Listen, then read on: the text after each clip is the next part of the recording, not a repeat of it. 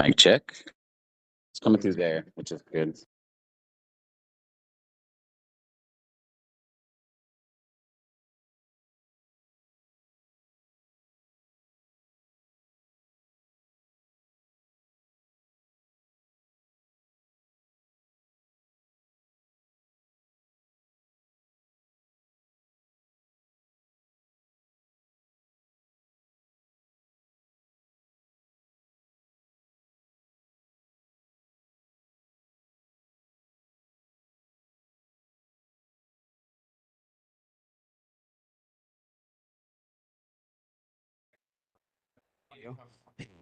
I have you set I see, there, I see. and then this guy needs to be about 50%. So people in WebEx are hearing you.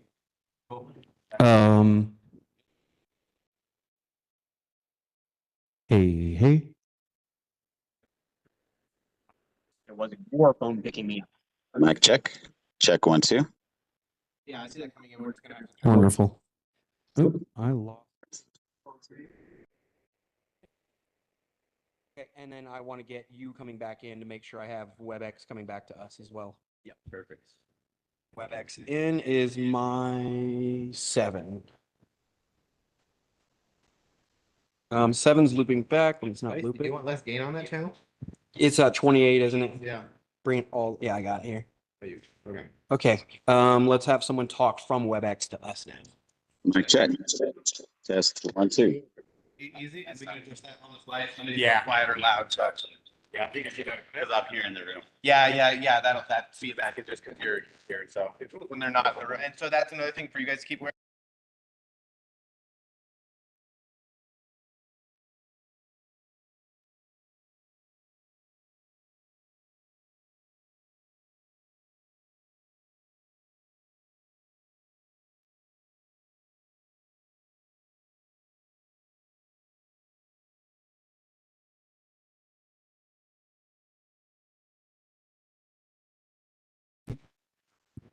Hey, 2, 2, ja, ja, sí, 2, probando.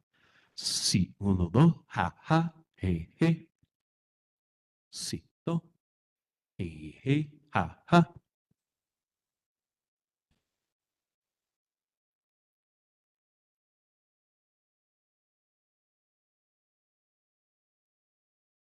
Sí, 2.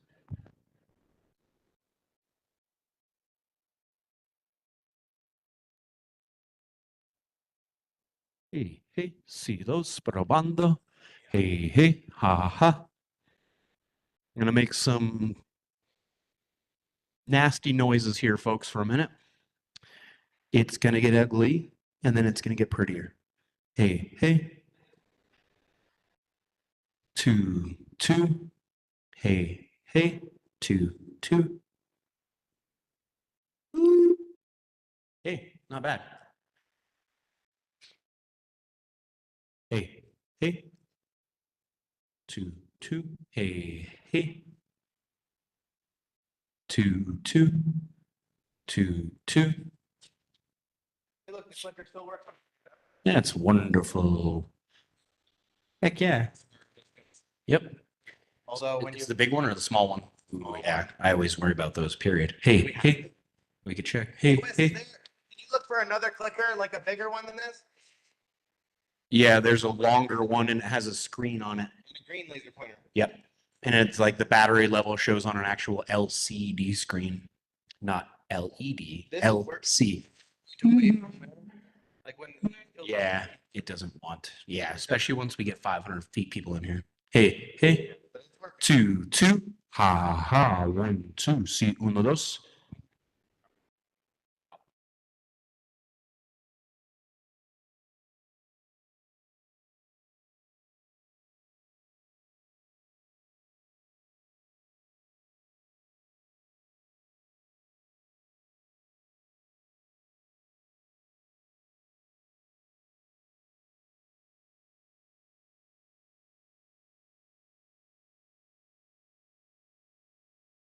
Podium mic. Hey, sí, 1, 2, probando. Ajá, sí, 2. Public comment. Ha. I'm angry. I have comments. Ah. Hey, hey, two, two, two, two, two, two. Hey, hey. Hey, hey. 1, 2. Aha, aha. See those? See, see. There's an ash frequency. Hey, hey. See those? Aha. 1, 2. Aha. Probando. Let's copy. Links, presets. Save. Do, do, do, do, do. Mm, mm, mm. Ooh, doo. Hey, hey.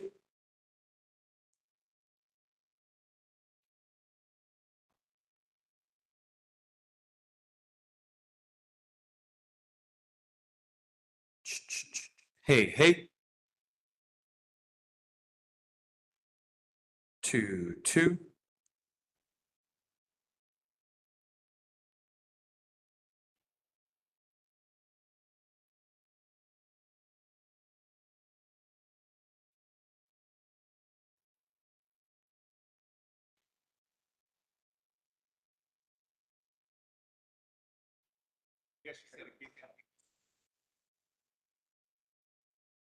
Hey, hey.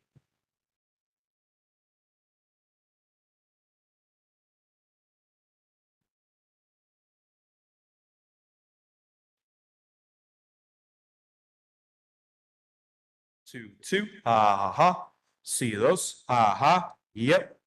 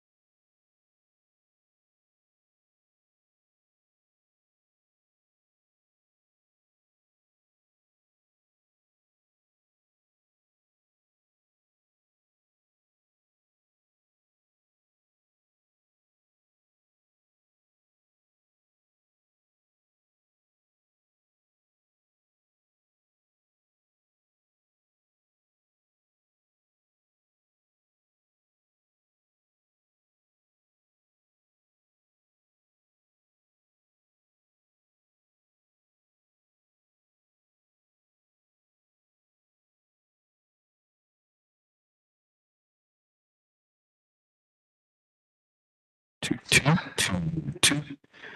Hey, hey. 1, 2.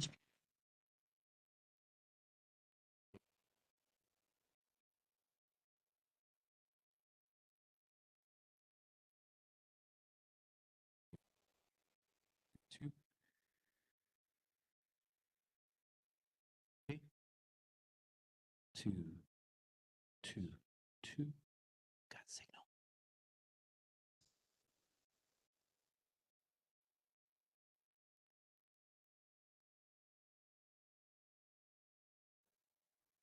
Hey.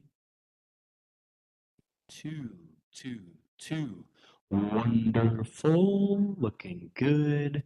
Can I just check one setting to see if you have a limiter set up? Because there's a little bit.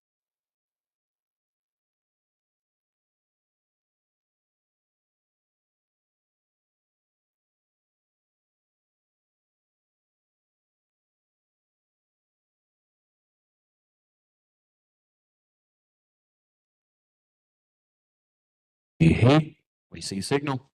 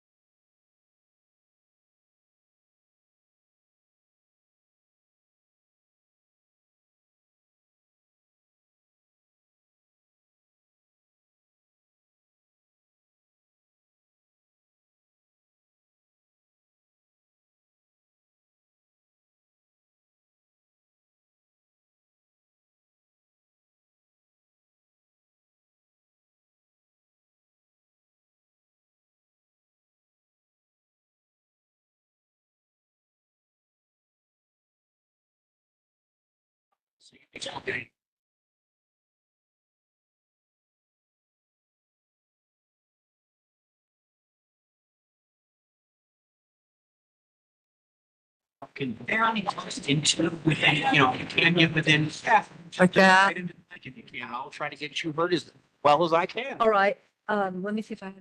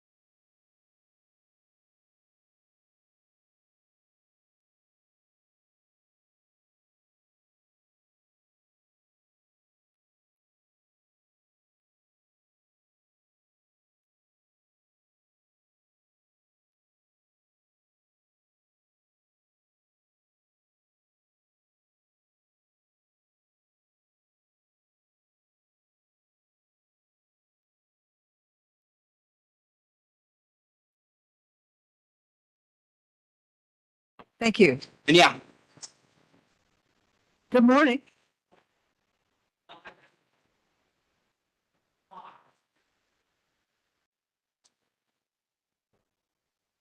Sir. you know her or? No, I don't think so, but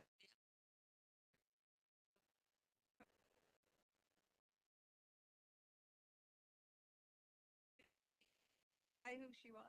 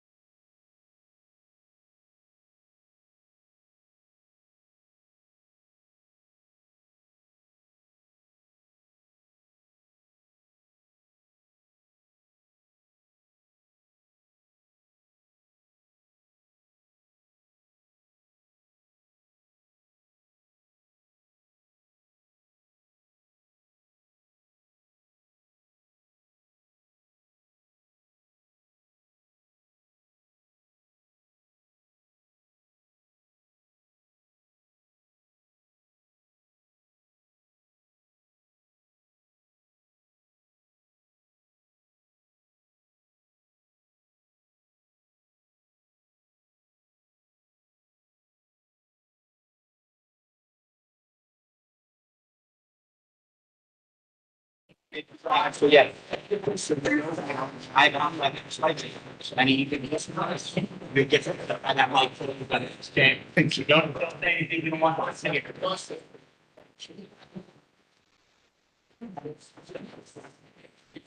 Low profile. Me too.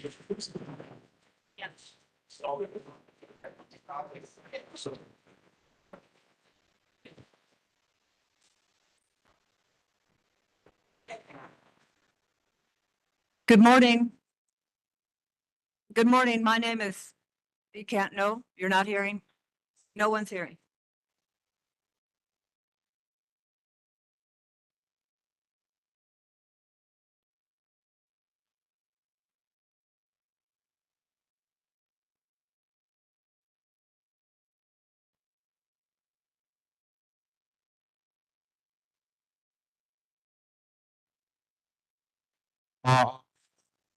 Uh, Way down.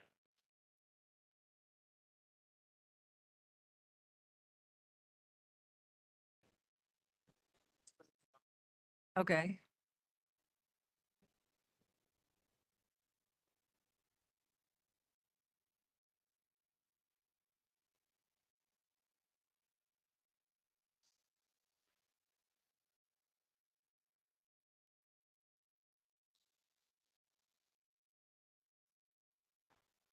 Good morning. Still not, no, still not.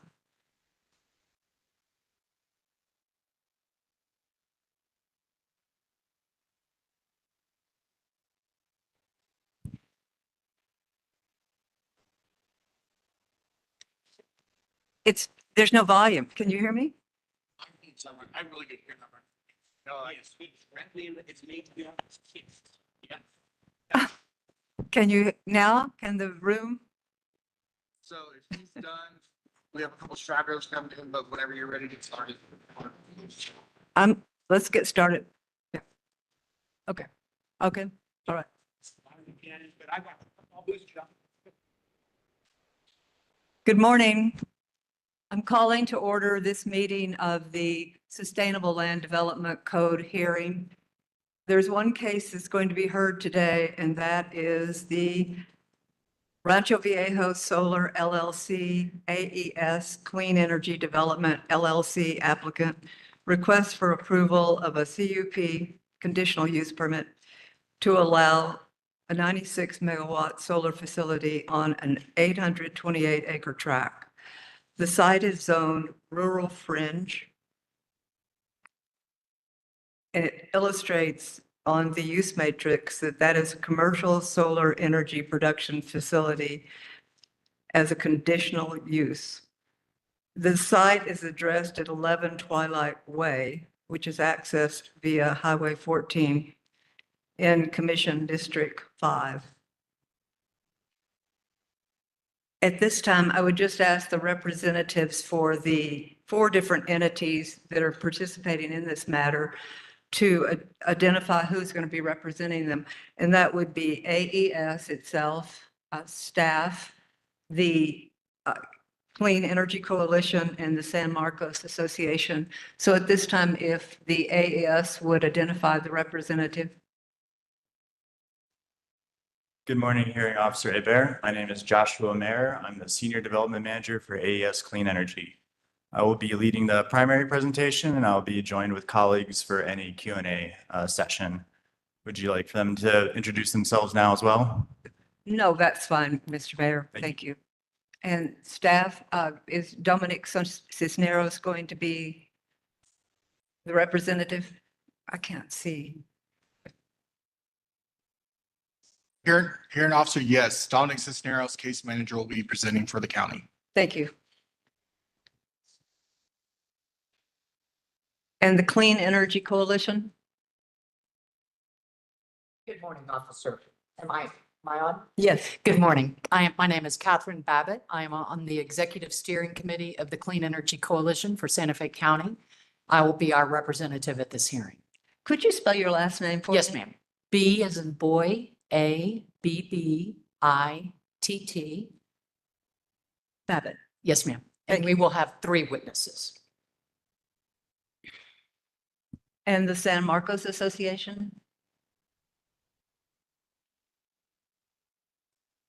Good morning, I'm Dennis Kurtz, K-U-R-T-Z, President of the San Marcos Association, and we don't plan to be calling any witnesses. Thank you, Mr. Kurtz. Since you're up here, I will ask you, I noticed that you posted the testimony of Ashley Schaunauer on your San Marcos Association website. And are you planning to introduce that as an exhibit and have Mr. Schaunauer testify? No. Our website is for public information purposes, and that's why it's there. It's not connected to our presentation this morning. Right. Thank you. Thank you. On another preliminary matter, I would ask that the Clean Energy Coalition has an outstanding motion to postpone this hearing based on some issue with the property description. And yes, could you come back, Ms. Babbitt, and explain that problem? Yes, ma'am. We first learned when the Santa Fe County posted its official report as it pertains to this project. They were, to our understanding, that report was posted on November 28th, albeit the date on the report shows December 4, which is obviously today. But when it was posted, it contained a new site location map that we had not seen in any of the documents prior to November 28th. The new site map extended the boundary of the project, but it did not contain any details of the project, i.e. location of panels, best facilities, substation, etc. It's just an outline that was different from anything we had seen before. And we were unclear about the change, how that affects site-specific location reports that were done using an old map that did not incorporate this new 100+ acres that the new county report map has. Ms. Babbitt, you're referring to the vicinity map, I believe, on page 1 of the staff report. Is that correct? Yes, ma'am. Yes. All right. Let me call Mr. Cisneros up to explain this confusion.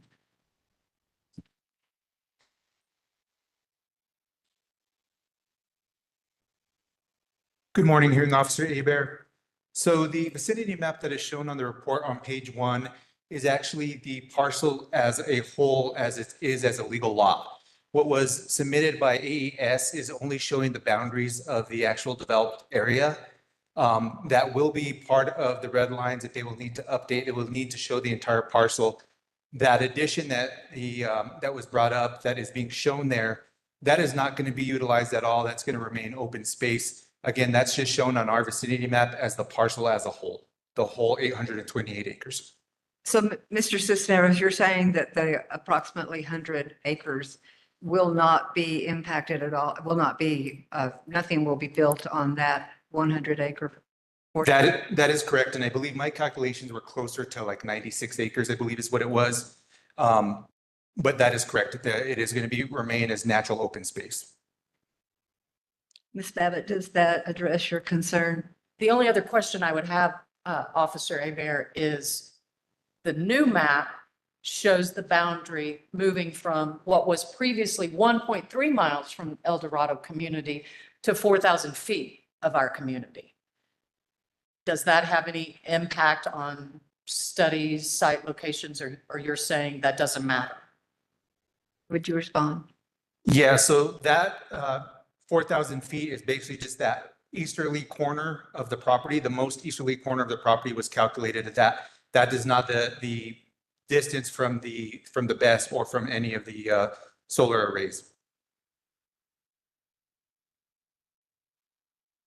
And it does not affect any of the site location reports and studies that were conducted? No, it does not. Thank you, Mr. Cisneros. Thank you. Is that address your concern, Ms. Yes, Babbitt? Okay, thank you.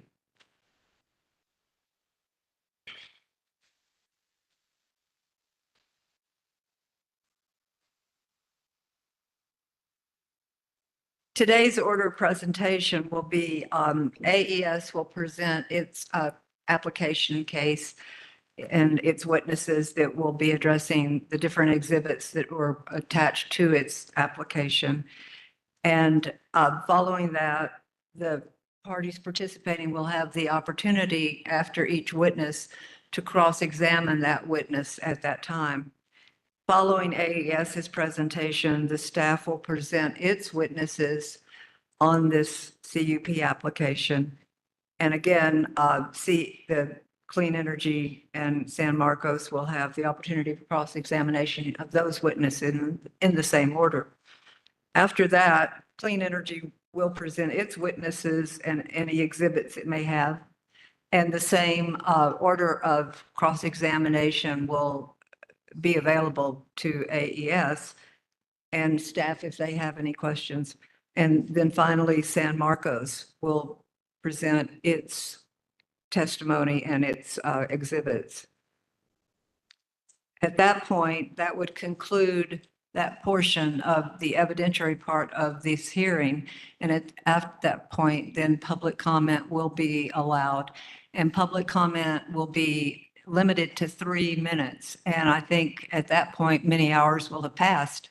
And we'll all be hoping that we won't have a lot of redundancies, because I think some of these issues are the concerns of many of the people in this room.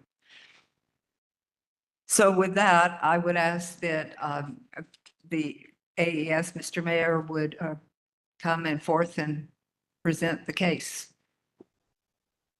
Thank you, Hearing Officer Hebert. Good morning to members of the public. I'm very pleased to have the attendance that we have today. I think public participation is encouraged, and I look forward to any discussion that we have after this presentation. Will my presentation come up on the slide or on the screen?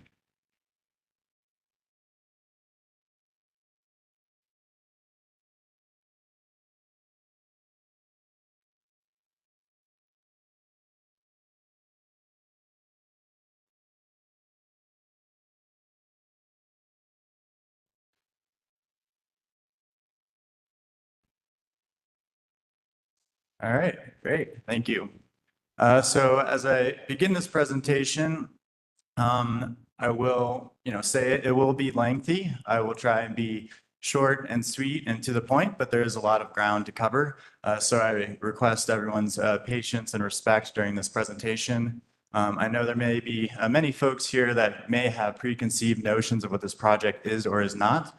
I will aim to hopefully dispel many of those concerns throughout this presentation, and I request open minds and open ears in doing so.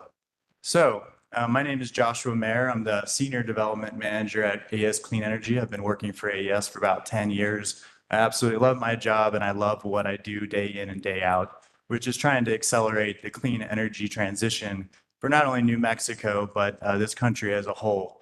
And so it's with that great honor that I get the opportunity to present this solution of the Rancho Viejo Solar and Storage Project to you all today. Which, as stated, is a 115 megawatt DC, 96 megawatt AC solar project coupled with a 192 megawatt hour battery. This provides an exceptional opportunity to accelerate Santa Fe's clean energy transition with a locally sourced dispatchable source of solar power. Let's see, where do I need to point? All right, there we go. So as I said, this will be a very detailed and lengthy presentation, but I am aiming to have some structure to it. I'll begin by very importantly just stating the foundational reasons for, why are we here today? What brings this project to fruition? I'll follow that by describing who AES is and AES Clean Energy as a local subsidiary. We'll then dive more into the project specifics, including the location and an overview of the technology and design and layout. I'll summarize at a very high level the exceptional level of project diligence that we've conducted in evaluating the site suitability for hosting this project. And then I'll conclude with a review of how we believe that this project meets the approval criteria for a conditional use permit, along with an estimated project timeline and a final summary of the exceptional economic and environmental benefits that this project presents. Okay, so why are we here today? Here today, we have achieved an exceptional level of modernity and quality of living. We are living in a time in which we have convenience and an ease of just general well-being and economic prosperity that is generally unrecognizable to generations prior to us. Now, that has come at a cost because powering the economy to get us to this point has largely been fueled by coal, natural gas, and oil. And through that generation, there's been an increase in the carbon dioxide concentrations in our atmosphere. So prior to the Industrial Revolution, the naturally occurring concentration of CO2 in the atmosphere was about 280 parts per million. If you look at this chart, you can see that very quickly since the dawn of the Industrial Revolution, and exceptionally in the last 100 years, we are now currently at a level of about 420 parts per million. Mr. Mayor, I'm sorry. I apologize for interrupting you, but the court reporter would like to swear you in. Oh, yes, of course. Everyone testifying will be sworn in. Yes, please. Yes, ma'am. Yes. Yes, my name is Joshua Mayer. I represent AES Clean Energy at 282 Century Place, Suite 2000, Louisville, Colorado, zip code 80027. Thank you. Thank you. As I was saying, the current concentrations of CO2 have already climbed to 420 parts per million. This is very notable because climate scientists say that in order to prevent the worst of the climate change impacts, we need to reverse this course and this trend to bring overall concentrations down to 350 parts per million. The current trajectory, of course, will not get us there. The status quo will not serve. Interesting to note, of course, is that for folks perhaps in this room born in 1950, the level of annual carbon dioxide emissions has increased ninefold in just that lifespan. So when presented with this information, surely no one is going to stand up and say, let's return to the Stone Age in order to reverse this trend. We all want to hold on to the modern convenience that we have. Unfortunately, there are solutions to get us there and to reverse this trend, but it requires bold action and coordination at not just global levels, but even local. So how are we getting here? How is this trickling down to New Mexico?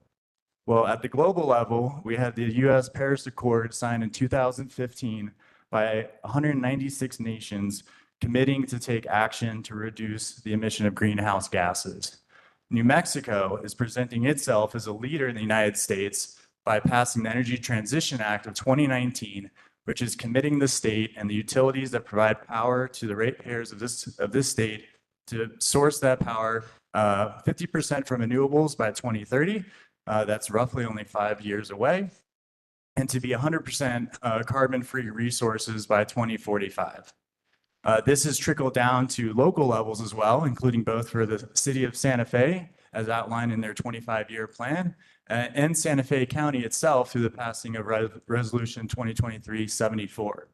As the utility providing energy and power to the residents of Santa Fe and other parts of New Mexico, P&M, who has the awesome responsibility of ensuring that our lights are on here today in this room right now, they need to plan for this transition of which currently is buoyed by significant fossil fuel resources, such as coal plants in the Four Corners region or natural gas plants spread throughout the state.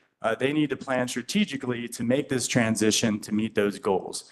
And so there is a request for proposal anticipated for release at the end of this month that will seek resources with a guaranteed in service date of 2029 to 2032. And this project is positioning itself to participate in that request for competitive proposals.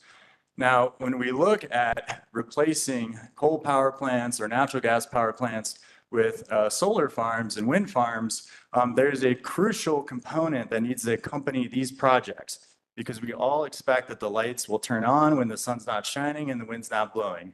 And that requires battery storage. And we're seeing it take place throughout the country. In Texas, for example, where battery storage is helping save hundreds of millions of dollars and maintain a resilient grid under extreme weather, especially when you have spiking power demand during heat waves or in significant cold snaps. In California, we are also seeing batteries being a crucial linchpin to maintaining a stable and resilient power grid, cranking out more electricity than the nuclear power, and to avoid blackouts. Illinois, relying on battery storage as it closes its coal power plants. And this is not just in the United States. This is a global phenomena that utilities and power providers are looking to implement to help this transition, as we see it happening in Australia and in Europe. So, who is qualified to bring these kinds of solutions to New Mexico? AES is a company that is well positioned to be able to provide this kind of solution. As is evident through our global reach in approximately 13 countries, we serve power to more than 22 million residences and businesses through a significant portfolio of renewables and still some thermal generation that we are committed to transitioning out of. And throughout all of this, we are often recognized as exemplary in our commitment to sustainability and for accelerating the clean energy transition.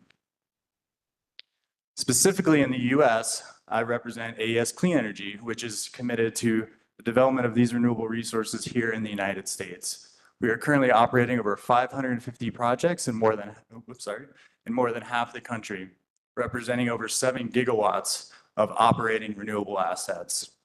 We are often recognized as being one of the industry leaders, especially with large corporates such as Amazon, Google, and Microsoft for helping meet their renewable energy goals. And we actually have very strong links to Santa Fe, as 2 of our executive leadership members grew up in Santa Fe and graduated high school here. So let's begin to talk more specifically about the Rancho Viejo project. So this is located approximately 3 miles south of city limits, 2 miles east of Highway 14, and 1.3 to 1.5 miles west of El Dorado, a third of a mile from San Marcos to the southwest. Important to note is that the battery energy storage facility, which is of interest to many folks here, that is located a full 1.5 miles from the nearest residence in either of those 2 neighborhoods. and that is in the northeast corner. I'll have a zoomed in picture a little later to show. The overall fenced acreage for the project is about 680 acres, and this is located on an overall tract in excess of 8,000 acres. Our sponsoring landowner for this project is also looking at doing a transfer development rights of nearly 5,000 acres in the vicinity of this project to ensure long-term land buffer between this project and its neighbors. I believe this was covered in the opening discussion, but just, for clarity, the blue outline is the legal lot line, and the red area is where our project footprint will go. So nothing has changed in that. There will be overall, both within the array and in the extended parcel area, over 340 acres of natural open space. So speaking further, it's important to speak about the site suitability. So this project is located in one of the lowest wildfire risk categories for Santa Fe County, as this map here presents. I will be able to show some images later which exemplify the very low amount of vegetation that is in this area that limits any fuel sources. Now, there's been a lot of discussion about where does the power go? Is this project really benefiting Santa Fe, or is it just some means to take advantage of the area and send the power outside the state in the benefit of others? Well, it's a complex question, but I'll break it down in two pieces. So the first part is that PNM itself, when they will evaluate our project, they will look for our ability to deliver power to their load centers. So that is, centers where there's a high amount of electricity demand. So you can imagine Albuquerque and Santa Fe, among other cities, as those load centers. So we need to be able to prove that we can deliver to the ZIA substation, that there's enough thermal capacity on the lines for our power injection to be able to get to that substation based on their traditional power flows. So we would be building the 2.3 mile gen-tie extension from the northeast corner of our project to hit the existing 115 kV ZIA Valencia transmission line that currently bisects through the El Dorado neighborhood. We would tap into that line, and under general power flow studies, that energy will flow predominantly into Santa Fe. PNM itself, in a recent Searchlight New Mexico article, when asked about some of the claims that are purported on this project, have stated very straightforwardly that PNM will be able to charge and discharge the battery at its sole discretion and operate the facility to the sole benefit of PNM customers. Furthermore, they add that under general power flow conditions, that energy will predominantly flow to Santa Fe, and in periods of low load and max output, after satisfying the entirety of Santa Fe load, perhaps even flow to our neighbors in Albuquerque. So now a little bit more nuance. So once we are able to prove that the size of the pipe where the faucet there is for our solar project is adequate in size to get to a load center or a transmission substation that can step down to the distribution level to feed power to our residences and our businesses, it effectively, the electrons are indistinguishable. So they mix in a support of the overall grid and its demands. Now, as a utility, they have an awesome responsibility to, in real time, be managing the amount of power generation that's coming from various sources, whether it be fossil fuel plants or solar or wind or even nuclear. They have to maintain the inflow of electricity with the outflow from us turning on lights and turning on machines, whether that be residences or businesses. They have to make sure that that is maintained in balance to keep a certain frequency so that our appliances can work and the grid does not encounter a brownout or a blackout. So what we are aiming to do, of course, is increase the overall amount of solar energy that is supporting the grid wherever the energy is being used, and decrease the amount that's being fed from fossil fuel resources. So back to the project specifically. I've already stated the project sizes and the energy output. I think it's important to try and translate into layman's terms of what that actually means if you're unfamiliar with megawatts and gigawatts and megawatt hours. So effectively, as stated, we'll be serving the P&M transmission grid and providing power to P&M ratepayers. The estimated amount of energy production is nearly 270 gigawatt hours. That is the equivalent of the entire annual residential load of Santa Fe, which is also approximately 37,000 households. Just think about that for a minute. Think about the amount of work and effort that would go into placing rooftop solar panels on 37,000 homes, and then also factor in whether those households can afford a solar system or whether their roof is suitable or adequate, or if there's trees that are shading it. It would be a monumental task and take decades to try and deploy if it was feasible for all of these residents. So with one single project, we can make a significant leap forward in satisfying a substantial amount of Santa Fe's energy needs, all in support of the overall state goals of 100% carbon-free energy by 2045. So we expect this project to operate close to 35 years, at the end of which we would decommission and restore the land. We anticipate an approximately year-long construction process, and we'll be able to both remotely operate the project, but also have on-site O&M staff to maintain the facility on a daily basis. Overall, when compared to other forms of development, solar energy is low impact with minimal noise, little water use, and limited lighting. Now, through the course of the development of this project, which has been underway for many years, including since the time of our initial application in January 2023, we've had several engagements with the community here to hear feedback and listen to concerns. So we've heard many of those and made adjustments where possible. So very early on in the project design phase, this project actually extended much further to the west to take advantage of large swaths of flat land closer to Highway 14 and directly north of the San Marcos community. We did hear concerns about obstruction to the visual view shed to the north. And so we took an earnest look at how we could potentially condense or shift the location of our solar panels to remove that impact on view shed north of the San Marcos community. And we were able to achieve that. So that's now reflected in our designs going forward so that there's no more of view shed obstruction to the north. We have reduced the panel heights from original 12 feet at max tilt down to 8. We've had significant consultations with the Santa Fe County Fire Department and have integrated their feedback. That includes a full perimeter access road going around the entire site to improve rapid response to all areas of the site, as well as to act as a perimeter fire break. We've also integrated their suggestions for a 30,000 gallon water storage tank, and of course are now specifying a 1,400 square foot O&M building to house our 4 full-time O&M staff. We are further presenting the optionality for 2 different gen-tie or transmission pole types, either a monopole or H-frame, which I'll discuss later in the presentation.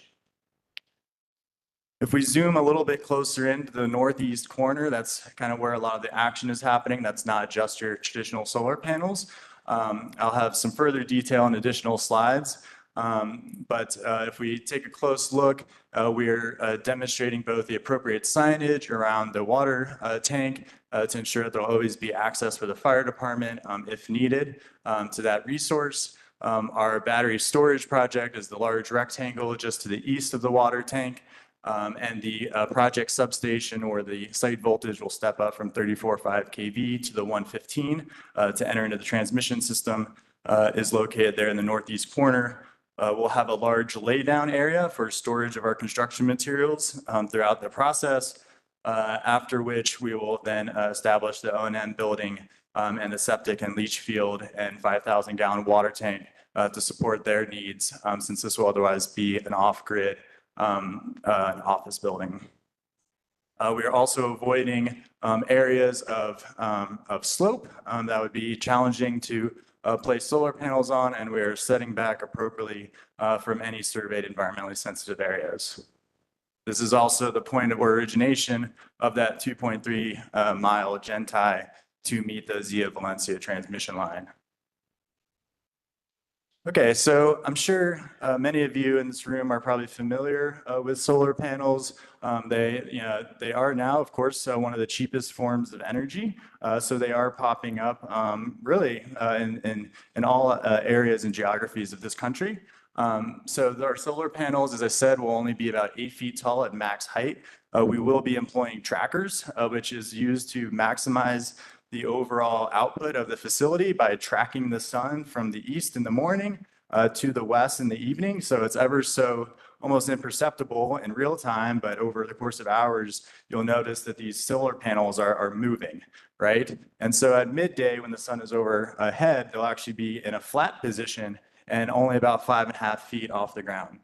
There'll be approximately 14.5 feet of ground in between each of these rows of solar panels, and we'll only be penetrating the ground every 22 feet with a steel post. We are currently proud to specify a New Mexico manufactured racking and tracking product, which I'll speak to more later about the economic benefit that that could bring.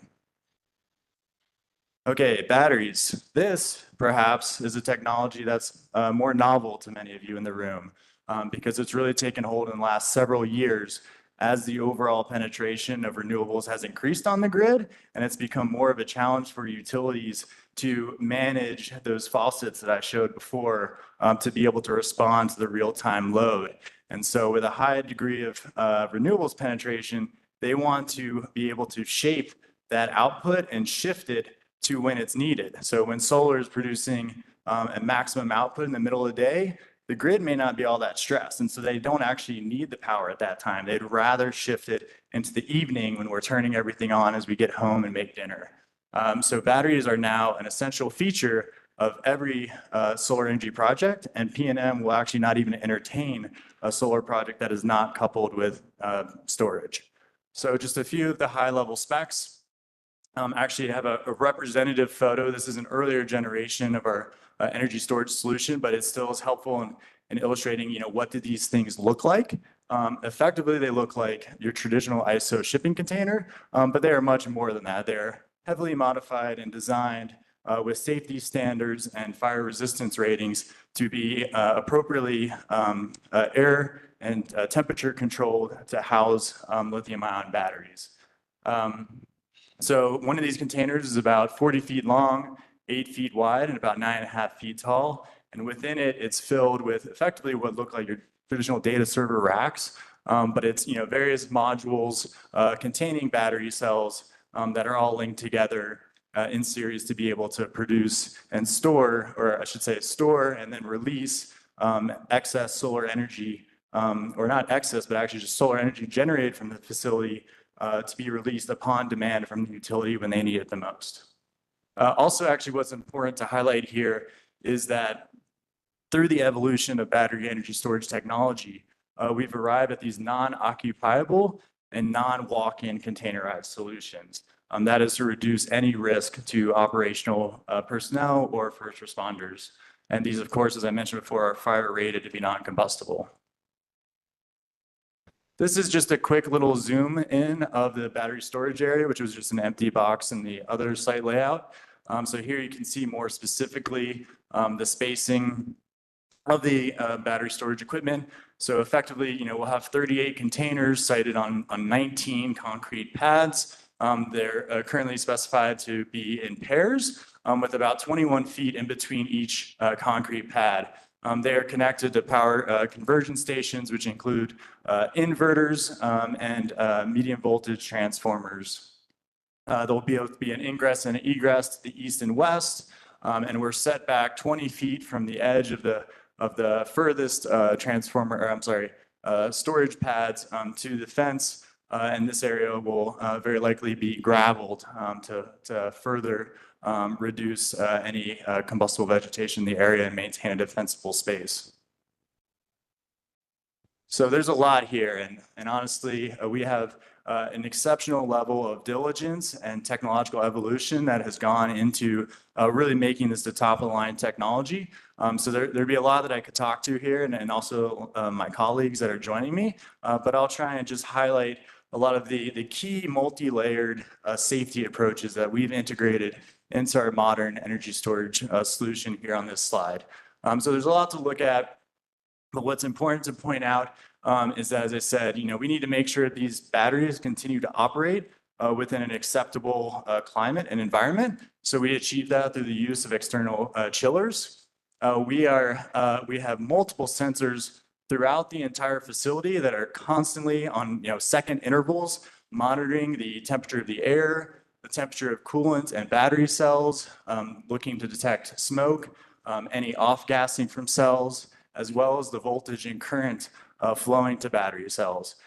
If at any point the monitoring systems detect that any of these parameters are leaving an acceptable operational range, there are auto shutdown features that would cut the current flowing to that particular battery module or cell to stop the beginning of any kind of incident of a defective cell.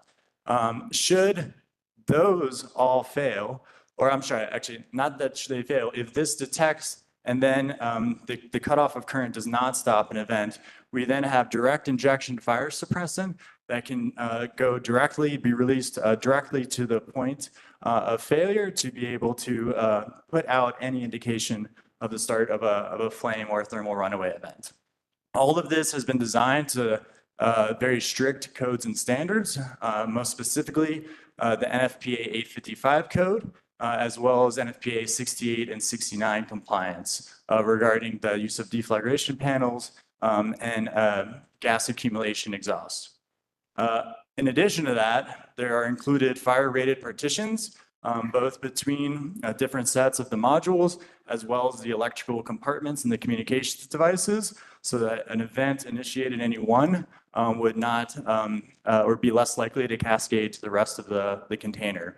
All of this has been factory listed or will be evaluated and factory listed prior to construction to UL 9540 standards as well as 1973.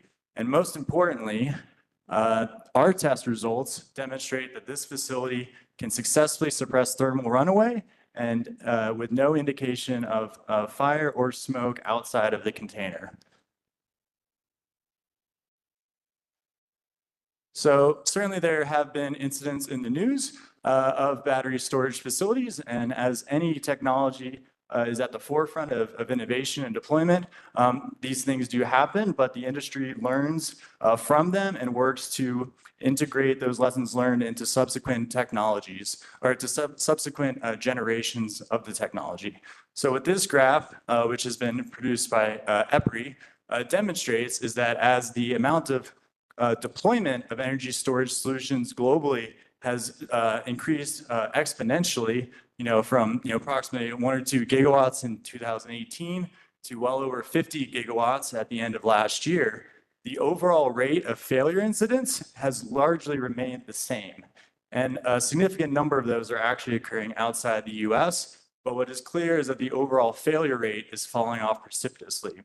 So to put some of this deployment into context, Rancho Viejo, the battery storage system itself, is rated 48 megawatts at 4-hour duration. So at the end of 2023, there was already 50 gigawatts deployed globally. In the US, that was 16 gigawatts in the end of 23. So roughly the equivalent of 330 of these projects already operating in this country. By the end of this year, as we're already in December, that amount of deployed energy storage has already doubled to 30 gigawatts. So now we're talking that operating today in the United States, there's the equivalent of over 660 of these facilities serving the grid and keeping the lights on. Now, AES, as I mentioned before, is specifically positioned to be a global leader and has been at the forefront of the deployment of this technology. So we have been operating these plants for over 15 years. We have 871 megawatts already deployed and in operation, and we're nearly doubling that by the end of this year. As I stated before, energy storage is absolutely an essential complement to any modern solar project in order to provide the benefit of shifting when that power is made available to the grid's needs. So this is a commonplace in all of our projects going forward. Okay, so let's move on to all of the diligence that we performed over the last couple of years to ensure that this site is in fact suitable for hosting a project of this nature. We look at a lot of land, and oftentimes there are many reasons why we would choose not to develop there.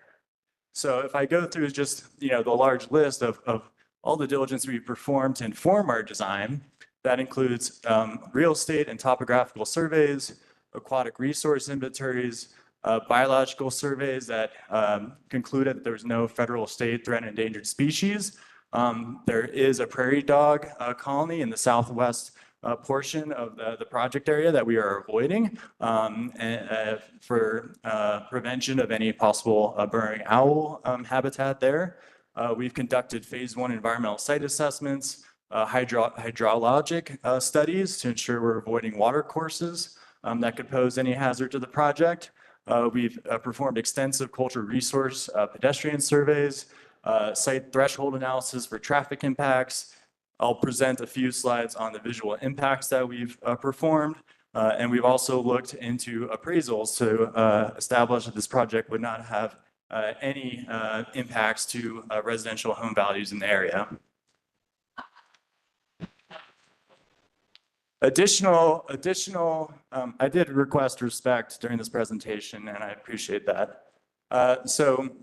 Additional project diligence that we performed includes environmental impact reports identifying no significant resource issues. I have another slide that will go into more detail on the noise technical report that we performed that concludes that this project will continue to keep noise levels within ordinance and code. We've looked at the soil composition of the area to inform our design for concrete pads and for pile installation. We've already drafted a plan on how we would go about decommissioning this project at the end of its life cycle. And we've been forward prepared with the presentation of a hazard mitigation analysis, looking at the battery storage system and its safety design features, as well as provided draft versions of first responder mitigation guidelines and a pre-incident plan to help first responders understand the nature of the facility and how to respond in case of any incident. Okay, so we'll take a quick look at some of the visual simulations. As I referenced before, the project is located about 2 miles east of County Highway 14. From that public right-of-way, you can barely make out a thin blue line on the horizon. But as you can see, there's ample open space and setback from that corridor to the facility in the east. This is also exemplary of the vegetation that's on site. As you can see, there's clearly very little vegetative fuel in the area, hence the low wildfire risk rating. This is from the nearest point of public access in the El Dorado neighborhood. So this is, about 1.5 miles away. The project is not visible as far as the solar panels from this perspective, but the Gentie route is perceivable, and it's about 1/3 of a mile. Actually, from this perspective here, it's probably closer to about a 1/2 mile away. But I'm presenting the 2 different frame structures that we are allowing the county to consider here. So the one is an H frame. That's actually the type of pole that's already running through El Dorado on the 115 kV line. So those structures, they're only 50 feet tall, but they have a shorter span of about 250 to 350 feet. So that's why we're also presenting the optionality of a monopole structure, which is a bit taller at about 70 feet, but allows us to span up to 450 feet, so thereby having fewer of these poles. We know that noise has been expressed as a concern by some folks from this project, so we took that to heart and completed a technical noise study using a sound plan, and we concluded that the overall decibel ratings that could be observable arrive at about 40 decibels during daytime hours and 38 during nighttime. So that is well within the ordinance and sustainable design standards, which has the stated decibel of 55 in daytime or 45 in nighttime, or 5 decibels above the ambient temperature. So we've updated the study to include the ambient noise levels taken by the county, and we are arriving at less than that 5 decibel increment. We know there's also been concerns stated about the use of our fire suppression agent, which, as I stated before, is demonstrated to be entirely effective at preventing thermal runaway. So it is a critical component, a safety feature to this project. And it's important to note that these containers are designed with an ingress protection rating of IP55, which affects any leakage of fluids. I mean, these are largely solid state materials, but there is electrolyte in the battery. So the containers are designed to prevent any exit of fluids from the container at a low pressure. And should there be the unlikely scenario of a release of this fire suppressant agent at a cell experiencing thermal runaway, that effectively would be vaporized upon its contact with the cell in question, and essentially would go into the atmosphere. So this chart on the right demonstrates that the atmospheric lifetime of this FK5112 is less than 7 days. Has a global warming potential less than carbon dioxide, and has zero ozone depletion potential. Water use has also been a common concern. So while during the construction phase of about a year, there would be a substantial amount of water used, estimated about 100 to 150 acre feet over that construction period. We have looked into sources and can confirm that we should be able to provide over 50% of that water with a reclaimed water source. It's important to put this amount of water use into reference or comparison. So 100 to 150 acre feet is roughly the equivalent of a low-end golf course and its annual needs for irrigation. And overall, it's estimated to be less than 0.5% of the county's annual water use. Once we've built the project or in the operational phase, the amount of water use declines significantly. And that's because during the construction phase, we're predominantly using water to solve another concern, which is preventing fugitive dust.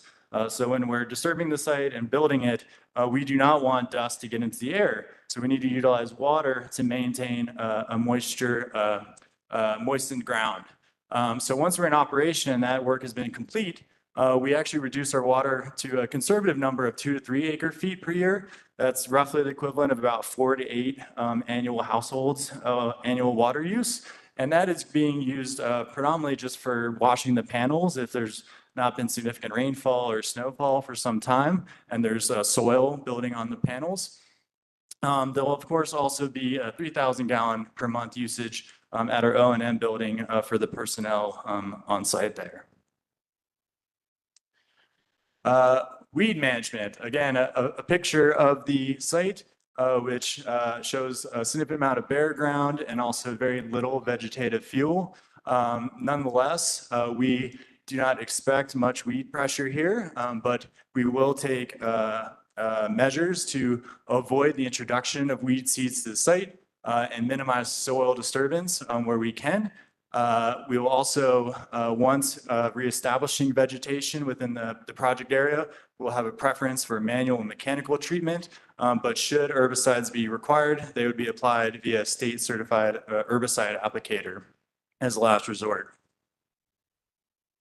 Okay, so I may just breeze through these following slides a bit because I believe the county will discuss this as well from their perspective. But at a high level, based on the information I've been presenting so far, we believe that this project not only presents a significant opportunity to the residents of Santa Fe County to meet renewable energy goals and to be a part of the clean energy transition, but we feel that we meet the approval criteria for a conditional use permit. So that's probably by not being a detriment to the health, safety, and general welfare of the area, That's through meeting all the stringent safety standards and codes for this type of project. As noted, there will be an uptick in traffic during the construction timeframe, but thereafter, no more than the vehicles of just 4 staff members. So we will not anticipate any significant congestion on roads. We will not be presenting any significant potential hazard for fire, panic, or other danger. Again, as demonstrated through our hazard mitigation analysis and the significant design features that we've integrated into this project through the feedback of the county fire department and our own professionals. And of course, this project would have no impact on undue concentrations of population and will continue to designate significant natural open space. So this project will not require significant public utilities such as piped water or sewer. So we'll have no impact to other county improvements and public utilities. Neither will we interfere with adequate light or air. And being a rural fringe zoning district that allows for commercial solar energy production, we believe this is an exemplary project to support renewable energy generation within the county. So I'm approaching the conclusion of my presentation, so I think it's appropriate to outline our general project timeline. So we are now here at the end of 2024. It's been a quick year, and we're here at the hearing officer meeting, having the wonderful opportunity to present this project to you all. As we approach 2025, we'll be looking to submit this project into a competitive bid and solicitation with PNM for those resources in later years, and looking to present this project to the Planning Commission as well in hopes for receiving a CUP approval. If selected through the RFP, we will target signing a contract with PNM as soon as the end of 2025, which would then kick off our design process to get to an issue for construction design set and contracting with a construction firm so that we could initiate construction as soon as late Q4 2026, more likely in 2027, with a goal to overall conclude our construction and to complete the commissioning and interconnection with PNM by the end of 2028. Once built and operational, as I stated before, we expect about 35 years of operation before either repowering or decommissioning the project and restoring the land. So it's my pleasure to, of course, be able to conclude this presentation with a summary of the significant economic benefits that this project presents, not only Santa Fe County, but the state as a whole. So we estimate nearly 200 construction jobs directly through the course of building the project. There'll, of course, be cascading effects through contribution to local services with that activity during that year. This represents a capital investment in excess of $200 million, of which we estimate nearly $28 million of that will be directly in labor and wages, and $5 million of which could be wages and material procurement directly here within Santa Fe County. I mentioned before that we're specifying our racking and tracking technology for this project with a New Mexico-based manufacturer that could represent nearly $18 million in economic activity and manufacturing output. And while it's still premature to discuss property taxes, since we need an approval of this conditional use before seeking industrial revenue bond with the Santa Fe County, which is a standard mechanism employed by large capital projects and infrastructure projects in the state of New Mexico, there is precedent and guidance that we can rely on through legal counsel to estimate what the property taxes generated could be. And we think that those are reasonably in excess of $10 million over the course of the project. And at the front end, the gross receipts tax collection, we estimate to be close to $4 million, with about $3 million going to the county. All of this, again, is in addition to the fact that we are bidding this project in a market competitive solicitation that'll be providing a fixed low cost of energy to PNM ratepayers, which is likely most of the folks in this room, which in times of inflation, being able to fix the rate of your energy and your electricity for several decades is a significant hedge at incurring inflation in the future of your energy rates. And of course, there's the environmental benefits of this project. So I already stated that this project can produce the equivalent of the entire residential load of Santa Fe. On the broader state level, this represents about 1% of getting to that 100% goal by 2045. And to put this into context of avoided CO2 emissions, that's the equivalent of nearly removing 42,000 cars off the road. And again, this is all exemplified through a low impact development that diversifies and strengthens the grid resiliency here in Santa Fe County. Oh, a little too quick. So with that, it's my pleasure to conclude. I appreciate everyone's patience and listening to the information that I presented today. It's exciting to know that what this project presents to the Santa Fe County is an opportunity to be a leader in the state, to participate in the clean energy transition, and to know that this project will be able to keep the lights on even at nighttime when we've successfully achieved those goals of transitioning away from coal and natural gas generation. And I think that is all something we can look forward to when we consider that these milestones are really only about 20 years out. So that's the time frame of a newborn child today graduating college.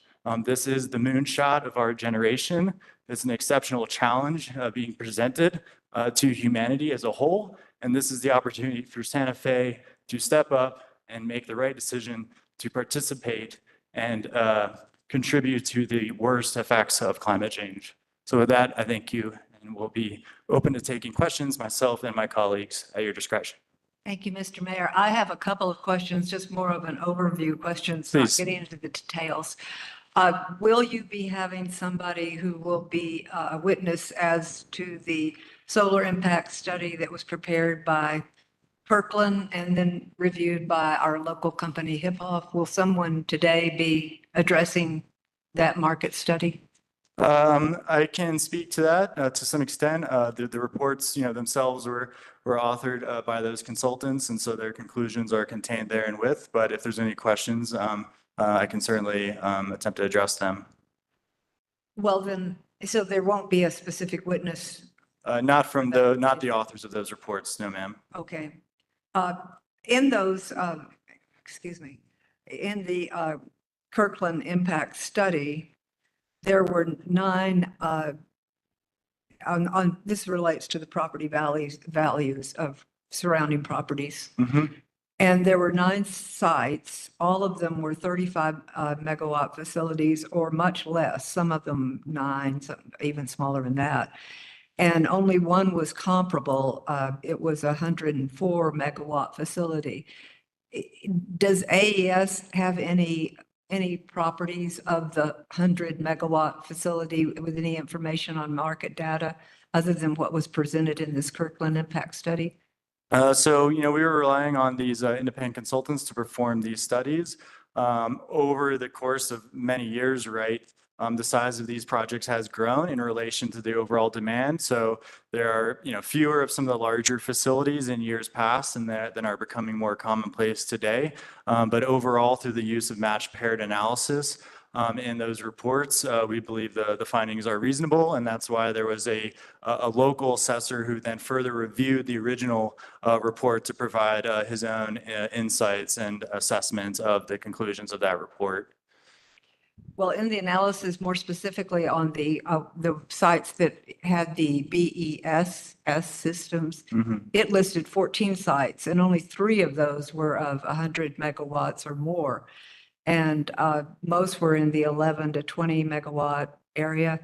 And of those 3 of comparable sites to this one was neighboring an asphalt facility, and one was in an industrial, which only left one in a residential. The site that AES is proposing here has large residential areas both to the east and to the south. Mm-hmm. So I don't know if you have anything comparable that you can offer as for your property analysis, because it doesn't seem that any of that were in those studies really meet the mark here. We could certainly take another look at them.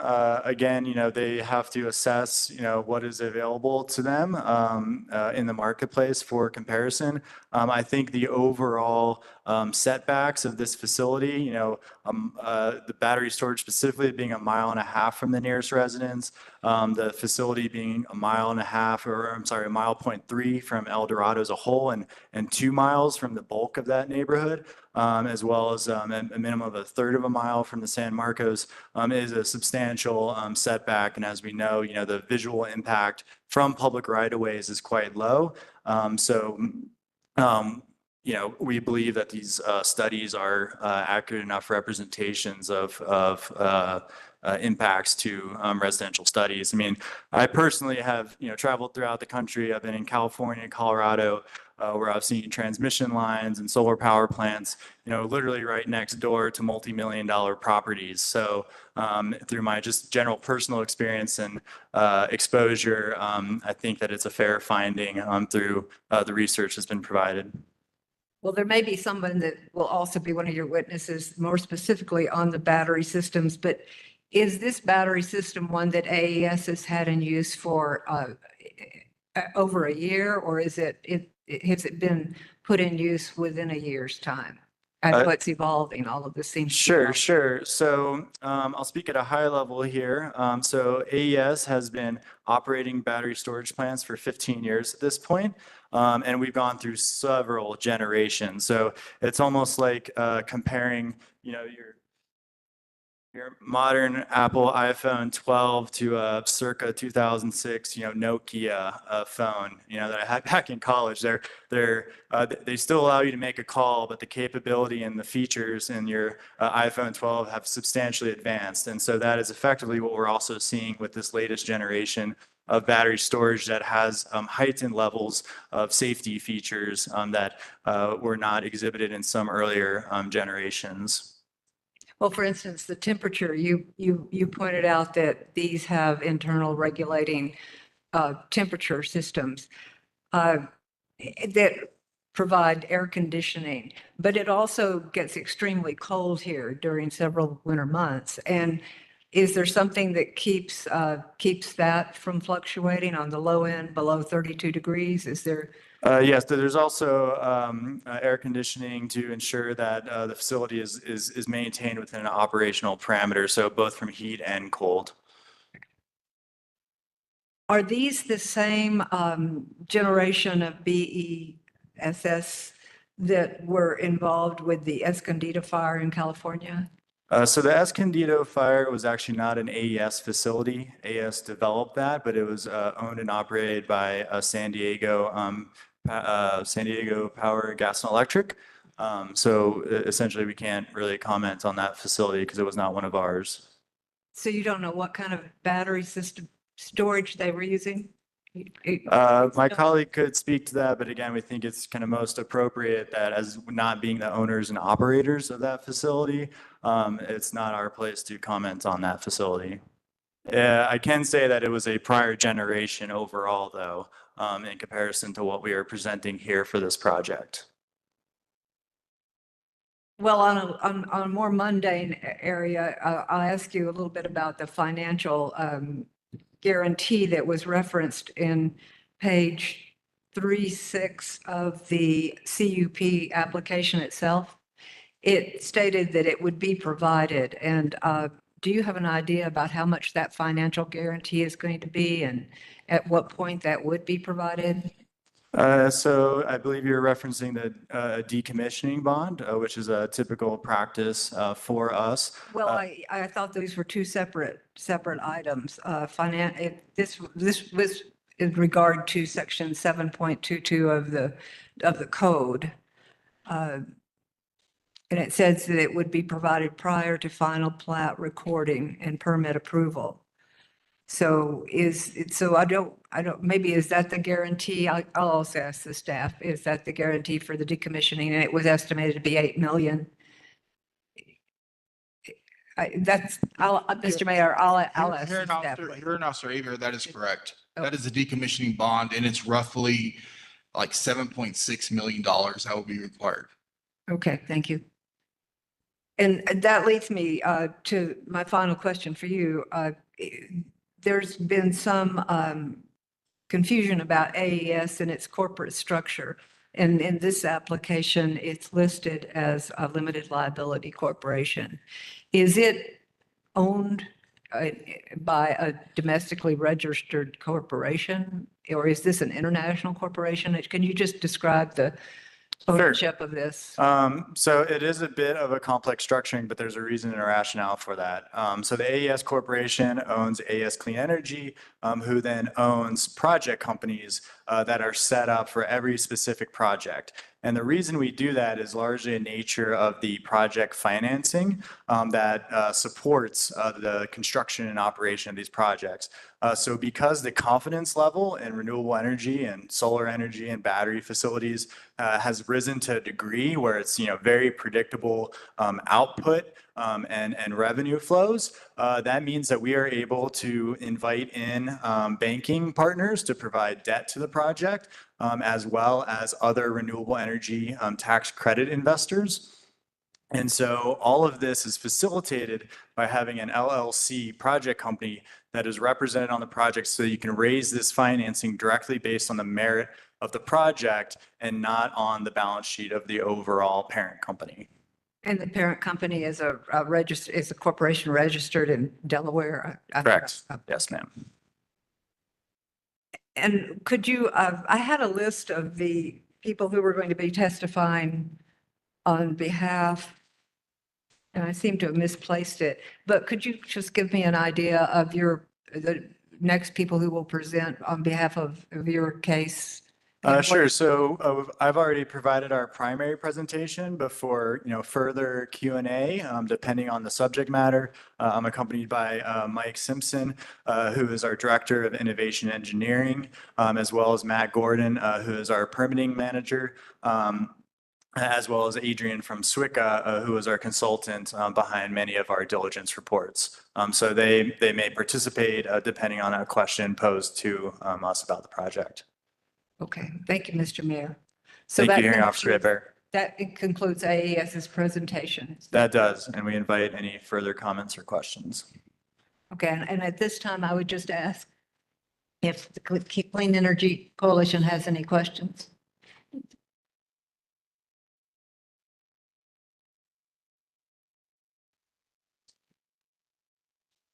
And Ms. Babbitt, if the poll reporter would swear you in.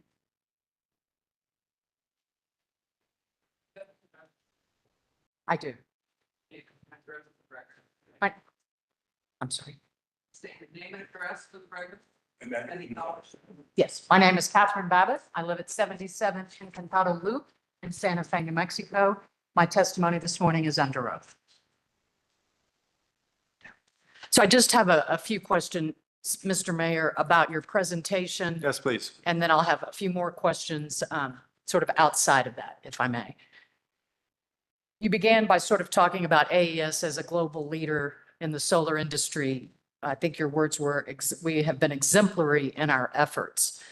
I did notice, though, on your webpage, there have been in excess of $40 million in fines that AES has paid out.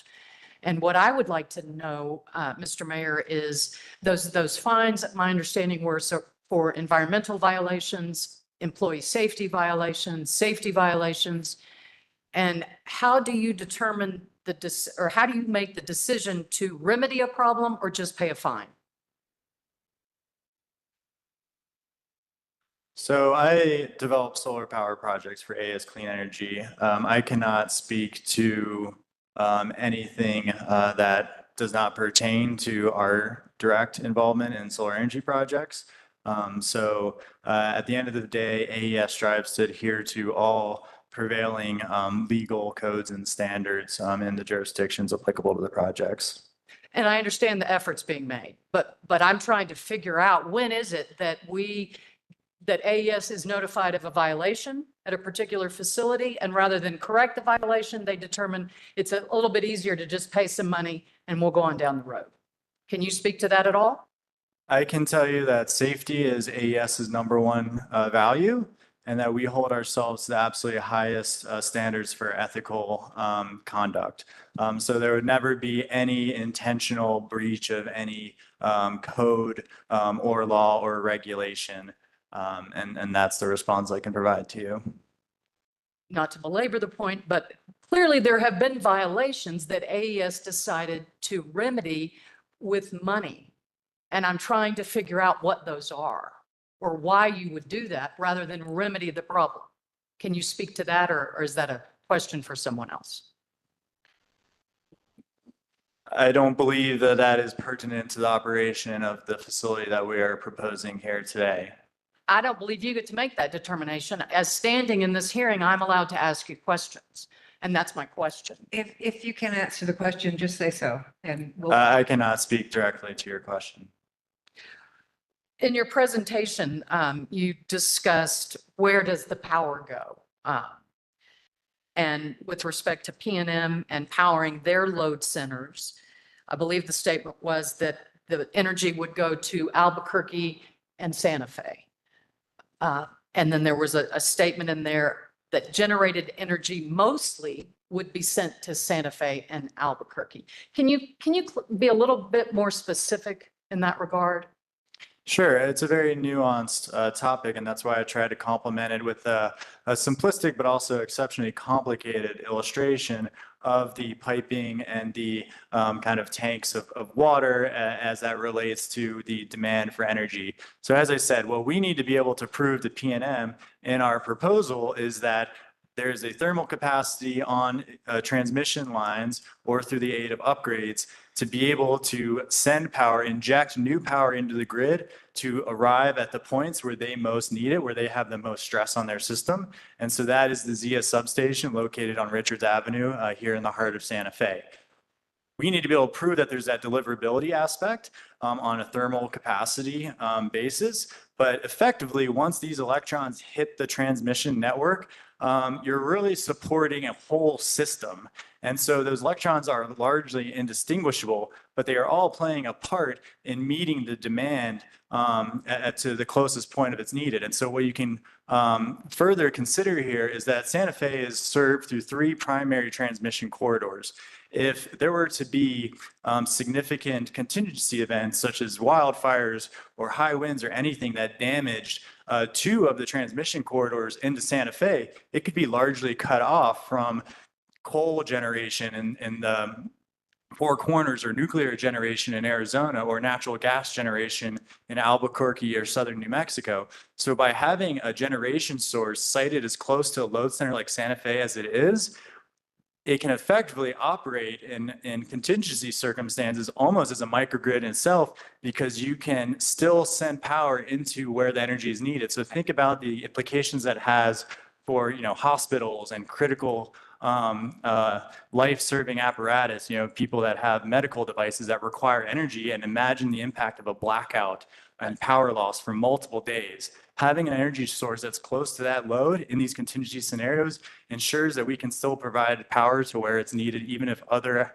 points of access on the transmission network have gone down. Right. I fear my question was not clear. I wasn't really trying to get into the technical aspect of how power is generated and then loaded. Mhm. I'm more concerned about statements that AES has made concerning we can generate enough electricity to power all of Santa Fe, which that the ability to do that is one thing, actually doing it is another. Would That's you true. agree? So I can say that when we speak about being able to power the equivalent of the residential load of Santa Fe, we are trying to speak in terms that make sense to folks, so that can be understood. What does this quantity of energy represent? Because as I said, But I'm asking, will it? Ms. Babbitt, I think. Excuse me. I think he's answered your question. All right. I think that it's not, I think what you're saying is that they're not sending specific watts in any one particular direction. It just goes into the big basin. Exactly. There are traditional power flows, and once it enters into the network, it is supporting those power flows throughout the entire network. You then talked about how rooftop solar would be a little bit more cumbersome than this AES project. But isn't there something in between rooftop solar and an enormous facility such as AES? And by that, I mean a federated microgrid system that is much smaller in scope with containing much less risk than a massive facility would. Well, Is that also a possibility, these smaller federated microgrid solar systems?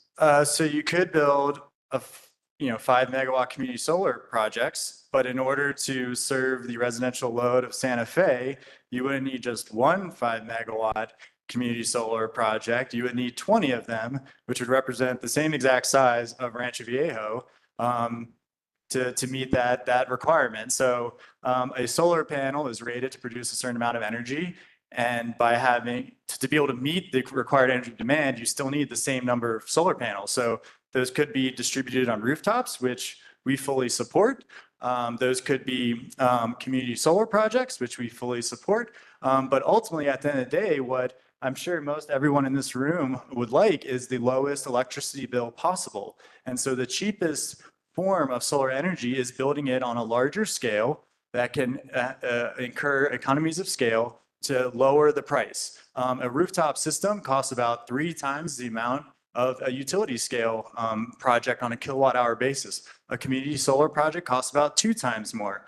So at the end of the day, if you are a resident who maybe doesn't own your own home, maybe your roof is inadequate and needs repairs, or you just simply have trees shading your rooftop, or you're economically disadvantaged to be able to pay for a solar system, you're most concerned about having the cheapest energy bill as possible, and you would feel good if that was being provided by renewable energy. And that's what a commercial solar project of this nature is able to provide. Well, and really, this is a utility scale project, as your company has referred to it in district court hearings and in documents contained in your CUP application, correct? You have called this a utility scale facility? We will be selling to PNM, who is a utility. But your facility in scope and size would be considered utility scale, would it not? You can call it whatever you'd like. It's a solar power project at the end of the day that's right. generating electricity Let me do it for a this way. consumer. Let me try this approach. Department of Energy defines utility scale as what, sir? Well, I believe what's relevant to this. No, I'm not asking. I you. believe No, what's relevant to this, I'm answering your question. Let's stop for a moment. Is that a, Yes, ma'am. let's bring this down a little bit. He's Okay. trying to answer your question. Yes, ma'am. Well, I think he is, to the extent he's going to answer it, and raising your voice is not going to help. Yes, I ma'am. believe what pertains to this conversation is how does Santa Fe County define a commercial solar facility? And that is one that generates electricity from a solar energy source for the sale at a profit to a customer. And that's what this project does. What does I think that's your answer. All righty, I'll move along. You talked about the pairs of these containers being within 20 feet of one another. Correct. In the ATAR fire report on issue number 63,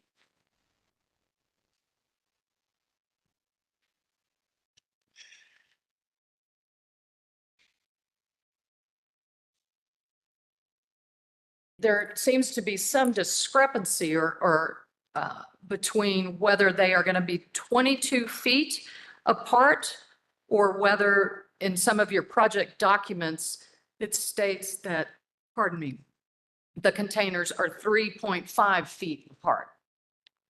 So as depicted in our site plan, as you said, there's pairs, right? So there's 19 concrete pads which house 2 containers each.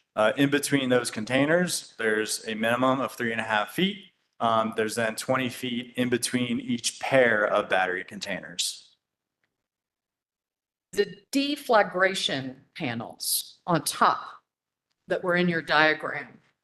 In the ATAR fire report, you've seen that report, the review by ATAR Fire? Yes, ma'am.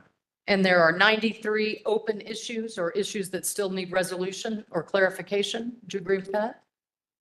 Yes, and prior to seeking a development permit to initiate construction of this project, we will satisfy all of those open conditions. Sure. And you would agree that some of those open issues are directly related to the safety of this project? In adhering to NFPA 855, yes, all components of the evaluation are related to the safety and the performance of the facility. And it's not important that those issues are resolved prior to approval? So I think what's important to distinguish here is that we are at a conditional use permit hearing. So we're generally presenting a concept and evaluating it as an appropriate land use. We are at a 30% design stage, and we are still looking to contract the project. So there's still a lot of work to be done. And we've actually been forward leaning in providing this hazard mitigation analysis and going through the review of our technical evaluations at a much earlier stage than is traditional in many jurisdictions. But still, we are committing that once we have a concept approval, when we actually go to put shovels in the ground, which assuming we would receive an approval on the concept, that does not give us approval to go ahead and start construction. We then need to seek a development approval in which at that time we need to present the full list of completed studies and addressing all conditions imposed on the use permit to the satisfaction of the authority having jurisdiction in order to receive that permit and to initiate construction. And the deflagration vent design that is in your proposal, will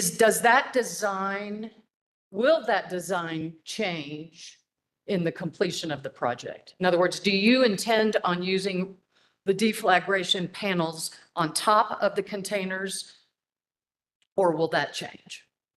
As currently specified, that is our design parameters to have those deflagration vents on the top of the container. My understanding is that the deflagration venting on top in 2026, that will change by standards and regulations. I can't speak to that specifically, but I can invite my colleague Mike Simpson to address that question. Thank you. Should I be Mr. sworn in? Simpson, but let the court reporter swear you in. I do. Mike Simpson with AES Clean Energy, 282 Century Place, Suite 2000, Louisville, Colorado 80027.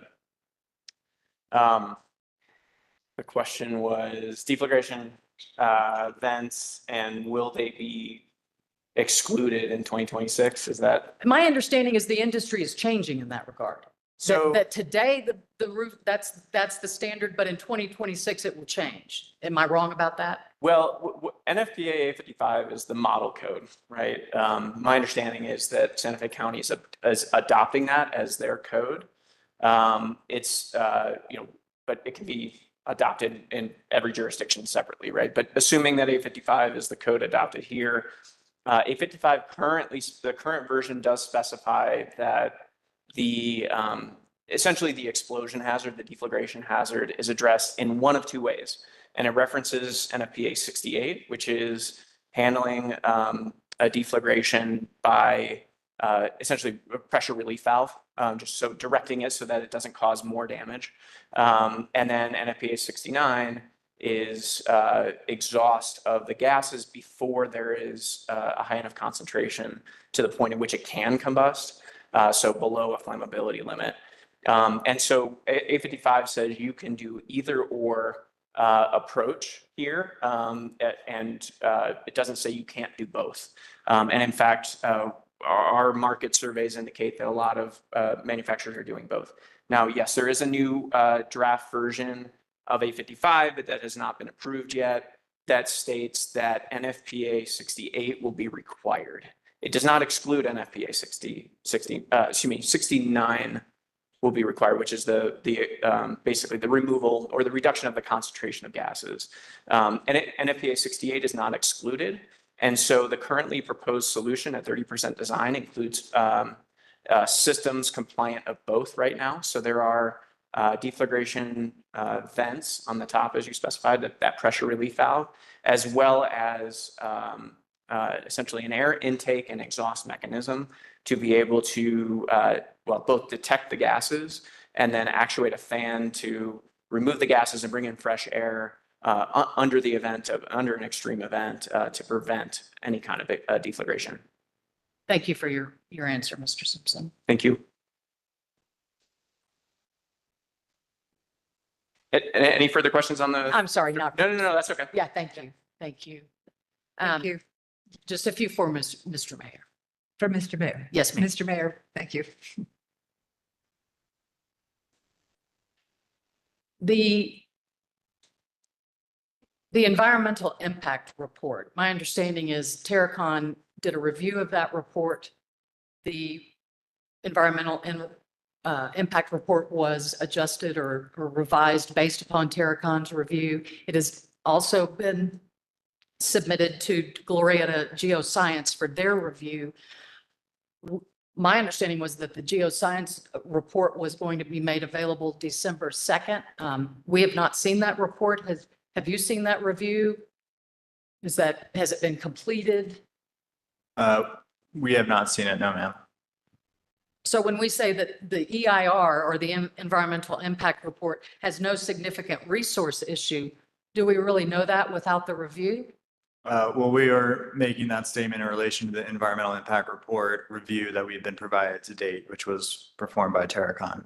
And we will be prepared to address any further comments that come out from any subsequent review. Do we have any idea when that geoscience review report will be made available, or the contents of it or something? I would have to defer to the county on that question. Thank you, sir. The benefit you talked about the economic benefit to Santa Fe.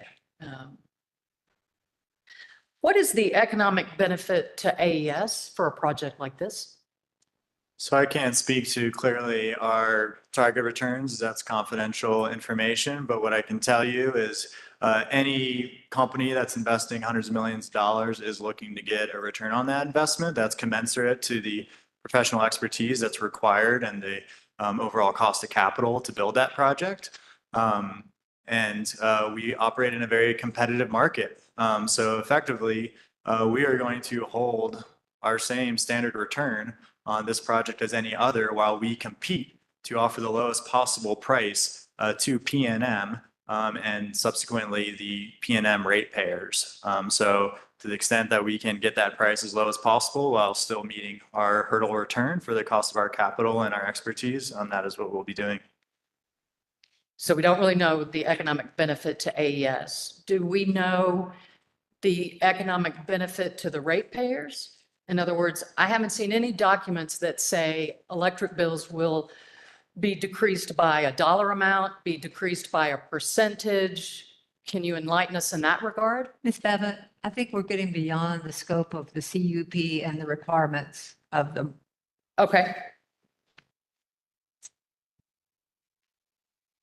What I can say to that question is at the end of the day, PNM is going to pick the lowest cost proposals in the most strategic locations possible that they believe they'll receive New Mexico Public Regulatory Commission approval on.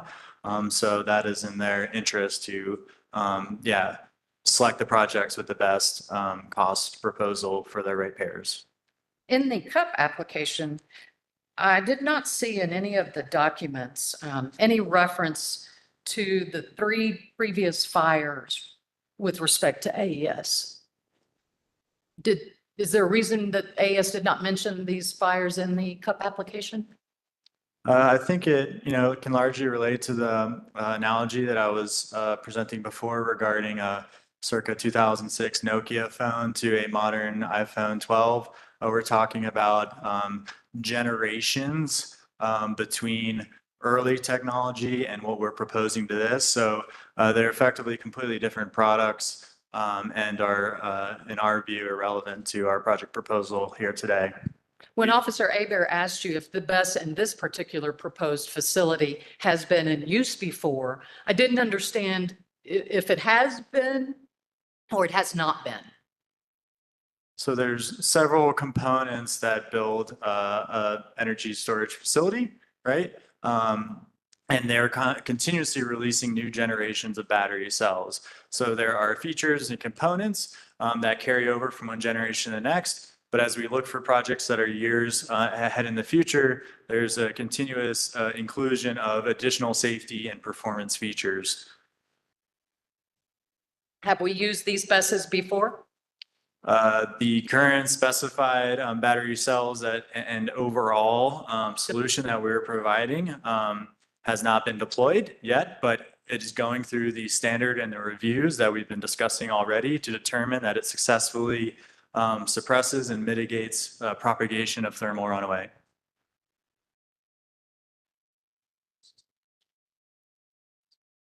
Okay, so my colleagues informed me that every component of the system has been deployed, but not as this entire integrated system. Is there anything you'd like to elaborate further on that, Mike? Yep. Okay.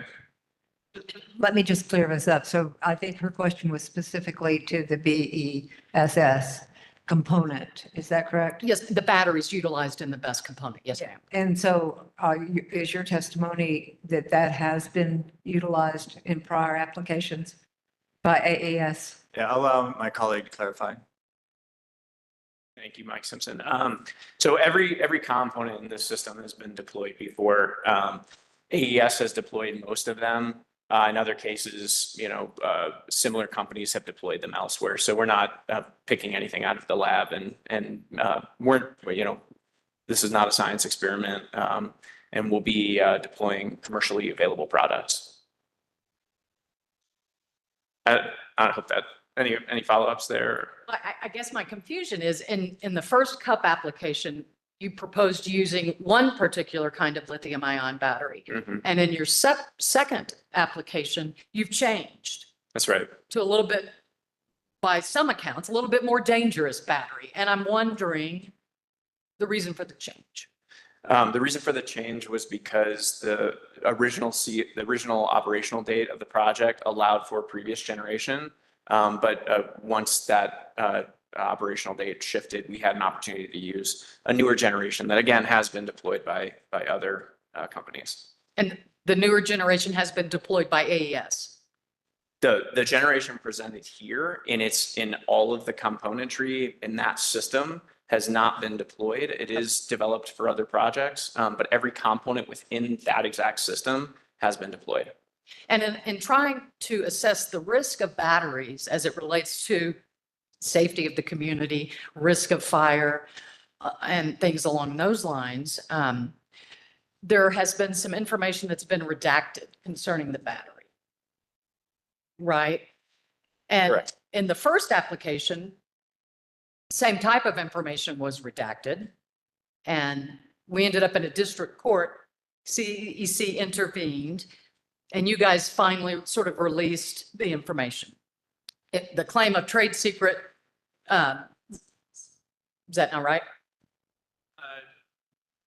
Hearing Officer Hebert, Luke Pierpont, counsel for AES. That's incorrect. The information that was previously redacted was not specific to the prior application. That was information that had been provided as an example of previously deployed battery technologies. As an example to the Santa Fe County Fire Department to show what type of documentation would be provided in a hazard mitigation analysis. It was not specific to the proposed battery technology in the initial application. But it is information that you ultimately released. That's correct. And we find ourselves, pardon me, in that same boat again, where there's redacted information pertaining to the batteries that has, and that information has not been released. I'm just going to interrupt for just a minute, just to get us back. Are you referring, Ms. Babbitt, to the information that's in the draft preliminary hazardous mitigation analysis? Is that the information on? Yes, ma'am. On page 9? That's what we're all talking about? I believe so. Okay, yes. I apologize for the confusion. No, the latest that I had also contains redactions, just. And I'm just wondering why, if one time when you claimed battery information was trade secret and then later released it, that claim has not been waived with regard to this go round. It's different information. Do you think it's information that's important for the hearing officer and for experts to be able to analyze? Experts have analyzed that information. Our experts have not. The county's experts have. Could we have that information for our experts? This may be a question that the staff could respond to, Mr. Pierpont. We could move on from here. Yes, ma'am. Hearing Officer Haber, I would just like to clarify that AES has asserted that the information that we're discussing is trade secrets.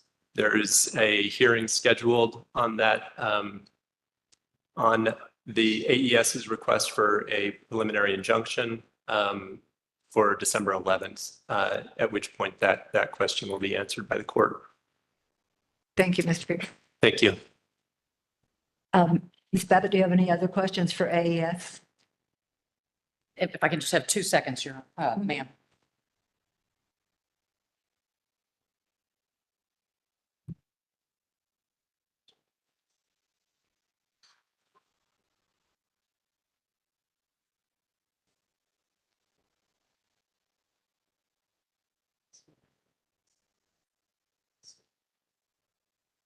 Just lastly, concerning the personnel that you indicated would be on site.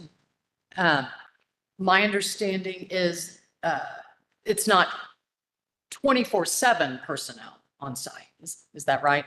That's correct. The on-site personnel would not be there 24/7. However, these projects are 24/7 monitored via our remote operations control centers located throughout the country. And so all of our sensors in every single container and every inverter level is relayed in real time to these control centers. So if there's any deviation of any particular parameter outside of an acceptable operational range, our technicians at those 24/7 control centers are immediately notified, and we're able to look at the situation to determine if we need to take further action and dispatch additional personnel to this facility as needed. Sure. But the intention right now is to have someone there just Monday through Friday during the day? Correct, because there is a substantial amount of just general maintenance work for them to be able to do. I appreciate your time, Mr. Perry. Thank you very much. Appreciate the questions. Thank you, Ms. Babbitt. Does the San Marcos Association have questions for this witness? Ma'am. Okay, thank you very much. At this time, if AES has no other witness to present, other than in response perhaps to something else, is that what I understand? We will continue to be available to take any further questions throughout the course of this hearing. Thank you. Mr. Cisneros, I believe you'll be presenting the staff report on this request.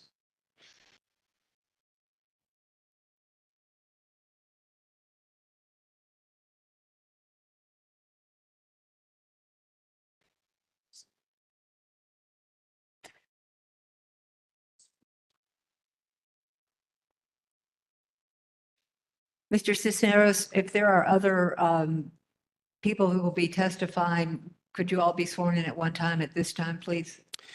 Hearing Officer Aber, we do not have any witnesses, but we do have subject matter experts available for questions. Would you like them to come up to be sworn in at this time? That'd probably be better, so I won't forget. Yes, please.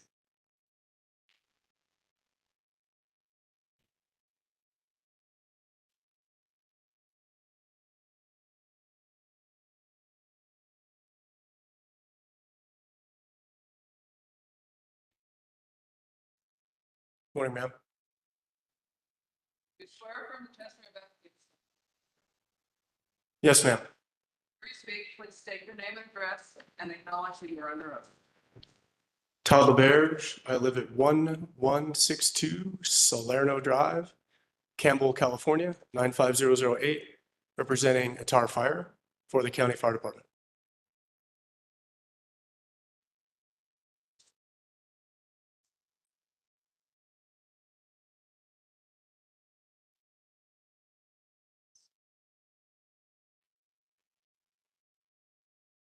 Dominic J. Cisneros, Building and Development Supervisor, 7236 Vuelta de la Luz, Santa Fe, New Mexico, 87507.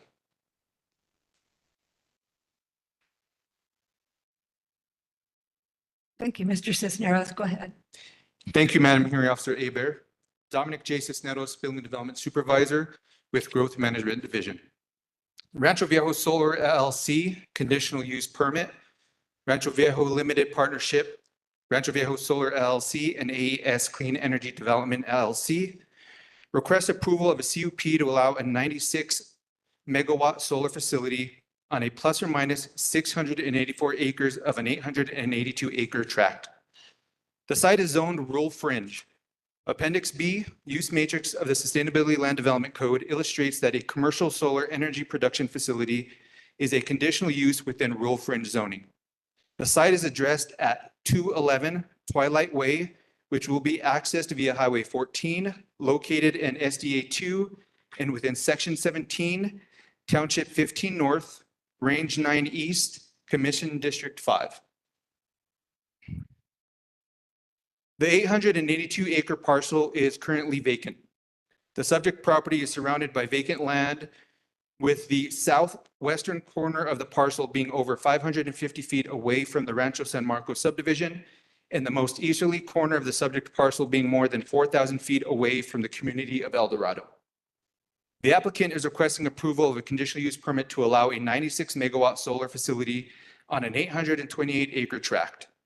The proposed project will consist of a 680 acre solar facility, a 1 acre collector substation, a 3 acre battery energy storage system containing no more than 38 CEN 40-foot containers, a 30,000 gallon above ground water tank for fire protection, a maximum 5,000 gallon above ground water tank for the potable water, and a 1,400 square foot operational building approximately 18 feet in height with an on-site septic system.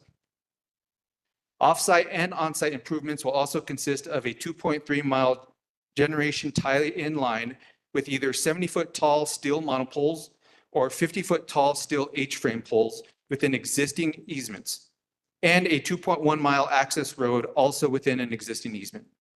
If the request for a CUP is granted, the applicant expects to request a 12-month extension to the 24-month expiration deadline that is set forth at SLDC section 4.9.6.10. The subject property is zoned rural fringe. Appendix B, use matrix of ordinance 2016-9, the Sustainable Land Development Code, illustrates that a commercial solar production facility is a conditional use within the rural fringe zoning. Section 7.12.1.3 of the SLDC states, above ground electric utility lines and that transmit electricity at a voltage greater than or equal to 46 kilowatts shall be designed and constructed at the minimum height necessary for the proposed structure to function properly and for public health, safety, and welfare as demonstrated by the applicant. If a CUP approval is granted, section 4.9.6.10 of the SLDC allows the Planning Commission to extend the expiration of the permit an additional 12 months with no further extension allowed under any circumstances. On November 4th, 2021, as required by Table 4-1 in Section 4.4.3, the applicant presented the proposed CUP to the Technical Advisory Committee at the regularly scheduled bi-monthly meeting. On August 22nd, 2024, as required by Table 4-1 and Section 4.4.4 of the SLDC, the applicant conducted a pre-application neighborhood meeting on the CUP. The applicant notified surrounding property owners as well as certified organizations and registered organizations with 140 individuals attending the meeting. The applicant presented the history of the development and presented detail that proposed for the CUP. In the meeting, the attendees had questions and comments about safety risk, fire danger, groundwater contamination, power purchase agreement, infrastructure technology, conditional use permit application process, environmental impacts, insurance, property values, and fundings. AES addressed most questions and comments the best they could and tried to provide input to the public. Notice requirements were met as per SLDC section 4.6.3. General notice of the application requiring a public hearing. In advance of the hearing on the application, the applicant provided an affidavit posting of notice of the hearing, confirming that the public notice posting regarding the application was made for a minimum of 15 days on the property, for 15 days on the property. Beginning on November 13th, 2024, additionally, notice of the hearing was published in the Santa Fe New Mexican on November 19th, 2024, as evidenced by a copy of that notice contained in the record. The notice of the hearing was sent to owners and owners of the land within 1,120 feet of the previous bigger parcel of which the 828 acre parcel was derived from, as well as any permanent COs and ROs. A list of persons sent a mailing is contained in the record. The application was made on August 30th, 2024. The applicant has addressed the variance criteria and staff has responded to the applicant's comments.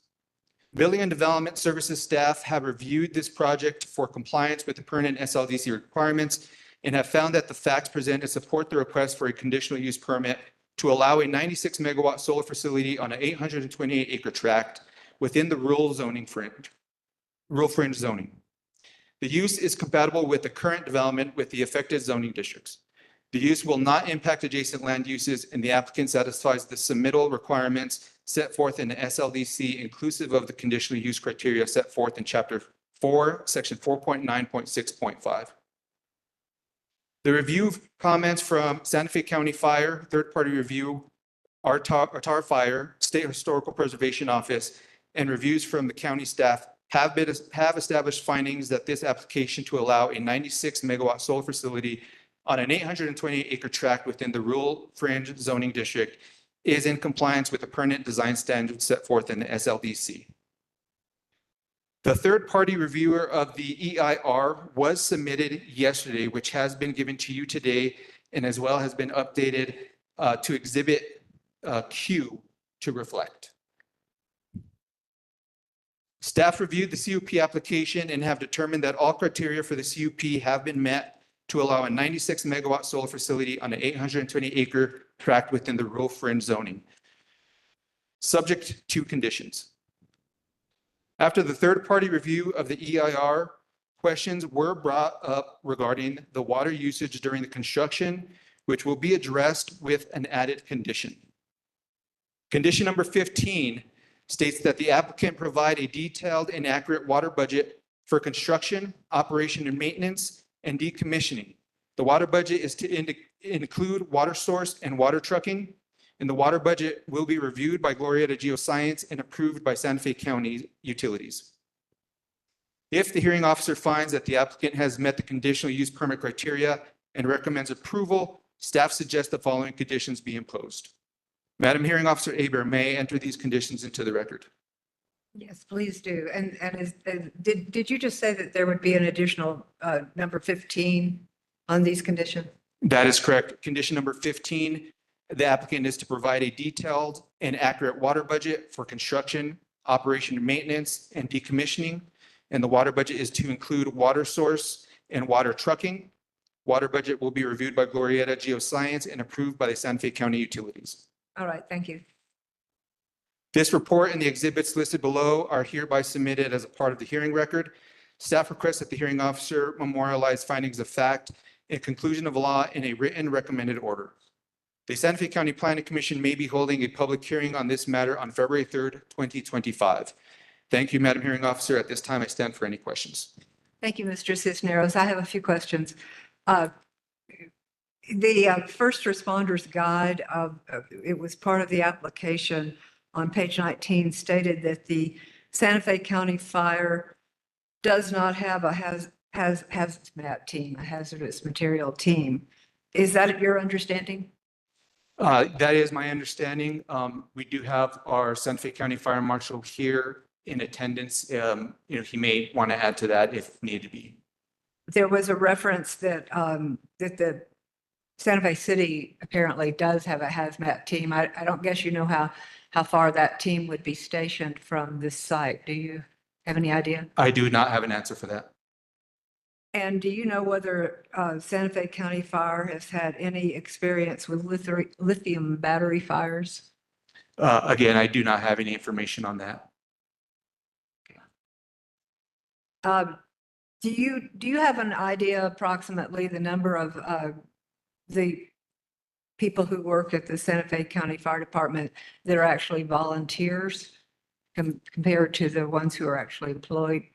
Hearing Officer Aber, I do not have a number. And this one is a difficult one. Do you know of any commercial industrial facility in Santa Fe County that poses the same degree of hazard from a lithium battery fire that this particular facility would if it failed? Is there anything comparable to that in this county? I am not aware of any past, present, or future projects that are similar to this project.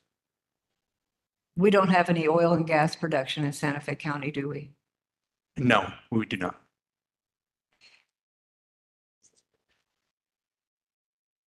Madam Here, Officer Aber, we do have John Mobley, the fire marshal for Santa Fe County here available. Oh, yes, I would you please step forward and they'd swear you in and you could answer some of these questions? Thank you. Madam Hearing Officer Just Aber. a moment. Could you be sworn in, please? You swear affirm testimony about to give us the whole truth.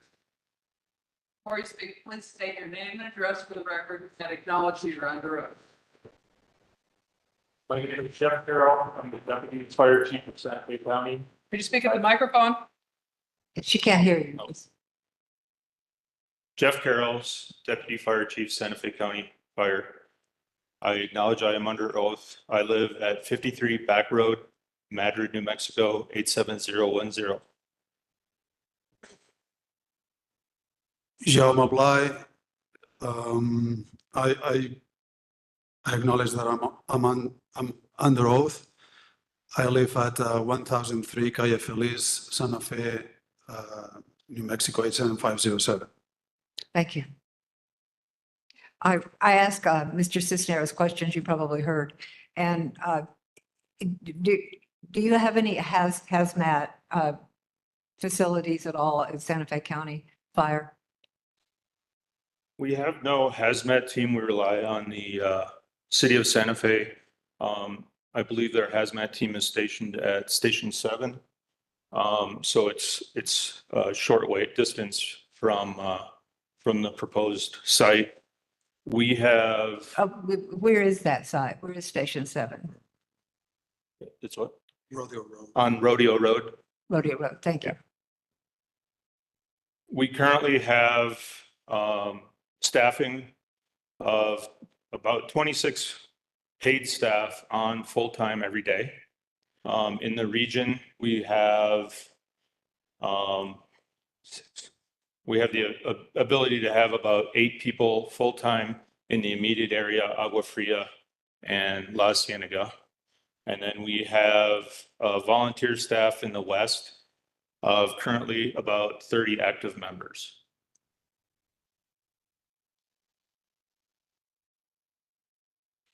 And I think I saw the response times in the event that there was any occurrence at this facility. Could you just tell me what those response times would be?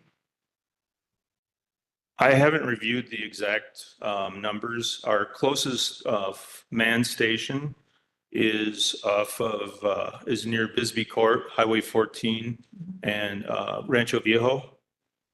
So it would be about a 7 to 8 minute drive. And ordinarily, how many employees do you have at that station? At that station, we have 4. 4. Thank you. Plus, we also have a battalion chief, and then we do have our admin staff at the public safety arena by the prison. So that would be a 9 to 5 Monday through Friday. We have roughly 5 to 6 people that are current active firefighters. So that would be a total of 9 or 10 in that Highway 14 area. Is that right? Correct. Okay, thank you. Did the Clean Energy have any questions for the fire while they're up here? Yes, ma'am.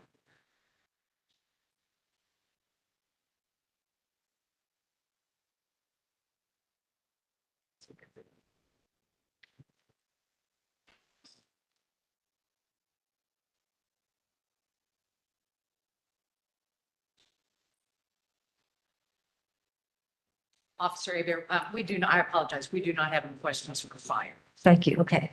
And does San Marcos have any questions? No questions for fire? Thank you. All right. Thank you for your testimony. Thank you. Thank you.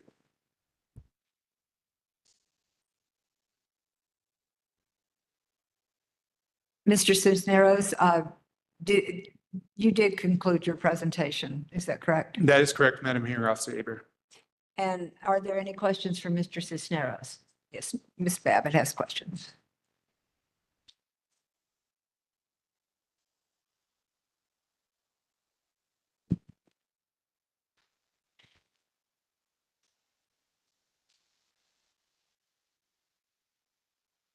Again, Catherine Babbitt for CEC.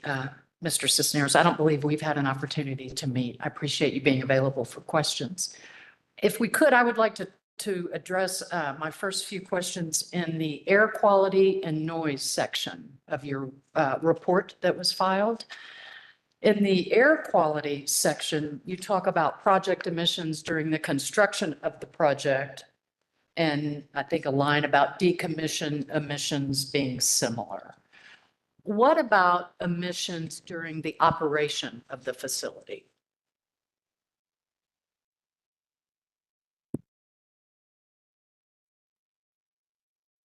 Let me just pull up that report just a second. Yes, sir.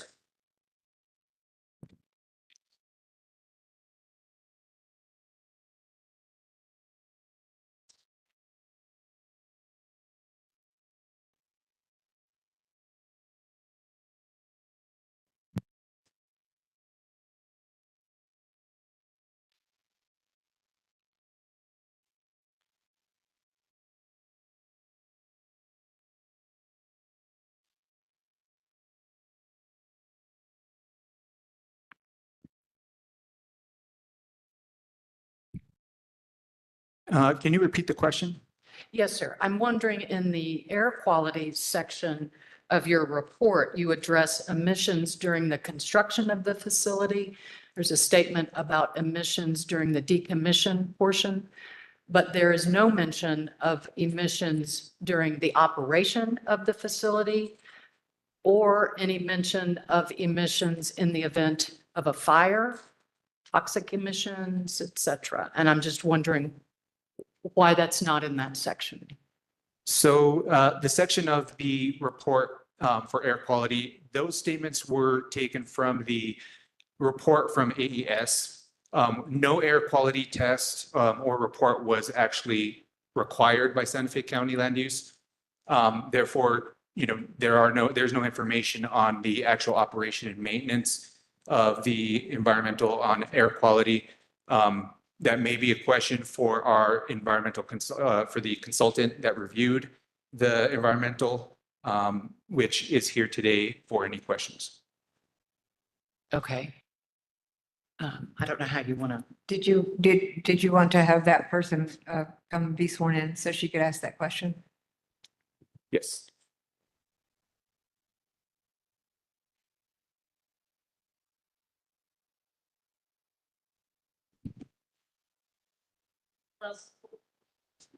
Raise your right hand. You swear affirm the testimony you're about to give is the whole truth. I'm sorry, I can't hear you, but I'll just say what I think I'm supposed to say.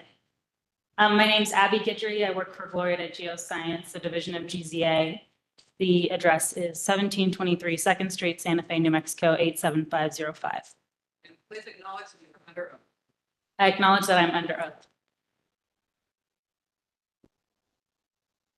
Hi, could you please repeat the question? Sure.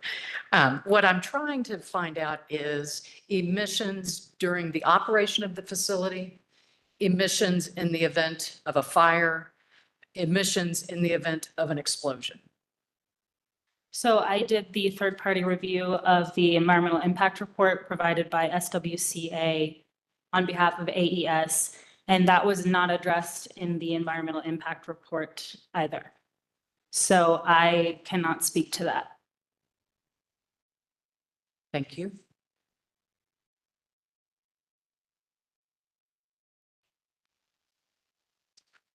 Then if I may move on to the noise section in your report, Mr. Cisneros. As I understand it, there was You can answer the fire question if you would like. Hearing Officer Aber, we have another subject matter expert here that could answer the question about the emissions on fire. All right, thank you. Raise your right hand. Do you swear affirm the testimony you're about to give is the whole truth? Yes, ma'am. Please state your name and address for the record and acknowledge that you are under oath. Yes, ma'am. I acknowledge I'm under oath. Todd LeBerge. I reside at 1162 Salerno Drive, Campbell, California, 95008. Here representing a tar fire and supporting the Santa Fe County Fire Department.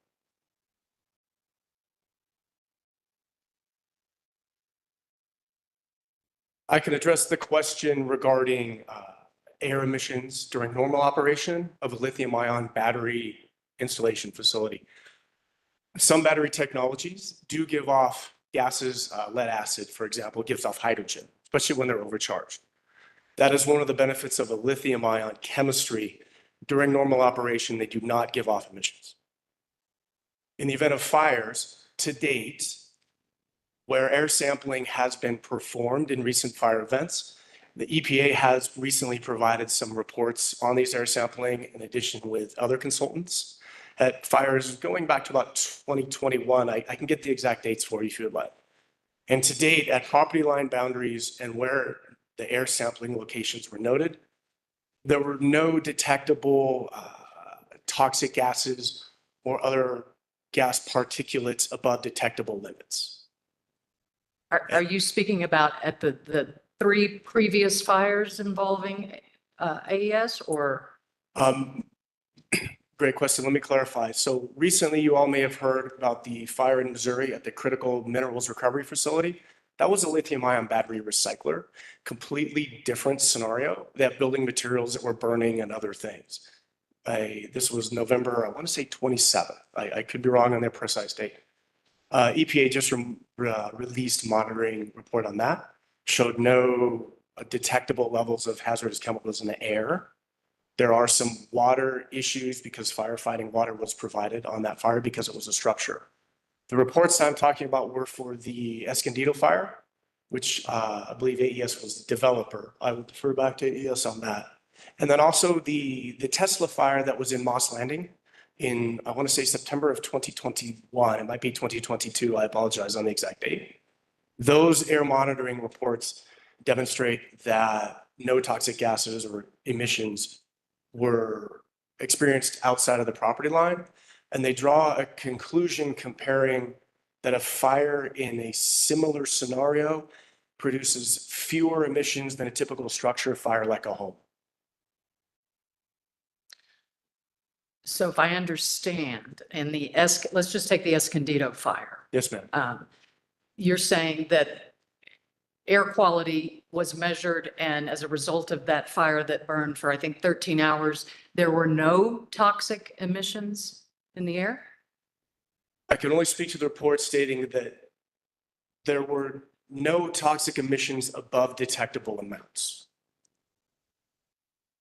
That's it. I apologize. I'm not an EPA air scientist. Nor am I. Yeah. So whatever the detectable thresholds are, and there's more, I can dig up the report. I have it with me. I can provide a better comparison to that, if that would be useful. But whatever the detectable levels were that the EPA was monitoring for, whatever was coming from the site were below those levels. All right.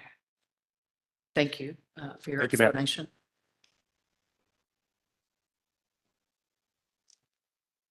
I'm going to move back to noise if I may. Well, Oh, stop it. I'm sorry, would you come back? I just have a question. I don't know whether you're familiar or not with the Otay Mesa fire that burned for 11 days in California. Yes, ma'am, I am. And do you have any review of that quality of the air from that situation? I've been informed of the sampling. I have not seen an official report, so any testimony I give has to be counseled against that. So it could be considered hearsay. I will trust the attorneys to speak to that. Mm-hmm. So the discussions that that have been relayed to me from personnel who were performing air monitoring, they literally had to walk up to the door of the facility while it was on fire to get detectable amounts of anything. At the property line, there were no detectable amounts. And I believe there is a report a preliminary report that has been published by the EPA. I cannot speak to that with certainty. I have not been privy to it. Okay, thank you very much. Yes, ma'am. Any other questions? You want to go back to Mr. Cisneros? Yes, ma'am, I can move to noise. All right.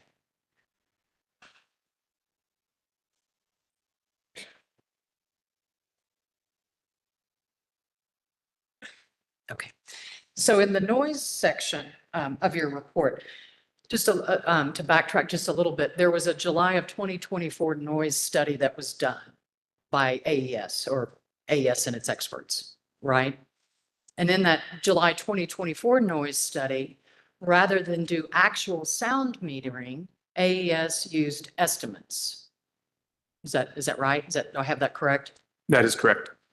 And then they, based on estimates that were used, they made their calculations regarding noise limits and where they fell. Then the county went out to the property to also conduct, I guess, some noise metering or noise evaluation. Is that- To test the ambient levels. And why did you do that? Why did the county go do that? It was my understanding that there was some question about the existing report and the ambient levels that were used in that existing report. And so Santa Fe County felt it deemed necessary that we go out and we verify those ambient levels or find, new information or current information that would be, better useful for the sound report. Fair to say, because AES used estimates of ambient levels, you felt it necessary to go out and do actual leveling or actual testing for actual levels. I am not exactly sure where their ambient levels came from or where the question, in regards to those ambient levels came from. But we took it as a serious request and decided that we needed to go out there and do our own level testing. And who went out there from the county? It was myself and our land use administrator, Jordan Yitzi. And did you or Mr. Yutzi set up sound metering equipment around the boundary of this property?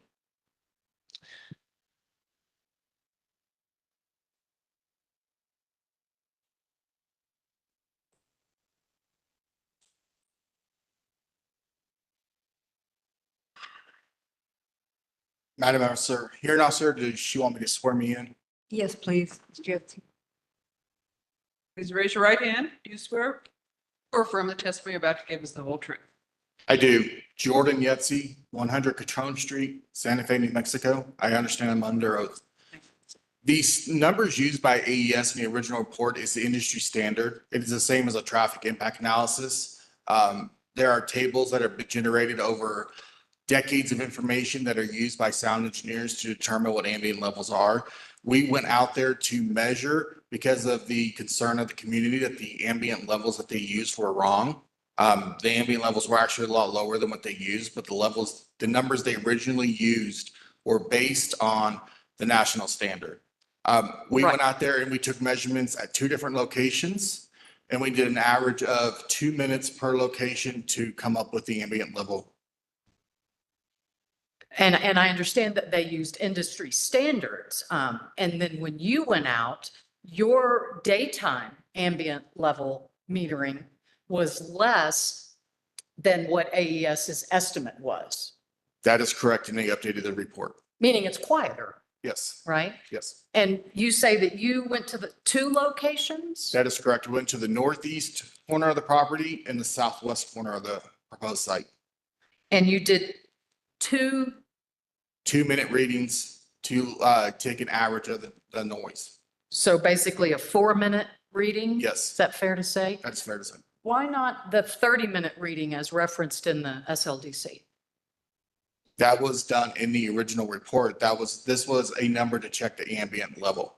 Well, I thought the initial report used estimates. They didn't use actual sound metering. They did. And we could have stuck with the estimated industry standard numbers, but we didn't. We went and got the reading of the ambient number. The ambient number did not fluctuate enough that would need a 30-minute reading.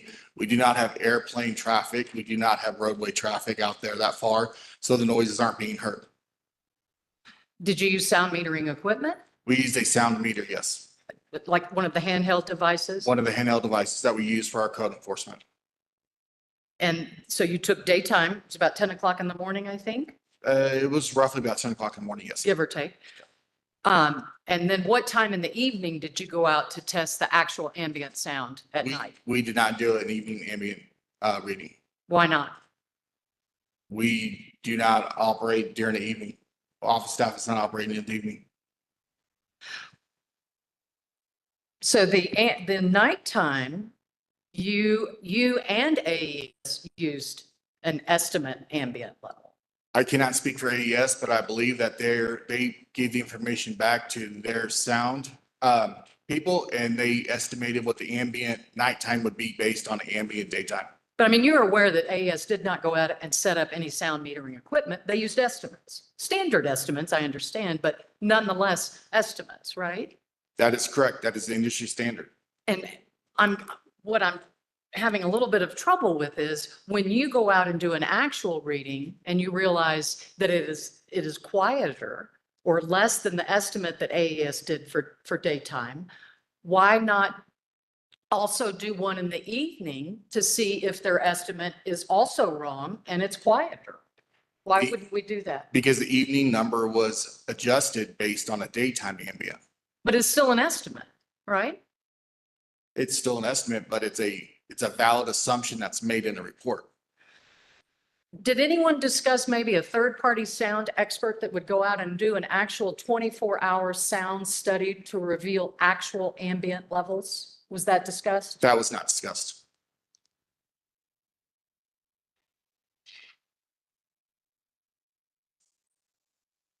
The nighttime level of decibels that the AES is saying or relying upon is what, 0.6 of a point from the limit? In other words, if they were 0.7 of a point higher, it would be prohibited. Is that right? Do I understand that?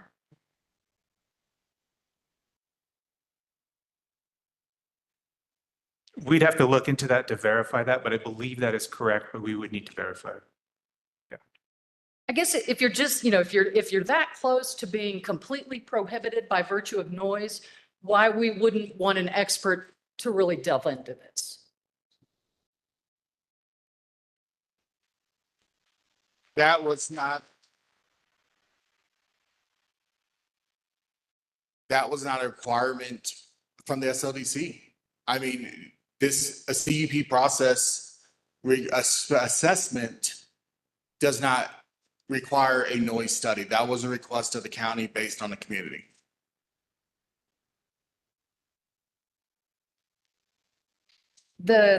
I'm sorry, I'll move back to the report and off of noise. All right.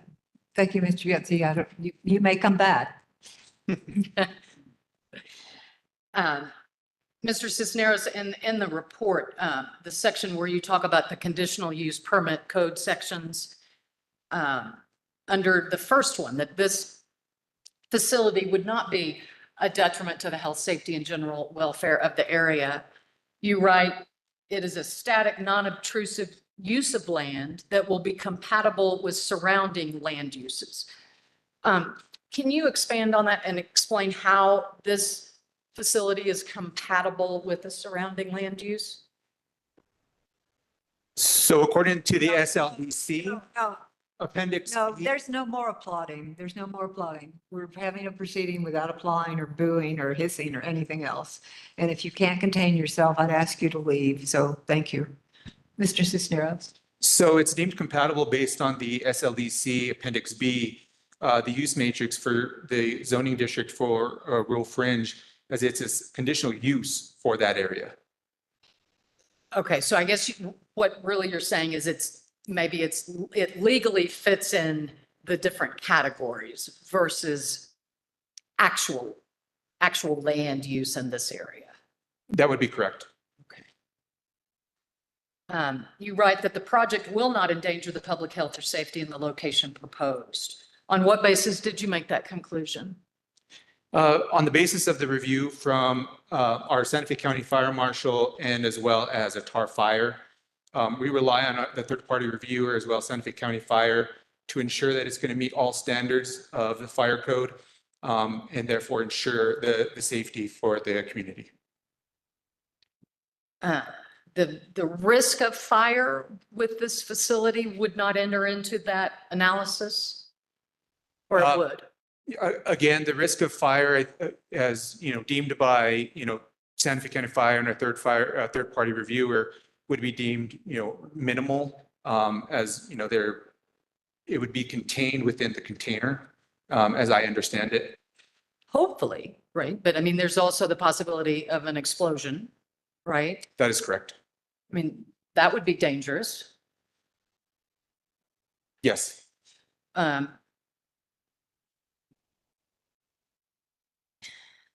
In the third criteria, that this project will not create potential hazard for fire, panic, or other danger.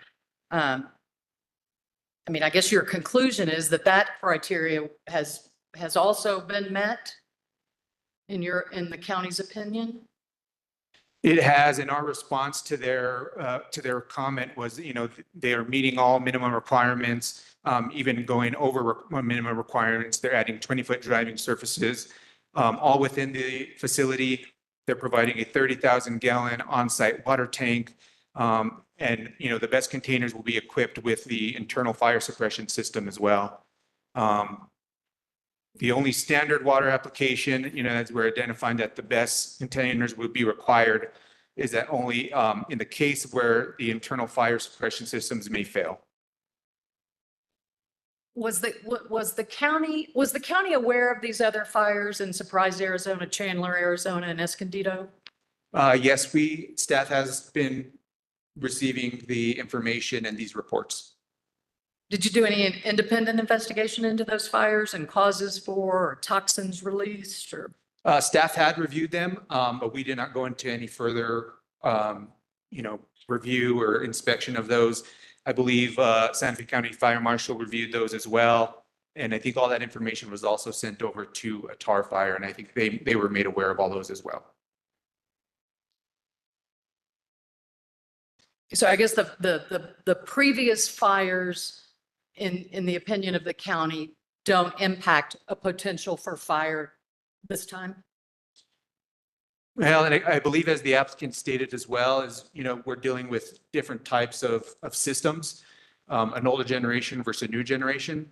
Therefore, I'm not an expert and couldn't really compare, the two different systems and compare the fires versus a proposed threat or any type of future threat. But again, that's something that we rely on Santa Fe County Fire Marshal as well as the third-party reviewer. I want to talk to you just a little bit about your seventh criteria. That this project is not contrary to the intent or spirit of the SLDC and the SGMP. You and AES, not you necessarily, Mr. Cisneros, but the county and AES have been in discussions with regarding this proposed project for how long, do you think? Well, my understanding is that this came to the Technical Advisory Committee in 2021. And in 2021, in your discussions with AES, the county was made aware that their proposed project would contain battery storage. Is that right? So although I was on staff in 2021, I was not part of this particular division and involved with the Technical Advisory Committee meeting. But I do believe, according to the Technical Advisory Committee follow-up letter, staff was aware of the BESS, the battery energy storage system. That was proposed to be a part of this. Yes, that is my understanding. And did the county relay to AES that at that time in 2021, projects containing battery storage were prohibited in rural fringe zones? That I cannot attest to if prior staff informed AES of that. You're not aware of any discussions between the county and AES regarding prohibition of battery storage as it relates to rural fringe? No, I am not. In 2022, I believe in about July, give or take, the county changed the definition of commercial solar to include battery storage. Is that right? Again, I was not, that would be a question for prior staff. I'm not aware of that. All I know is that the current definition of commercial solar. I mean, I have documents that talk about the county resolution, how it was changed to include and may store in the language. Will you agree with me that that happened? Yes. Do you need to see those? Okay. So when the county changed the definition to include and may store, it effectively made the AES project eligible for the location they want to put it in. Right? Yes, you could say that. And I'm just wondering, whose idea was it to try to change the definition? Was that the county's idea? Was that AES's suggestion? No, I don't believe AES had any involvement in that. That would have been from previous staff, previous administration, and the county manager's office. Well, there are emails going back and forth between the county and AES regarding the change in the commercial solar ordinance. Are you aware of those? I am not aware of those emails, no.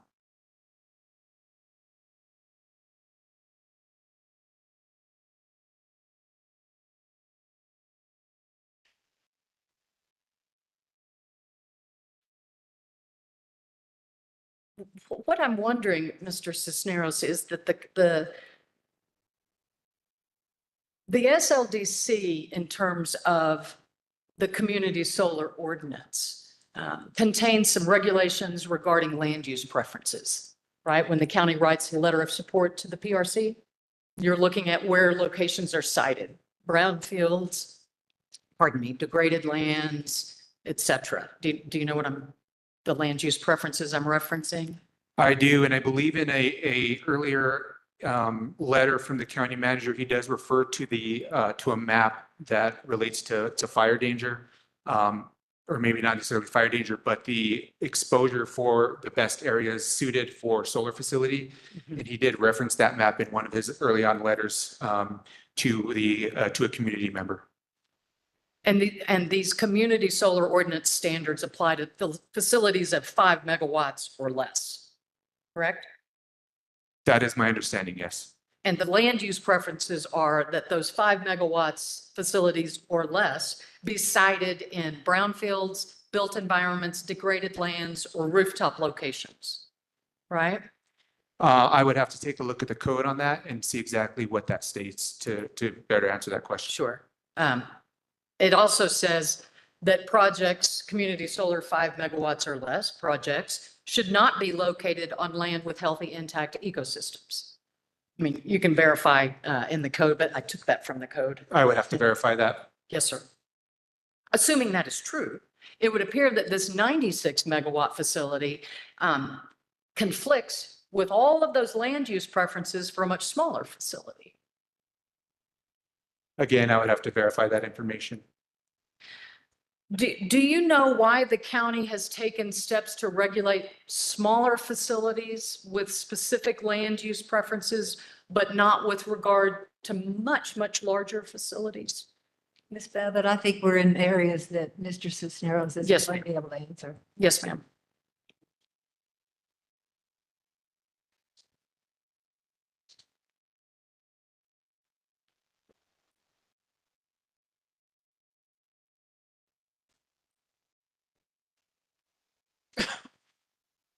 I believe I have, that's all the questions I have right now. All right, Thank you. And does Ron Joseph San Marcos Association have any questions? Ma'am. All right, thank you. Mr. Cisneros, I just had a few cleanup questions I wanted to ask. Going back to this controversial redacted page of the hazmat report,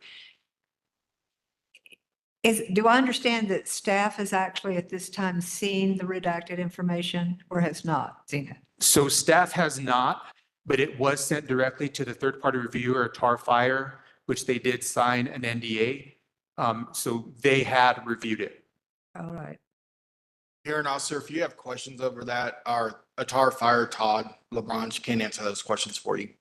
All right, thank you, Ms. Josie. The other was reference the environmental impact report that I received this morning is still draft. Is that a concern that there may be another report coming out?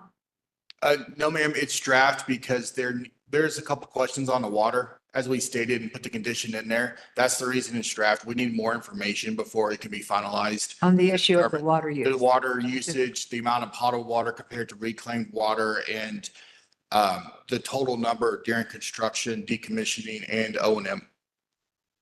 And finally, I had a issue with the TAC report from 2021.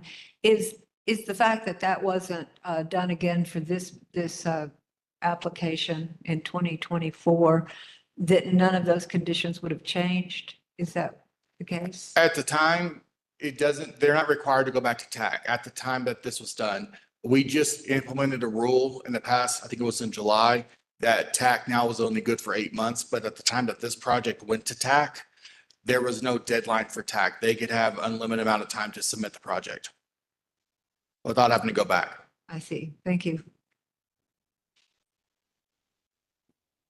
I have no other questions at this time. Thank you very much. Thank you. This would probably be a good time to break for lunch until 1 o'clock. And then we can resume. And at that time, the Clean Energy and the San Marcos Association could present their witnesses if they have any testimony. And we'll have public comment after following that. Thank you.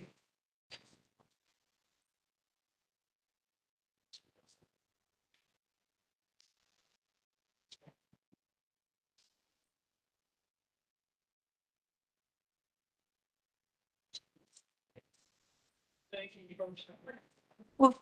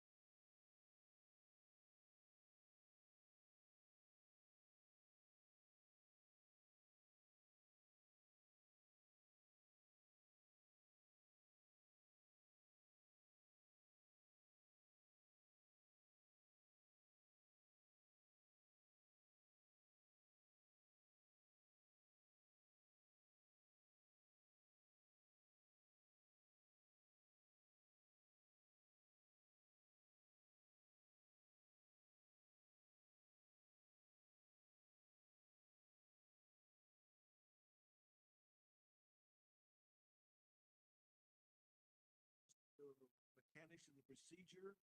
So like after this, what happens next? I have 15 business days. I'll explain this at the end, but you may not want to stick around that long. 15 business days to get to the county recommended order. It's just a recommendation. They can take it, they can tear it up, they can do whatever. And Right.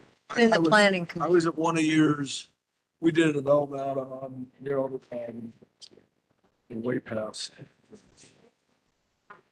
Apache Creek Road up that one. And they only had the old courthouse upstairs. Oh, yeah. You did that. Yeah. And you gave that same disclaimer at the end. Said, I just turned this in 15 days. What was your project out there? What was the project out there? Putting in they took over an oldie scheme. And they were putting. Oh, like, yes. Retreat. and a lot of the people worried about Yeah. more traffic. More coming traffic. out, Things like that. Apache They did a smart Ridge. thing, said, we're only using 11% of the road to get there because it goes on the back up. Oh, yeah, it does I now. think that's what we turn people. But it was, and they got it going. We had the grand opening last month, September. And Interesting. so it's cool. I had, But you were very fair in that. And I like the way you did it today. You said, no more applause or I'm getting rid of you.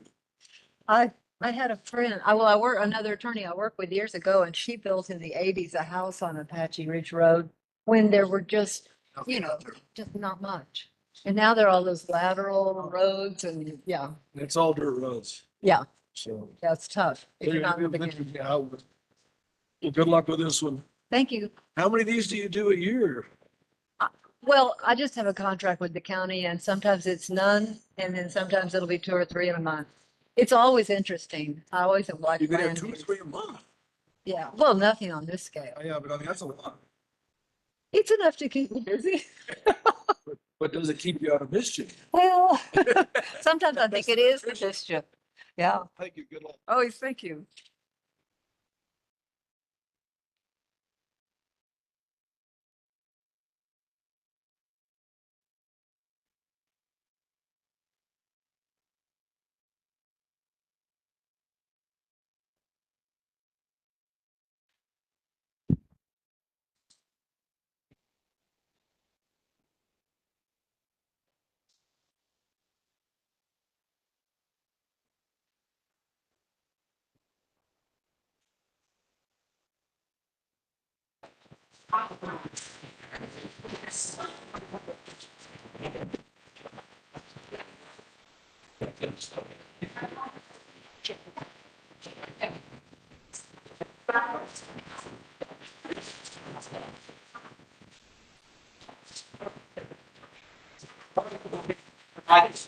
It is.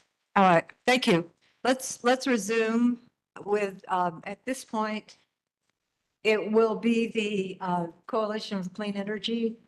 And if Ms. Babbitt, if you would give me an idea of your witnesses, the number of witnesses. I just have a brief introduction, a few brief introductory comments, and then we only have 3 witnesses. Would you like their names? Yes, please. Kay Cooper Mead. Cooper Mead is hyphenated. Is our first witness, followed by Randy Coleman. And lastly, Lee Zlotoff, Zlotoff. Thank you. Yes, ma'am. All right, and you, if you proceed. Thank you. As I introduce myself, my name is Catherine Babbitt, and I'm on this executive steering committee for the Clean Energy Coalition for Santa Fe County. Our nonprofit has almost 1,300 members. We have grown since the last time we were before this hearing officer. We are committed to safe, renewable energy facilities that include battery storage. The Rancho Viejo solar project is enormous, and the proposed location is amidst 3 residential communities with over 10,000 homes, 25,000 citizens. Would be near several schools with hundreds of school children. And there is a maximum security prison with 790 inmates nearby. From our extensive research the last 2 years into this proposed project, And given our collective backgrounds in fields of engineering, environmental, legal, medical, and library science, we are opposed to this project on several legal grounds. Specifically, it will be a detriment to the health, safety, and welfare of the area. It will create a potential hazard for fire, panic, and other dangers, particularly environmental dangers.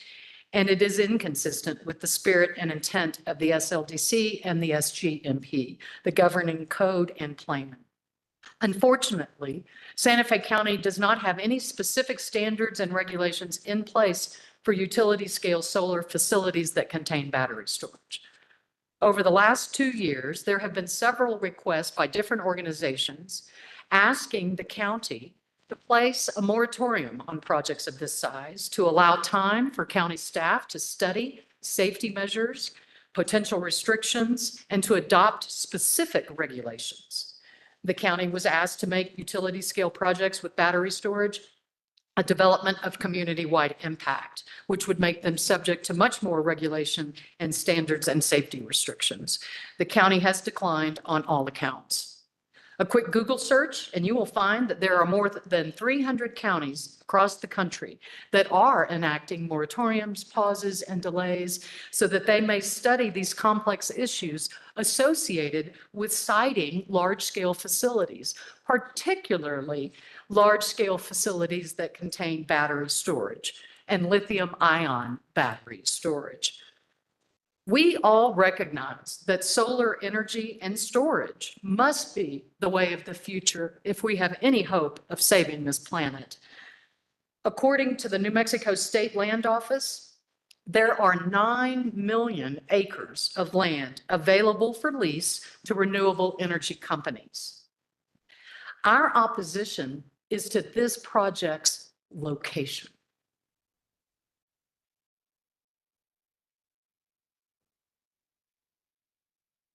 Thank you. And if you'd be sworn in, please. Do you swear or affirm? Do you swear or affirm the testimony you're going to give will be the truth? I do. Would you state your name and your address and confirm you're under oath for the record? My name is Kay Cooper Mead. My address is 2 Mariposa Road, Santa Fe, New Mexico, 87508. And I understand I'm under oath.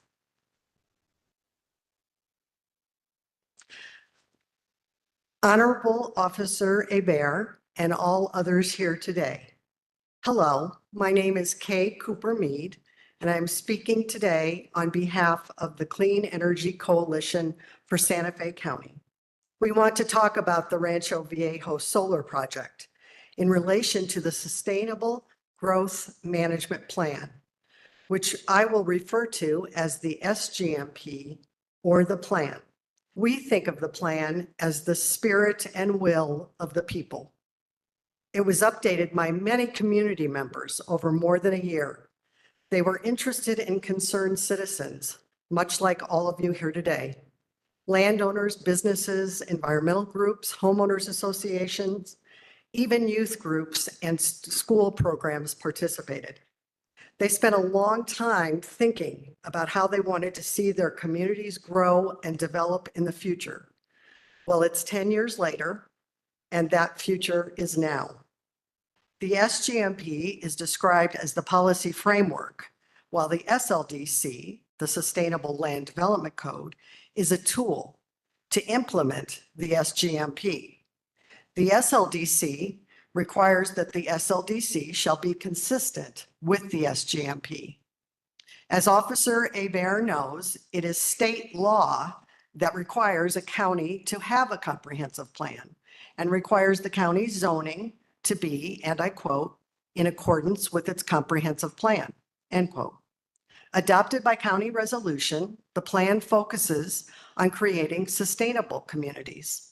In Chapter 1, it states, and I quote, as our communities continue to change and grow, community planning plays an important role in ensuring that future growth is in harmony with existing settings. So what is the existing setting? As defined in the AES's Environmental Impact Report, The project area and surrounding land are mostly vacant rangeland and housing developments. They say the nearest community is Santa Fe, approximately 3 miles north. They don't even mention the much closer communities of Rancho San Marcos, El Dorado, or Rancho Viejo at 550 feet to 4,000 feet away.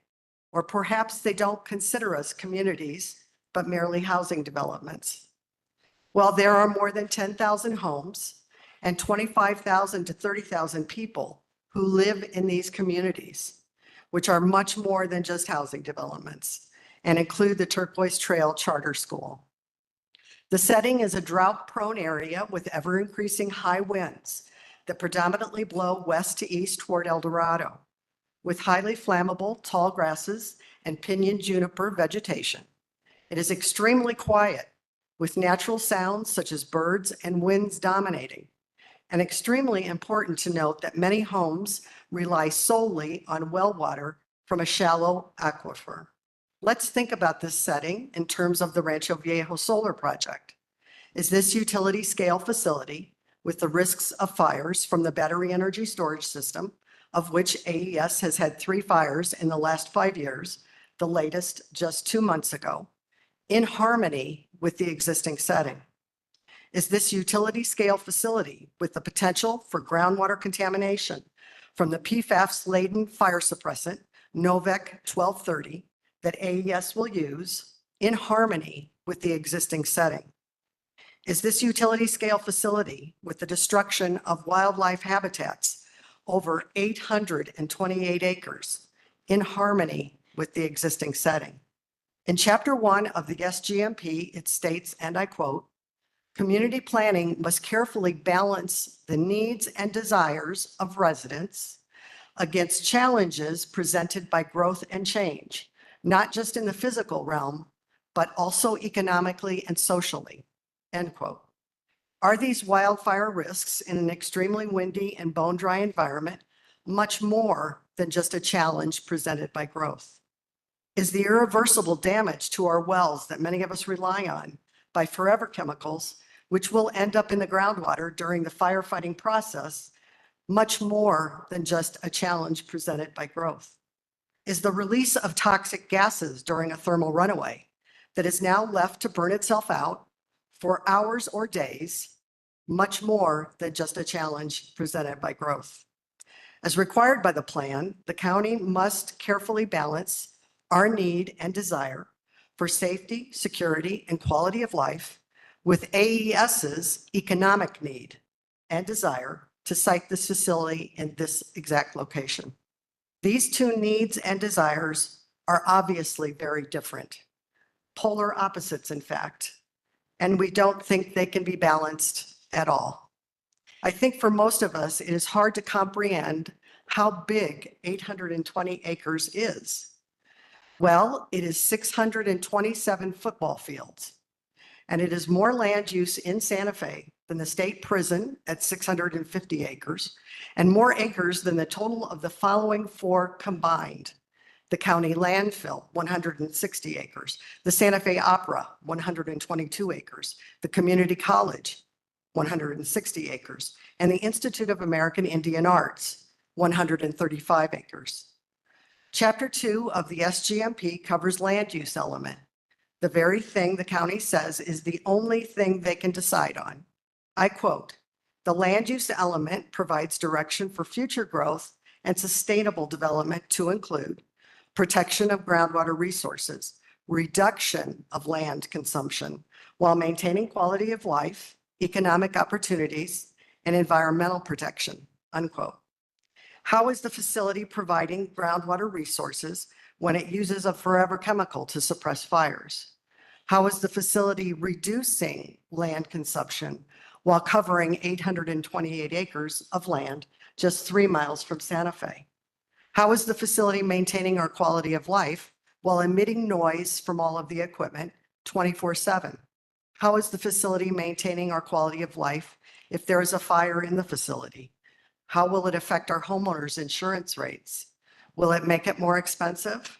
Will we be unable to obtain insurance?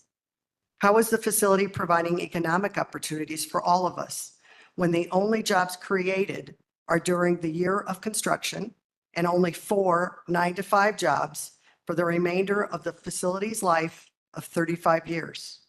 Or is the facility only providing economic opportunities for AES, an out-of-state company with $45 billion in assets, who has confirmed in the August 2024 meeting that if approved for the CUP, they will apply to the county for an industrial revenue bond to use our tax dollars to help finance a project most of this community clearly do not want.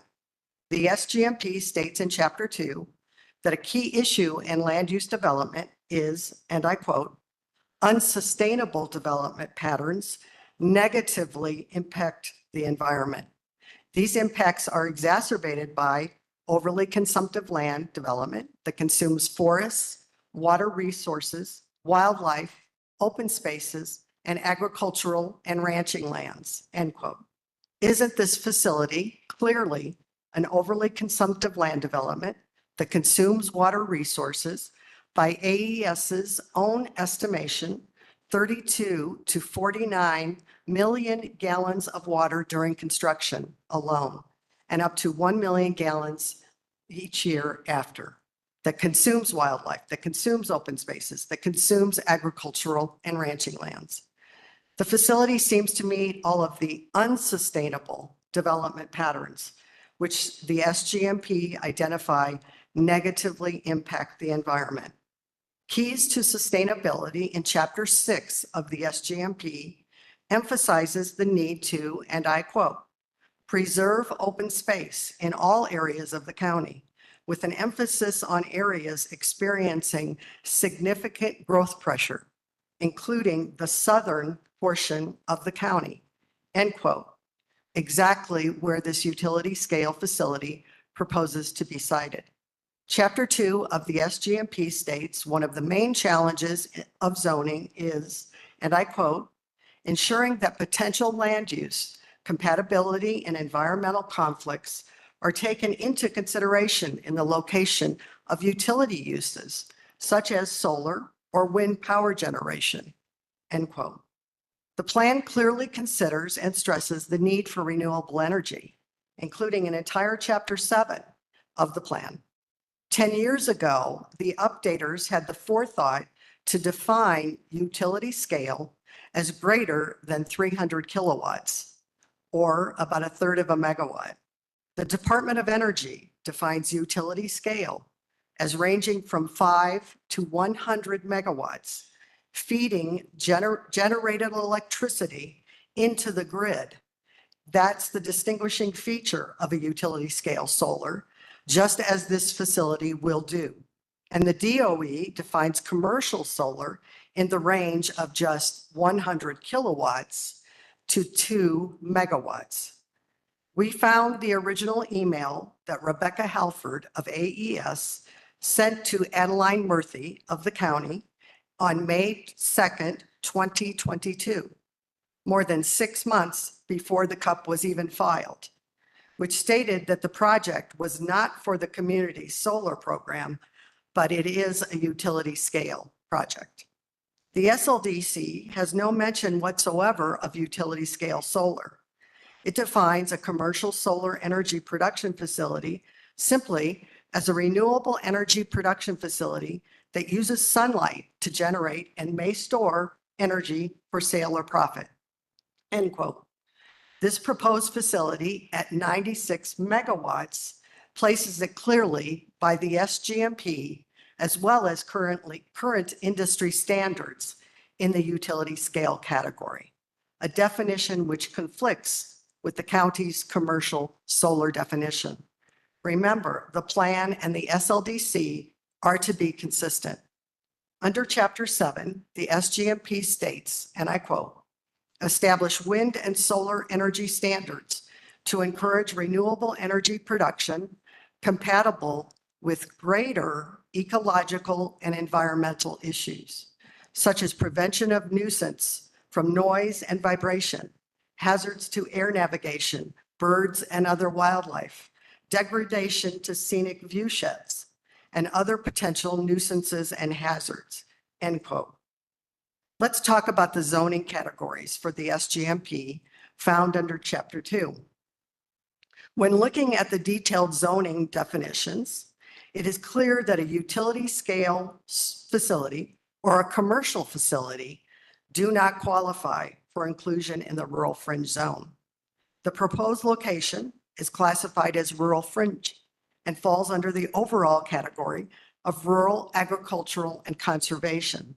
In defining what is permissible in this zone, rural fringe is defined as including, and I quote, residential development at low intensities while protecting agricultural and environmental areas that are inappropriate for more intense development due to their sensitivity.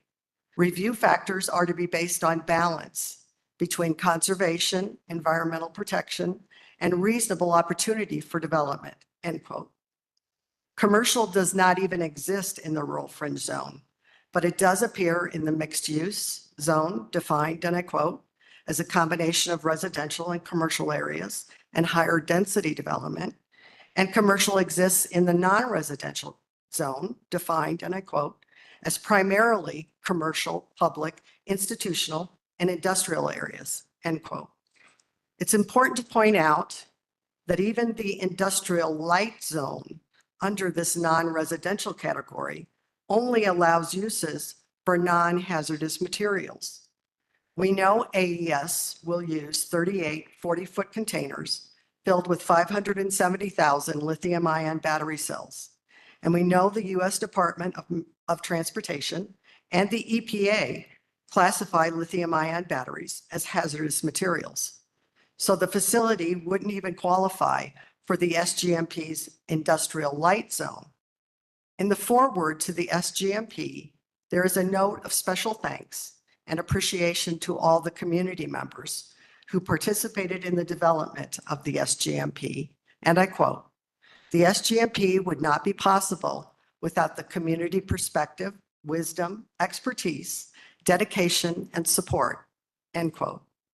We now ask the county to listen to that very same community perspective while making this very serious land use decision, a decision that will last at least 35 years and will impact all of us for generations.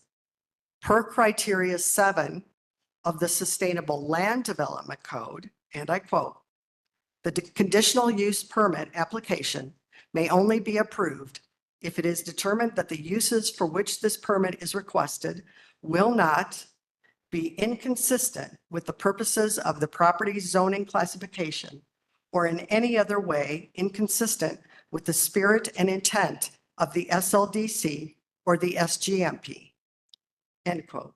On behalf of the Clean Energy Coalition for Santa Fe County and our more than 1,250 members of this community, we respectfully submit that the Rancho Viejo solar facility is clearly inconsistent with both the property zoning as rural fringe, as well as inconsistent with the spirit and intent of the county's own sustainable growth management plan that the county is legally bound to follow. Thank you. Thank you. Thank you, Ms. Cooper Mead. Are there any questions from staff or AES for Ms. Cooper Mead?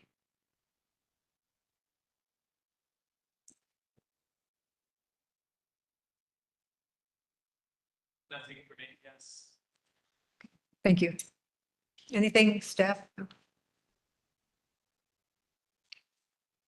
Thank you. Thank you.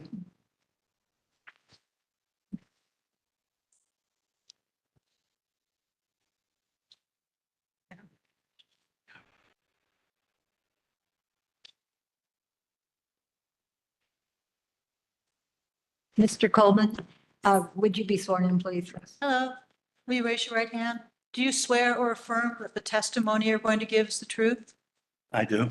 And your name and address, and confirm that you're under oath. My name is Randy Coleman. I live at 22 Fonda Road in Santa Fe, New Mexico, 87508.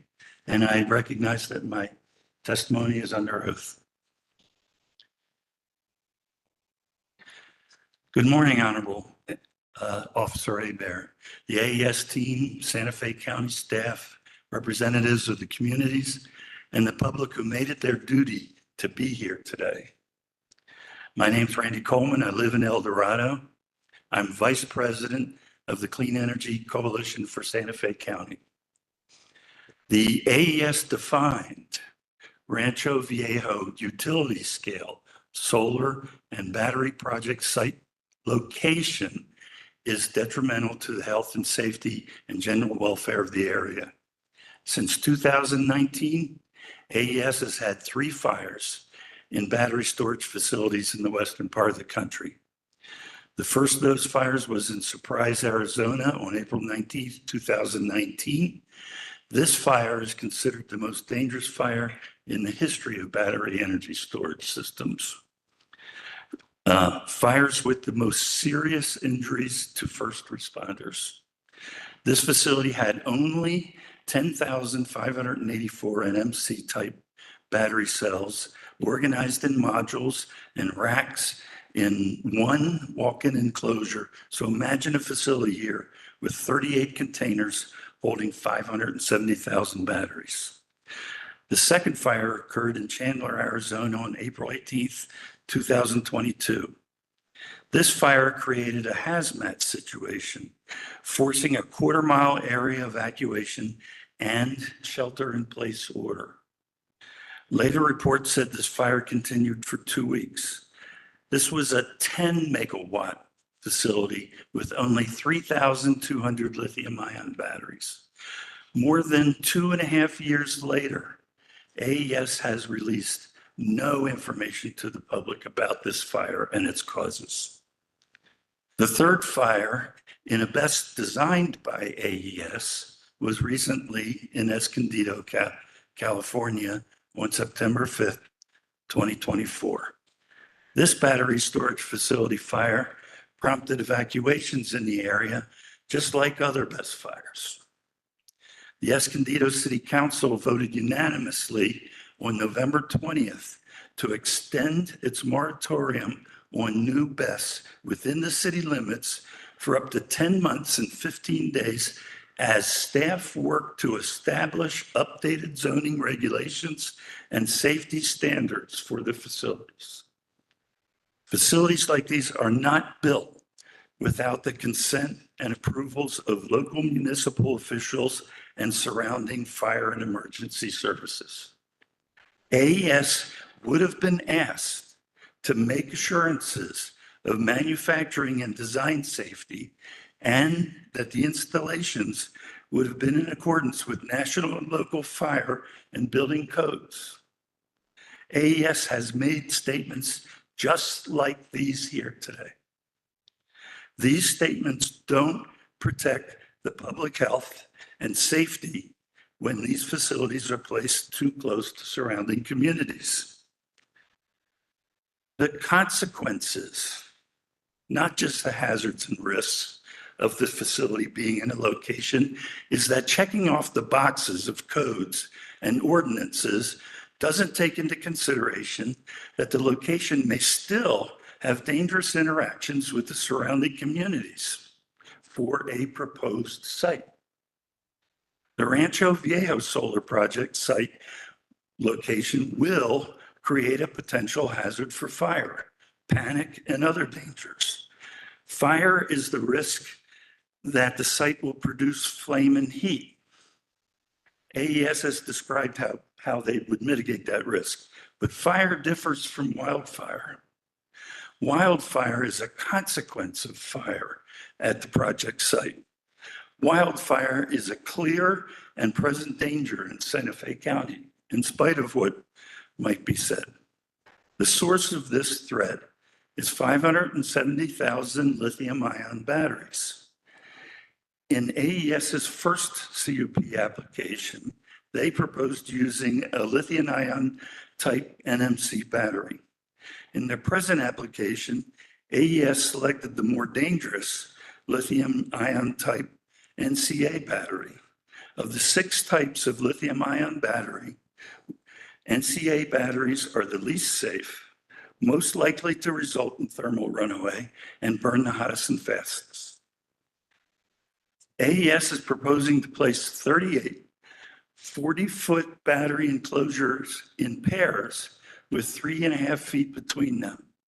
This arrangement prevents the Santa Fe County Fire Department responders from having access around the burning enclosure, forcing responders to shoot water over enclosures.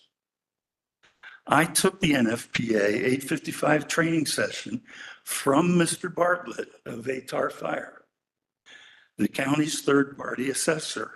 In that training, Mr. Bartlett identified that the industry is moving towards 20-foot battery containers for logistical reasons and to reduce the exposure of the volumes of batteries to any one single fire event. The AES design of 40-foot containers is twice that of that proposed industry standard. Pairing the containers means that each pair in proximity with each other represents an exposure of 80 feet of batteries, or 4 times the industry standard. The AES hazard mitigation assessment in section 3.2.9.1 states, if a fire evolves to the point it spreads beyond an enclosure, it is highly likely the pair will become involved. In AES's first application, a fire risk assessment report referred to as the Hiller report was included. The report contained redacted information pertaining to the batteries. An AES petitioned the district court for a restraining order to prevent the county from releasing the redacted information to the public.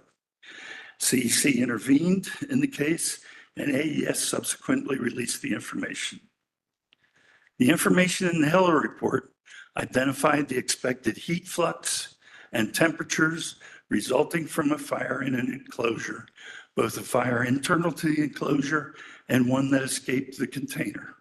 It was conceptual, but it's the only thing that they had at the time. It also identified the resulting toxic gases.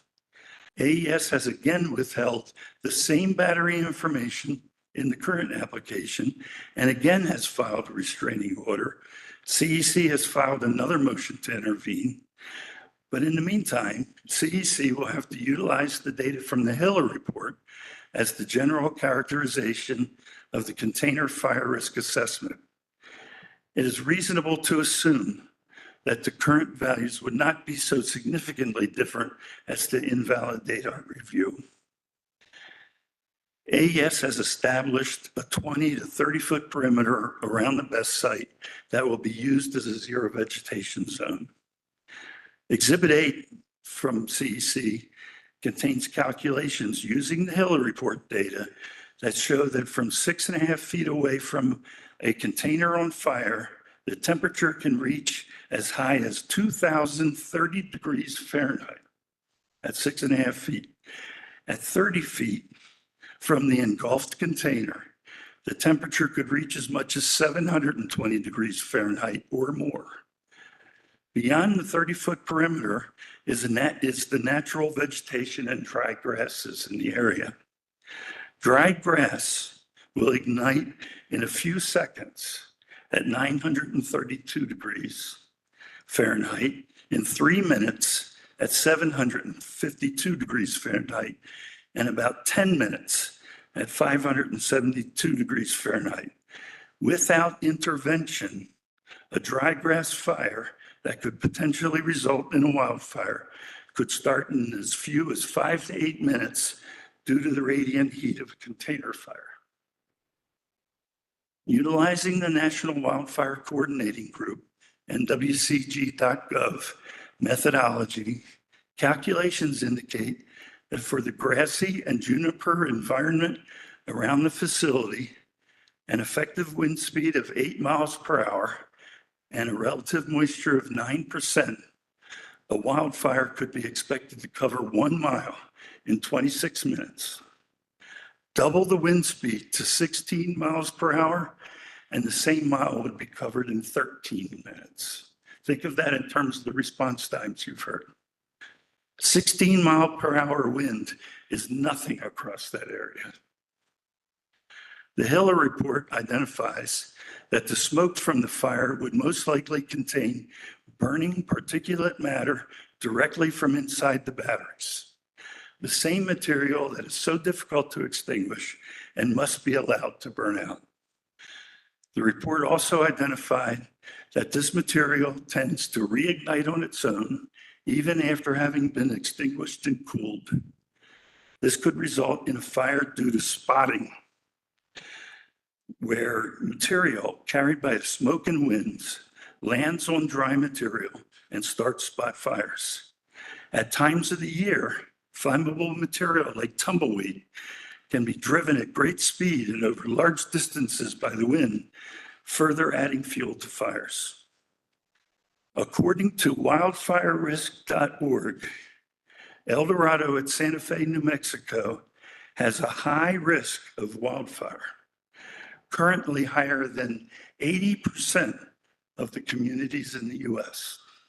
A year ago, the percentage was as high as 93%.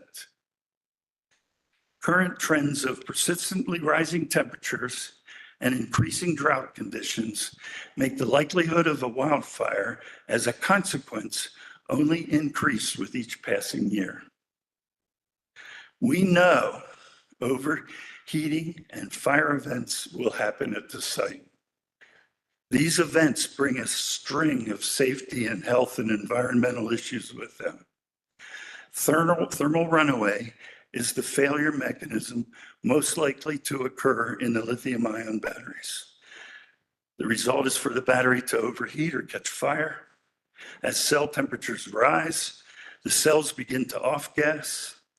These gases can contain deadly toxic compounds such as cyanide and hydrogen fluoride. The systems are programmed to begin ventilating these gases when cells reach a temperature called the lowest flammable limit. Deflagration panels on the roof of the enclosure will release this toxicity when the gases reach a pressure that could result in a container explosion. As AES acknowledged here today, they will have a mix of those panels and ventilation that will continuously be releasing toxicity to the environment. 570,000 batteries, you can bet that some of them are outgassing. This is the start of the cells having consequences on the local environment. To make toxic conditions even worse, once smoke is detected, thermal runaway suppression systems set off to attempt to control the spread of the thermal runaway chain. The thermal runaway suppression systems themselves are toxic, adding to the toxicity building up in a container or more probably released to the atmosphere. Smoke plumes can be large and toxic. Fume footprints can be even larger. Imagine a shelter-in-place order imposed in Santa Fe. It takes an EPA representative to take multiple samples over a long period of time to establish all clear. In the open spaces in lower Santa Fe, it's reasonable to assume that the shelter-in-place footprints would easily cover Rancho Viejo, San Marcos, El Dorado, and maybe even into Santa Fe City. The community can expect that the Rancho Viejo project will be a regular source of air pollution in Santa Fe. While a lithium-ion battery fire is allowed to burn out, the attending firefighters will be using water to cool the surrounding containers to prevent further thermal runaway or fire spread. This water will also be used in attempts to knock down the toxic fumes and smoke and will mix with the burning toxic thermal runaway suppressant. The contained water will then puddle and seep into the surrounding ground, placing permanent PFAS or forever toxins into the environment. PFAS contamination in our groundwater is already a persistent tragedy in the Santa Fe region. Exhibit 9 documents the extent of damage PFAS groundwater contamination can inflict on a community its families, and its citizens. Why has CEC taken on these analyses? Someone in the community had to try to understand the consequences of this facility. NFPA 855 Appendix G recommends that the community stakeholders be part of an application review. We know that the county staff attempted to bring in community stakeholders and that effort was stopped. No matter how diligent the county is in checking boxes and enforcing codes, the consequences of a utility scale solar and battery facility whose purpose is to generate electrical energy will always be threats of wildfire and toxicity. Allowing these threats within this specific location clearly violates the spirit and intent of the SGMP goals and policies and the SLDC land use for rural fringe zoning. Our renewable energy goals require the development of solar and battery storage facilities. The SGMP and SLDC intend that large utility scale battery facilities belong in locations where threats of wildfire and toxicity don't intersect with our livelihood, our families, our homes, and our communities. Thank you. Thank you, Mr. Coleman. Let's stop the applause. Thank you. Does the applicant have any questions for Mr. Coleman or any statement to make in response?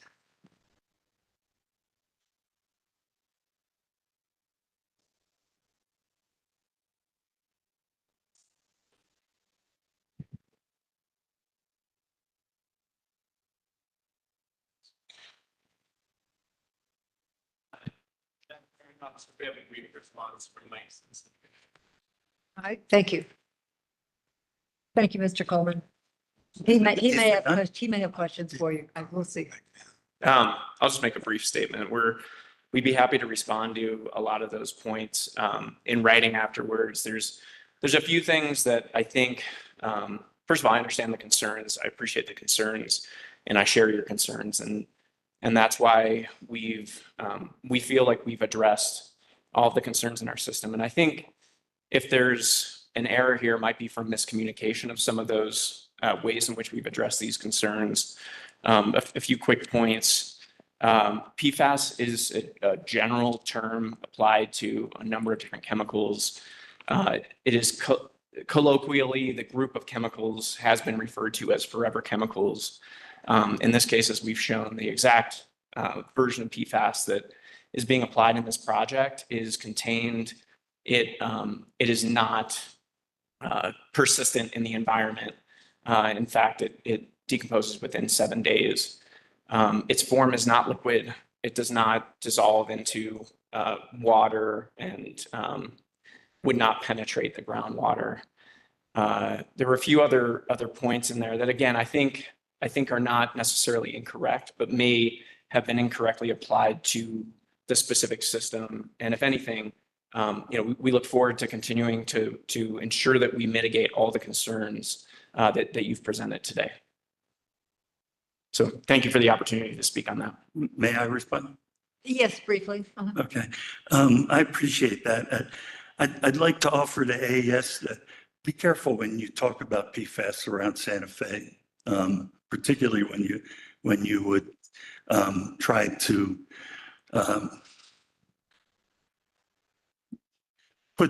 make it seem less dangerous. I just offer that. I understand what you're saying about the suppressants. When you were describing it and everything that you described, you were speaking about a leak in the suppressants, but I'm talking about when the suppressant is combined in a fire situation. Those things do in fact combine, and the PFAS that is in the suppressants become part of the combustion products. I would love to have been able to apply the calculations, particularly what the toxic chemicals were, my temperature calculations, heat flux, do things against the actual design, since you said, I didn't apply it to the actual design, but you've redacted them. I have what I have. Okay, and the community only knows what it knows. And without that knowledge, we can't do better. I can understand that. I think we've made the offer if there's, an opportunity that you'd like to hire a fire protection engineer that can protect it's really our suppliers' confidential data. It's not our confidential data. They've asked that we not release that to the general public. But if there's an interest, then we can share it with them in the same way. I look forward to addressing trade secrets in a different venue. Okay. Thank you very much. It would have to be, yes. Thank you, Mr. You're Cole. welcome. Thank you. Thank you for the response as well. Anybody else? Thank you. Okay, thank you. At this time, Mr. Zlotov, please.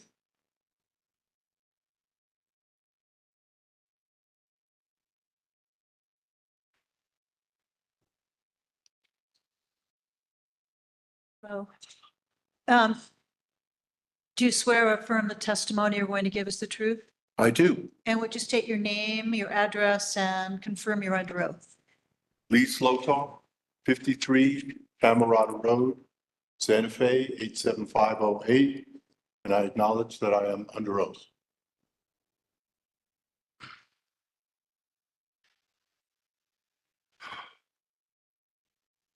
Honorable Officer Ebert and residents of Santa Fe County. As I just swore, my name is Lee Slotov, and I am the president of the Clean Energy Coalition for Santa Fe County. And unlike the others who have testified for CEC, I do not hold any advanced degrees in either law, library science, or electrical engineering. My background is in the entertainment industry, which is to say I am a mere storyteller. But rarely have I found myself caught up in a story as disingenuous, calculated, and alarming as this so-called solar project proposed by AES. While we wholeheartedly support the county's efforts to transition to renewable energy, to the point that CEC has proposed an alternate plan to the AES project, we contend that what AES proposes is in fact a wolf in sheep's clothing. In the words of one of our members, the only thing green about their project is the money they hope to extract from the citizens of New Mexico. As you must do now, Officer Ebert, we have for years tried studiously to understand and evaluate the story presented to us by AES, a task made extremely difficult, if not impossible, as the information they offer continues to shift and change and remain incomplete, if not hidden from the residents entirely.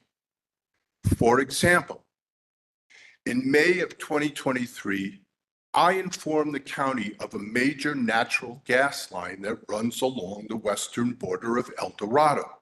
I know this because the regulator station where the gas line emerges from the ground is immediately adjacent to my house.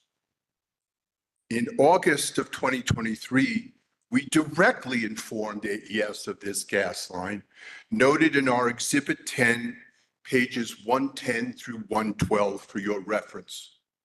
And yet, it has never and does not now appear in their application for a conditional use permit. Why? Due to our concerns about the proximity of this exposed gas line, which is now, give or take, a mile from the most recent map of the AES battery facility, we invited the county's Director of Emergency Response Department, a gentleman named Martin Vigil, to come discuss evacuation plans for El Dorado and to inspect those exposed gas lines. Mr. Vigil explained that wildfire was the single biggest threat we faced in El Dorado, but there was no way to know exactly where a wildfire would start or progress. And so he could offer no specific evacuation plans for our community in advance, lest those plans direct the 4,000 plus residents of El Dorado towards rather than away from such a wildfire. But upon seeing the gas lines themselves, Mr. Vigil, with over 50 years of experience in emergency planning, acknowledged that the gas lines represented a dangerous situation in light of the proposed AES installation. And he said he would relay his assessment to his superiors at the county. He also stated that for county first responders to get on site to evaluate the situation in the event of such a wildfire would require a minimum of 20 to 40 minutes in El Dorado. For reasons we can only speculate, Mr. Vigil was subsequently relieved of his position and no longer works for Santa Fe County.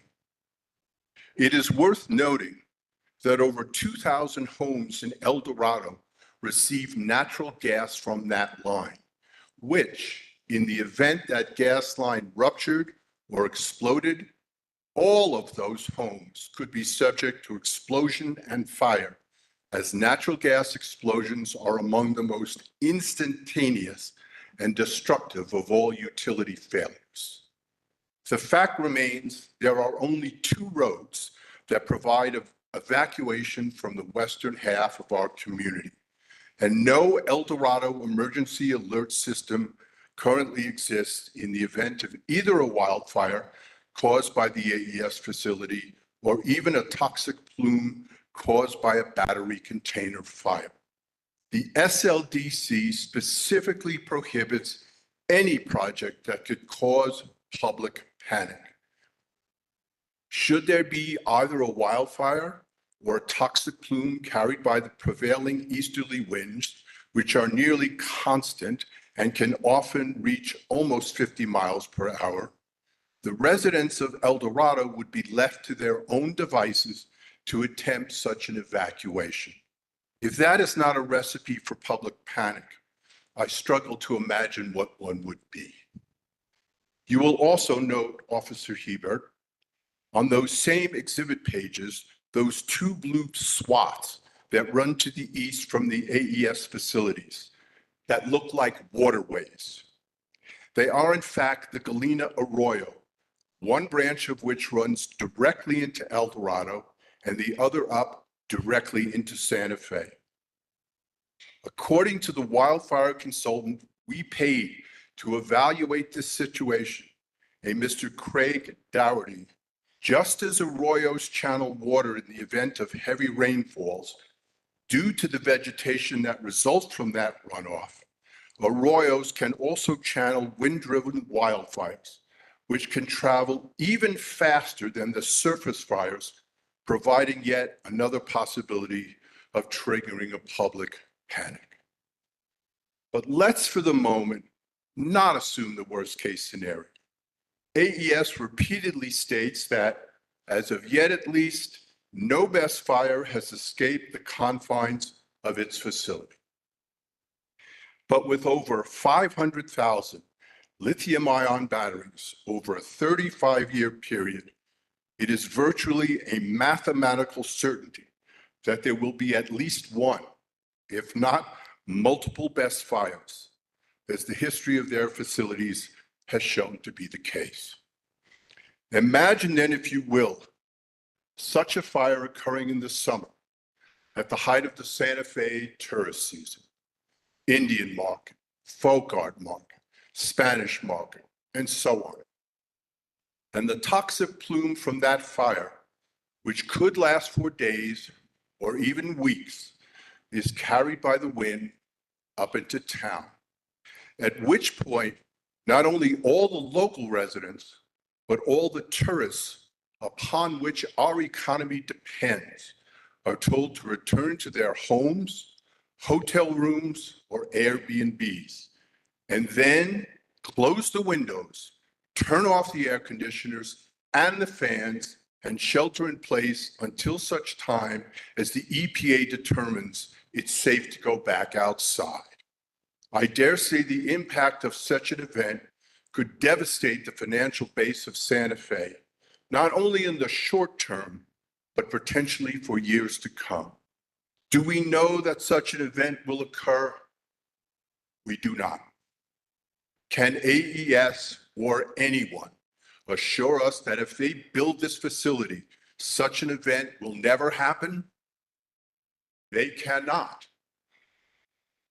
What we do know is that when there is a best fire, the hundreds of thousands, if not millions of gallons of water that are necessary to keep the containers cool so the best fire doesn't spread to the other containers will carry the toxic PFAS chemicals down into our aquifers, from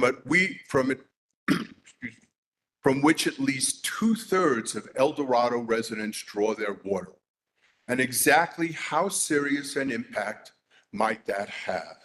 In November of 2023, some 500 homes in the communities of La Cienega and La Cieneguilla were informed in writing that their wells were contaminated with toxic PFAS up to 38 times the lethal amount specified by the EPA. They were told to neither drink nor bathe in their own well water, and that at their own expense, they would need to test or filter their wells, if not find another source of household water. To my knowledge, there is no way to remove these chemicals from an aquifer. And the residents there have already noted numerous cancer clusters and deaths. Given that this is already an issue for county residents, how could anyone in good conscience recommend a facility that will most likely produce another such situation? And for what exactly? A project that our local energy provider, PNM, has now rejected in its power production plans for a 6th straight time. No, please, let's stop. No more clapping. No more clapping. As is now evident, if not in this room today, but by the email sent to the county, the public opposition to the AES project is at least 10-1 and growing. Are we all simpletons, Luddites, or fools? Or are we instead informed citizens who can see clearly through the desire for corporate profit at the expense of our safety and well-being? With all due respect, Officer Hebert, no matter how you tell it, this story simply makes no sense for the residents, the economy, or the health, safety, and welfare of Santa Fe County.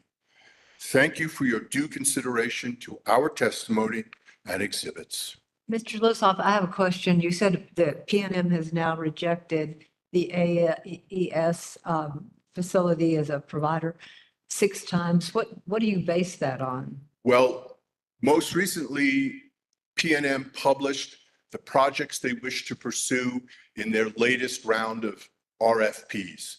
The AES project was not among it and has not been among it for the last 5 RFPs that PNM has done, to my understanding. I don't work for PNM. I just know what I read in the newspapers. All right, thank you very much. Is there any response from the applicant or staff to Mr. Losoff's comments?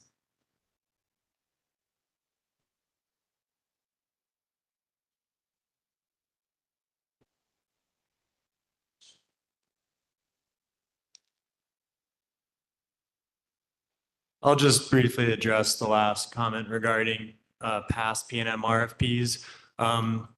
Past selection or non-selection is irrelevant to a future procurement, especially in light of a project maturing its overall development. So we did not have a signed interconnection agreement prior to the last RFP. And of course, we are now further along through a permitting process, which also demonstrates a growing maturity of the project. At the end of the day, there's also a price component to P&M selecting resources. And so that's something we're always looking at improving. At the end of the day, it will be P&M's choice. If they may or they may not select this project in the next RFP, but we will put forward the best proposal that we can and trust them to make that evaluation. Thank you, Mr. Mayor. May I respond? Yes. Sure.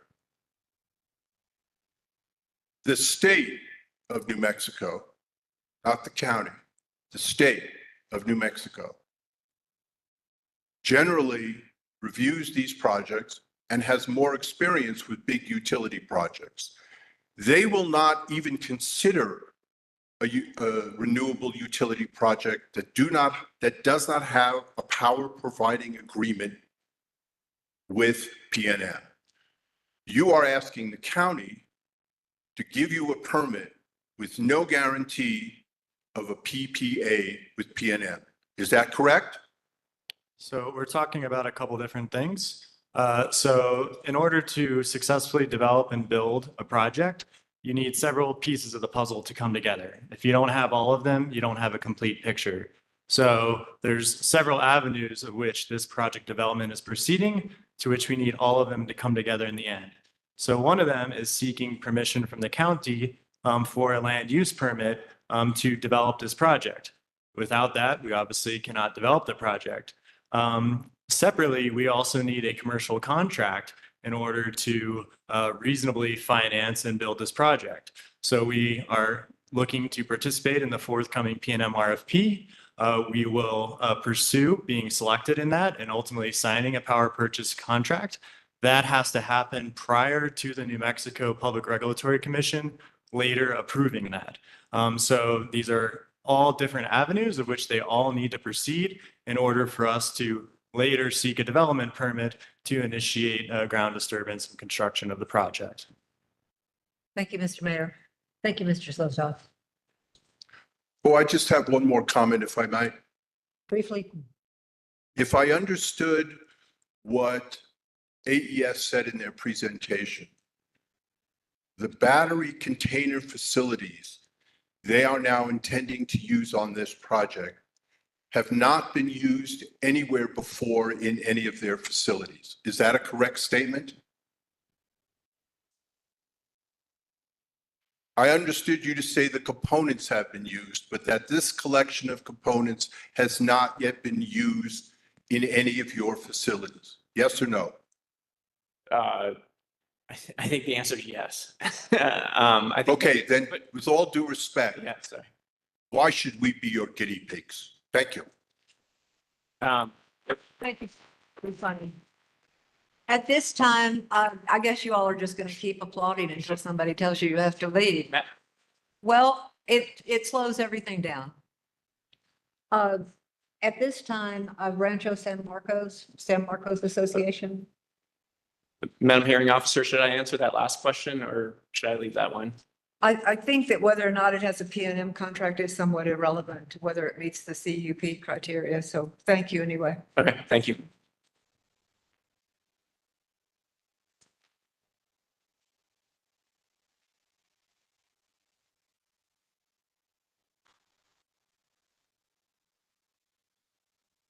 Do you swear or affirm your testimony will be the truth? I do. I do. My name is Dennis Kurtz. I live at 42 San Marcos Road West in Santa Fe, 87508. And I understand that I am under oath.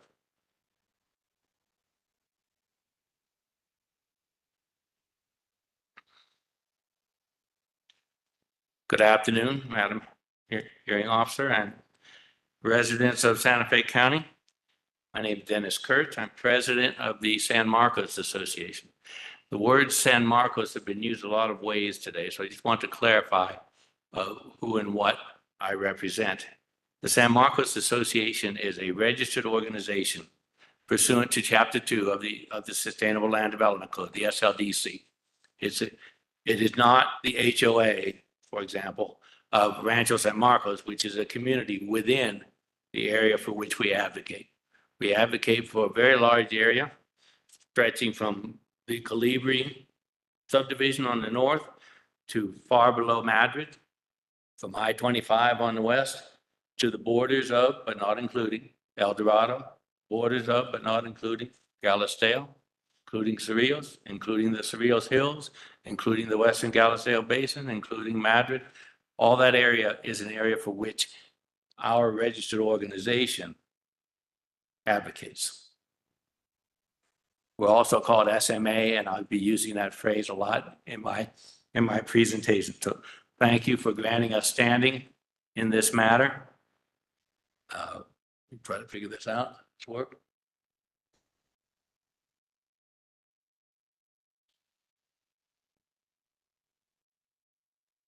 Technology, let's see here.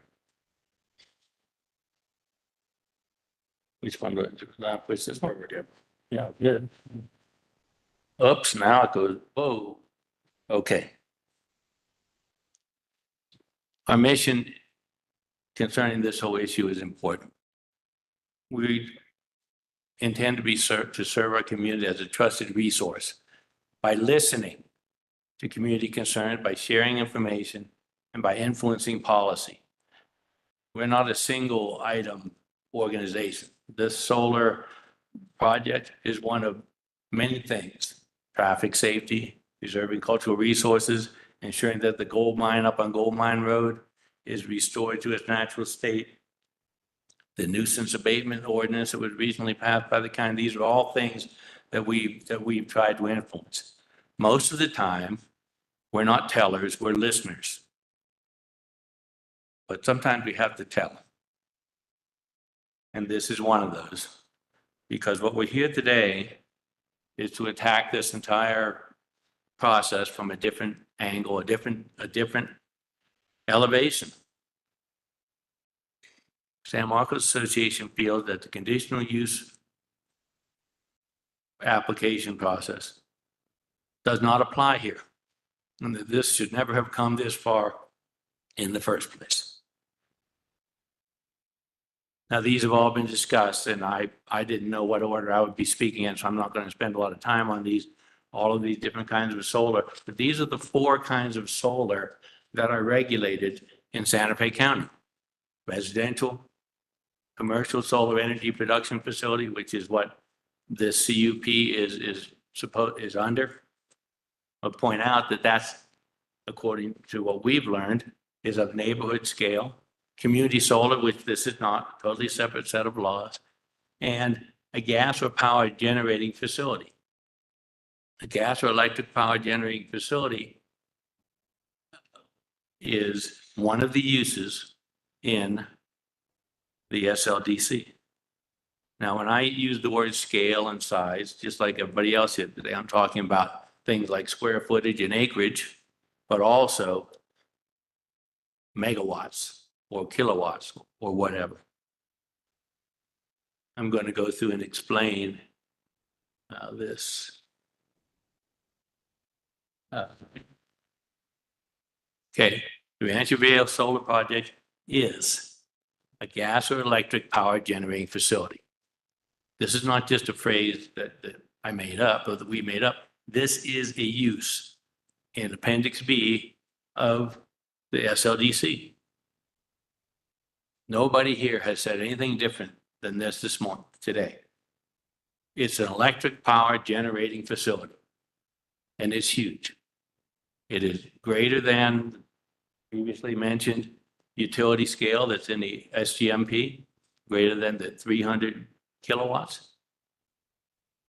It transmits power directly to the grid.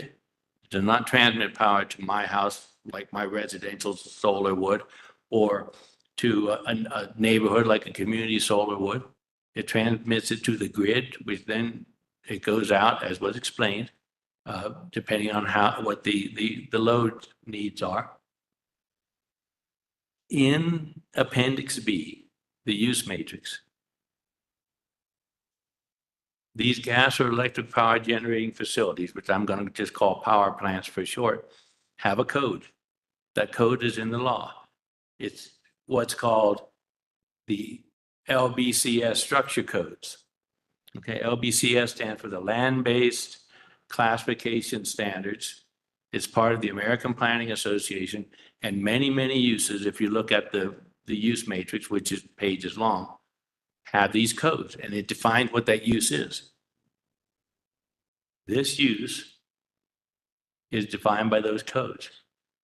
That code 6460 specifically says that it includes, under gas or electric power generating facility, includes solar panel farms. Now, farms is a big word. Farms is not, a rooftop solar. It includes solar panel farm. This project is a power plant. This project is a gas or electric power generating facility.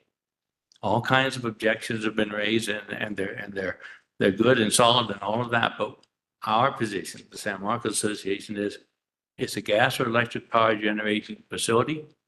Those are prohibited in the rural fringe. Therefore, conditional use permits are not an option. They're not the way to go. This is what a tiny slice of what this use matrix looks like. Okay, if you want to go online, you can see it as pages and pages. This is page 11, and there's more after this. But what I've done here, what you have is on the left, different kinds of uses. You see it says at the very top, but I'm not sure everyone can read it, but I just read septic tank services, repair, and installation business. What does that mean? Well, it has a code, and you can look that up according to the American Planning Association. So our assumption, Madam Hearing Officer, is that these codes, because they're in the use matrix, are part of the law. And so we treat them as being part of the rules. Down at the bottom, towards the bottom, where it's highlighted, gas or electric power generation facility, code 6400, I circled. Is this a pointer thing? Yeah, right here. This is the rural fringe column. All these other columns are different: rural, residential, industrial, light. The rural fringe column, X. Gas or electric power generating facilities are prohibited. That's what the X means. They're not conditional. There's a C for conditional. They're not permitted, a P, X. There's no real way to deny that this facility is somehow not one of these. It's huge. It's a power plant. It's prohibited. To me, from our standpoint, I realize it's a very selfish point of view, but the San Marcos Association, and we've been the first person to talk this morning, that would end the entire hearing. There it is. It's prohibited. But of course, there are different opinions. And the opinion that seems to be in play is that it is not this. It's not a power plant. Don't forget that power plant piece. It is a commercial solar energy production facility. Well, I mistakenly, or just poorly planned, I didn't show the use matrix page, but 3 lines below the power plant line that I showed, this one, 3 lines below is this line, commercial solar energy production facility, which is defined as renewable energy production facility that uses sunlight to generate and may store energy for sale or profit. In other words, it's anything that uses the sunlight to make money, to produce electricity to make money. But this is the part that's so puzzling, that kind of definition. I'm not an attorney. I am my background's in education, but I was assistant superintendent. I was around a lot of attorneys, and I can say I've never run into a legal statement that was so vague. That could be written by a 6th grader. I mean, commercial means for sale or profit. Solar energy means from the sun. So why is this here? And it's 3 items below. In 2016, the Board of County Commissioners adopted the SLDC. They voted for it. And they voted for both of these things at the same time, right? They voted for the entire law and this is here. As we've already heard, dozens and dozens of people contributed to the SGMP, which is the foundation for this law, and the SLDC. And now we're sort of to believe that there are uses just this far apart on the page that are somehow the same, even though they have different names. This one, commercial solar energy production facility, has no number. The land-based classification standard is not relevant. The only definition it has are those words right there, which are in Appendix A. That definition was adopted by the Board of County Commissioners in 2016, but it's probably written, 2015 or 24, whenever. It takes a while to write these documents. And in those days, utility scale was greater than 300,000 watts. This is 96 million watts is what we're talking about. Greater than 300,000 watts. This definition did not contemplate anything like this particular solar project. It's conditional in the rural fringe. How can it be conditional when supposedly the same thing? I mean, it is the same thing. The power plant is prohibited. It's something that I've struggled with personally, and just in terms of how to present, it's so complicated. We have held, the San Marcos Association has held this position since March of 2023. We wrote a letter to the county and said, look, it's a power plant that's prohibited. This shouldn't even have a CUP. It should be, dismissed now. But here we are. A couple of different things to back up this notion that this is not what the commercial solar energy production facility, this is not what that use is intended to be. It's conditional in rural fringe. Rural fringe is defined as suitable for a combination of estate type residential development, minimum size is 20 acres, agricultural uses, and other compatible uses. Now, today I've heard this notion of a compatible use. This solar field is a compatible use. That's the quote from the SLDC, that 8631. But compatible use doesn't mean compatible with anything you feel like you want to make it compatible with. It means compatible with the things in that same sentence. Agricultural uses and estate type residential development. We submit that this is not in the spirit or the intent of the SLDC or the SGMP for that matter. In the SGMP, there is a whole section, called the infrastructure section. The SGMP, the Sustainable Growth Management Plan, deals with many, many, many things. Solar is just one little tiny piece. And that infrastructure section has to do with the physical infrastructure, like roads and things, the legal infrastructure, the financial infrastructure, the administrative, all those kinds of things. And there is a section on renewable energy infrastructure. It's on page 67, section 3252 of the SGMP. And ma'am, I forgot to tell, I have a note card I can give you if you want afterwards. It has all these quotes and things, so you don't have to take notes here, but I've got a document.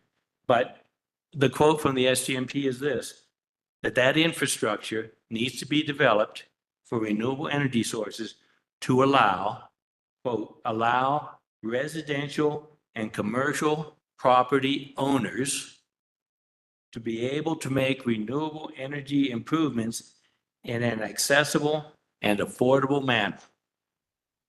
The SGMP clearly intended commercial to be something that already exists. Target wants to put solar panels on his roof to reduce its electric bills, increase its profits. Sure, that's commercial use. That's what the SGMP meant by commercial renewable enterprises in this case. And that's what we think that this means. This is not using the sunlight to make electricity, to sell it and make money. It's using the sunlight for my business as opposed to my residence to help me be more profitable. Maybe if I own a mall, I could sell it to other little businesses in the mall or something, but it's for an existing commercial enterprise. It's not the commercial enterprise in and of itself. It's not a power plant. If I'm Target, I don't get to build a power plant. I just get to put some panels on my roof to help me lower my energy bills. That's our understanding of what this is, but that's not the only place we get this from. But I would just point out, if you change this definition a little bit, renewable energy production facility that uses sunlight to generate and may store energy for residential use. Our understanding is that this part of the law was written to directly contrast with residential solar. You have residential solar and you have commercial solar of about the same size, but for very different uses. Well, I don't know what happened there.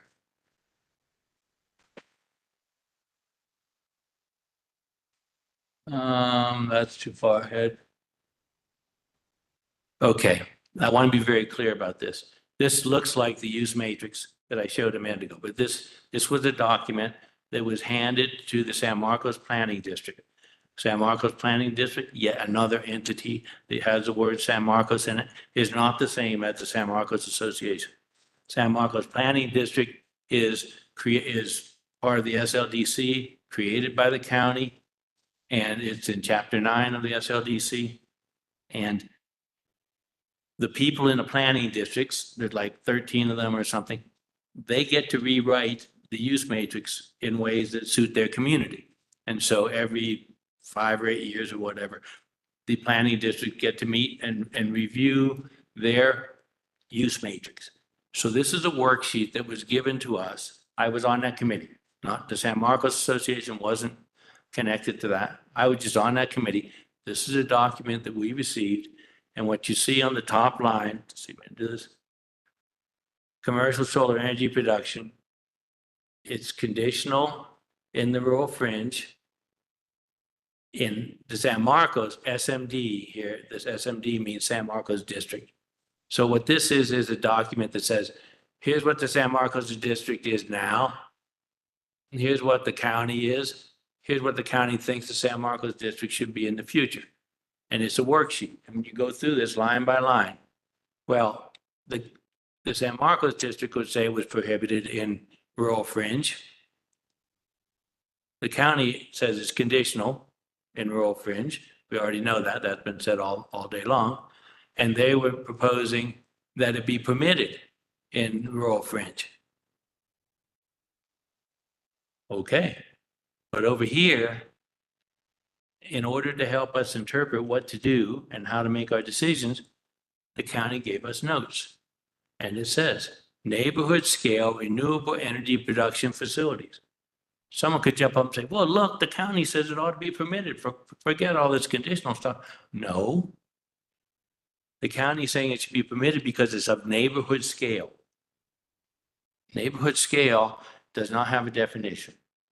But if you go back to the slide mentally that had the 4 different types of solar, the average residential solar size, this is from Google, so it's on the internet, it's got to be true, is 7.2 kilowatts, 7,200 watts. That's the residential size on average. So a commercial facility in a rural residential, rural fringe neighborhood is going to be something similar to that. It's not going to be 7,200 kilowatts. No, it's not going to be 96 million kilowatts or watts. Neighborhood scale. So our feeling is that this represents a small, there's nothing about scale in the definition. It doesn't say size or anything. It just says for money. That's what it's all about commercial. Our feeling is that the use of the commercial solar energy production facility, that use is not appropriate for this project.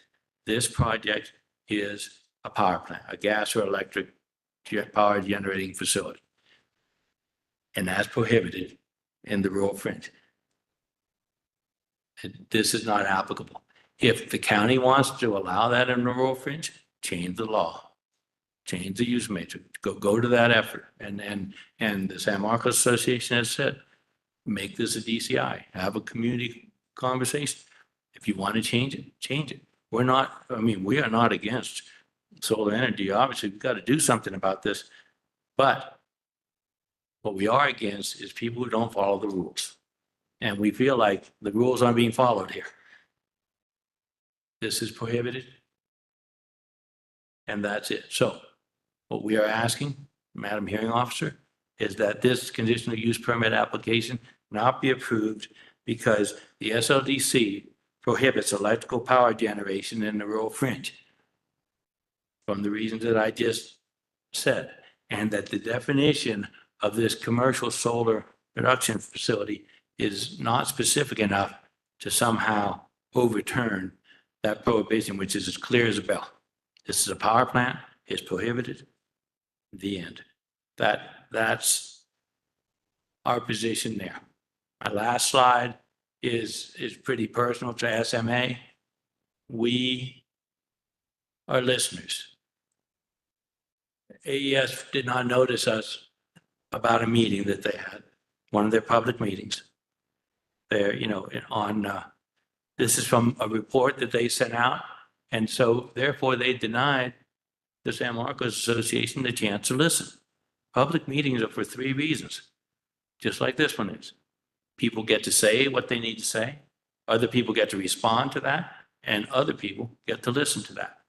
San Marcos Association was denied our opportunity to listen. Probably a technicality in terms of the whole big picture, but something that we felt like we should point out. So with that, I've made my point. I think I've tried.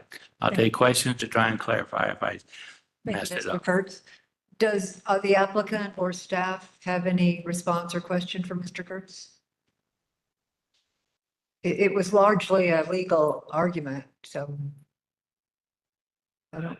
Yeah, no questions. Yeah. All right, thank you. The neighborhood meeting that Mr. Kurtz is referring to is part of the old application. Prior to the new application being submitted, AES was required to hold a new neighborhood meeting, which is in the record and part of the exhibits.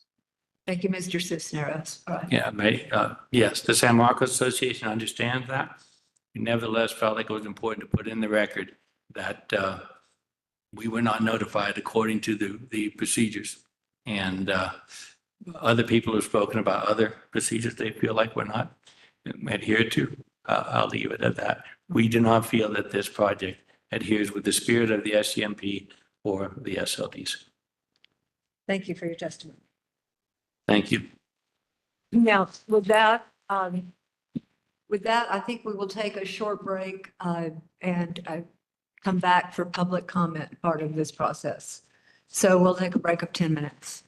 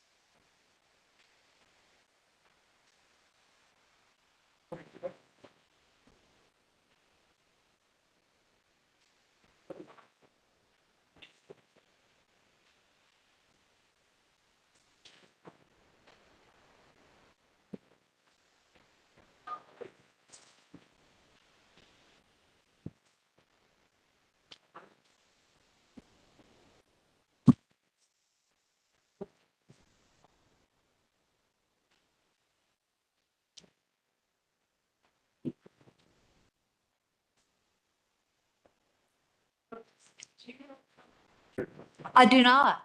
Oh, God.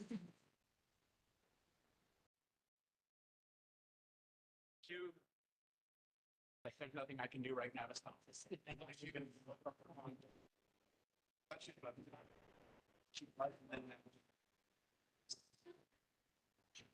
Okay.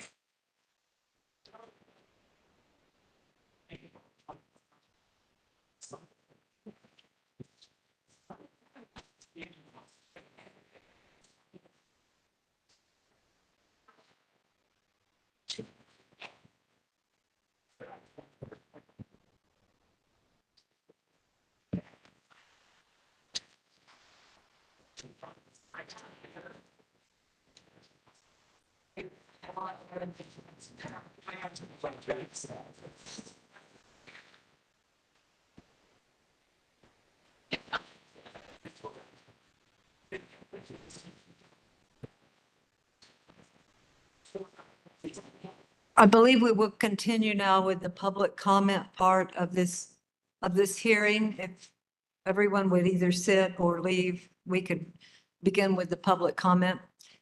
We have been notified by the city that they're having another event this evening, so we have to be out of this room by 5:30.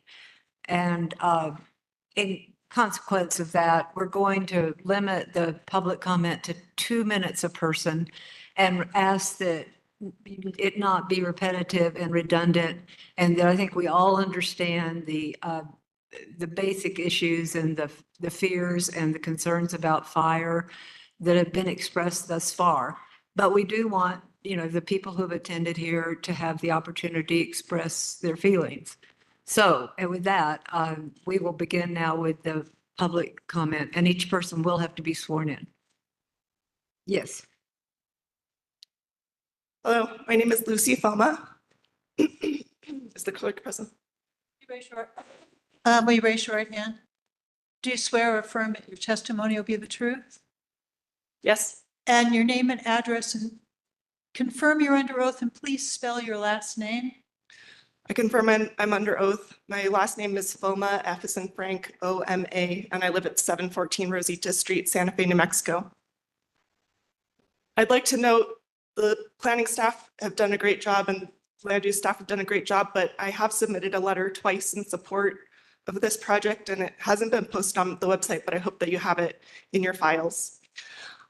I am born and raised here and I have 2 small children who I hope have a future here as well. I'd like to note that they are the ones who really should have standing in this meeting, not the CEC alone or the San Marcos Association. There's a story about ants collecting food stores for winter when torrential rains begin. And as the water rises, the ants start to fight about whose job it is to carry crumbs instead of protecting themselves against the flood. The flood is happening as the climate crisis is already playing out interstate and around the world. And I'd like to remind the folks here, as you're asking questions about the potential about a possible fire from a battery and what the impact on the neighbors is, our electricity in our homes has been coming from coal-fired power plants in the Four Corners area that's been poisoning people daily for 50 years. Luckily, Santa Fe County has the Sustainable Land Development Code, which section 1.4.2.14 and many other places say that we shall, which means we must do solar. You're sustainable and renewable energy. The parcel in question is zoned rural fringe with 1 dwelling unit per 20 acres. So this acreage could either become about 40 houses or it could power close to 40,000 houses. And this is private property, so the developer could choose to develop 400 houses on this parcel instead, making it just a big sprawling area. Solar panels require battery storage because the sun doesn't shine 24/7, and yet our homes and businesses require 24/7 power availability. Battery storage safety measures have increased dramatically, and as the data showed, there was a graph, safety or fire incidents have basically plateaued in recent years as battery storage has skyrocketed across the nation and around the world. Staff have recommended approval of this project. It meets all of the rigid and very stringent standards that we've put on them. I've been waiting for this solar development for over 3 years, and meanwhile, our global temperatures keep hitting new highs every year. Let's stop wasting time and address the flood that is coming our way. We've already made the decision to build the houses that are sprawling across our landscape that demand energy. Now we must power them with solar energy. As the United States is about to abandon the urgent need of the climate crisis, our county has the responsibility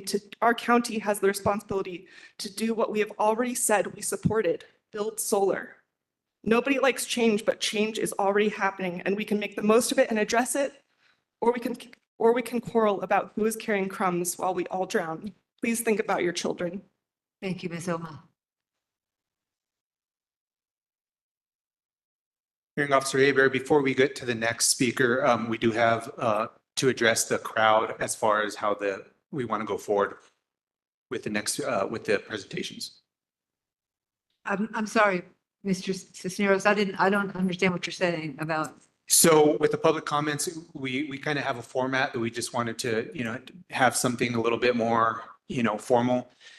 So Daniel Fresquez is going to just kind of briefly go over to the crowd of how we want to, go forward with the public comments, just so we can try and keep things moving for you. All right. I thought I'd address that, but Mr. Fresquez can make some comments if he'd like. All right, thank you, Madam Hearing Officer. With the current number of speakers signed up, including those with donated time, public comment is set to last just over 3 hours. Each speaker is allowed 1 opportunity to speak for a maximum of 2 minutes, which has been adjusted due to the high demand for public comment. Those with donated time will be limited to a maximum of 15 minutes, which has also been adjusted for that same reason. This time limit will be strictly enforced, and a timer, as we all saw, will be displayed on the screen. We'll first hear from those who have received donated time, which I will call on by name. Following that, attendees who have signed up to speak on their own behalf will be invited to line up at each podium. Sorry, I lost my spot.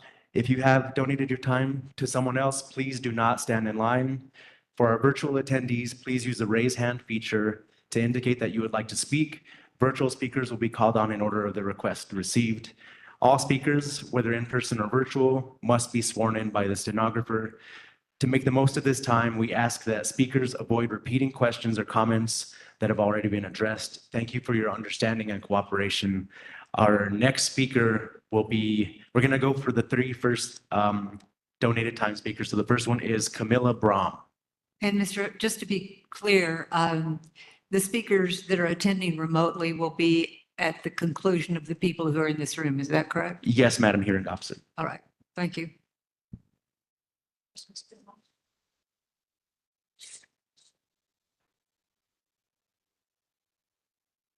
And is, oh,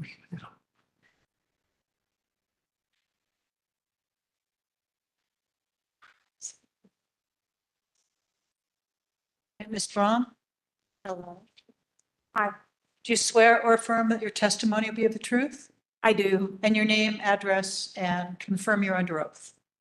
Camilla Brahm, 181 San Marcos Loop, Santa Fe, New Mexico, 87508, and I confirm I am under oath. Hi, Madam Hearing Officer. My name is Camilla Brahm. I live in Rancho San Marcos, which is a small neighborhood just directly southwest of this AES facility. And I'm going to speak, well, I wanted to say thank you to those who ceded their time to me. And I'm going to touch on a few concerns that I don't think have been addressed in detail. And then I want to comment on a few things that were presented by AES earlier and Santa Fe County earlier. Okay. I wanted to point out with the fire risks, we all are aware now of the battery storage facility and the risk it carries with this proposed facility. And again, with these batteries, they're comprised of, for this case, over 500,000 battery cells. And at any point during, be it the construction of the cell or the transmitting or transferring it to a facility and traveling and all of that, or constructing it at the facility, anything could go wrong. And it just takes one single lithium-ion battery cell to overheat and then turn into a thermal runaway fire.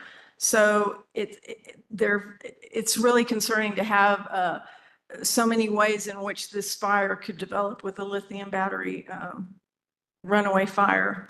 So I want to make sure that's, I wanted to point that out. Also, the solar array that's being proposed, I wanted to point out that although we don't hear about as many fires in a solar array, they are underreported according to research a number of us have done. And also, if a solar array catches on fire, be it from some component in the array itself, or be it, say, a wildfire, grass fire that ends up getting under the solar array, I want to point out that fire personnel can't just come out and start extinguishing it like you would think. The circuitry is still live, so there's a delay in any kind of a firefighting starting because they have to confirm there's no other live circuitry that's still possibly live that could end up electrocuting a firefighter. So that's another delay in any kind of a fire. And out where we live, and several people have mentioned it before, winds are commonplace out there. And also it's prairie grass. So it's just almost like the perfect setting already for a fire. We all already worry to a certain extent about it, but including this type of facility that is a blatantly obvious fire risk and threat to all of us, it just doesn't make sense. I wanted to bring up water in a little more detail because as someone mentioned, this facility is sitting on top, directly on top of an aquifer that thousands of us rely on for the groundwater flows in the general area and southwest. And the property itself, I want to point this out, the landowner, he owns the surface rights to the land. So he can build, try to build something on the actual surface, but he does not own the water underneath or anything underneath the ground.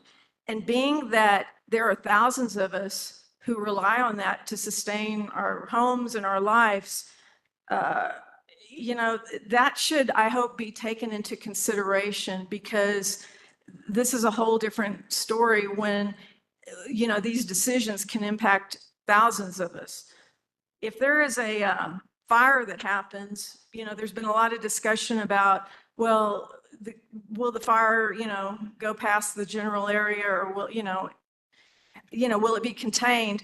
But the issue here with the water is, in order to try to keep these other surrounding containers from overheating, they have to spray a tremendous amount of water continually to keep them from not overheating, because if they start to overheat, that'll impact the surrounding containers. The toxic gases that come out of these fires, when there's water being sprayed on them, they automatically, it collects these chemicals and such, and it goes to the ground, and in turn, then it's going to be drained, or the runoff's going to go into the ground. I've asked at a recent meeting by the county if they had required AES to have any kind of containment system for all this toxic water, and they said they did not. They said if a fire happens and we end up with all this water runoff, they would contact the state EPA or the emergency management planning to figure out what to do from there.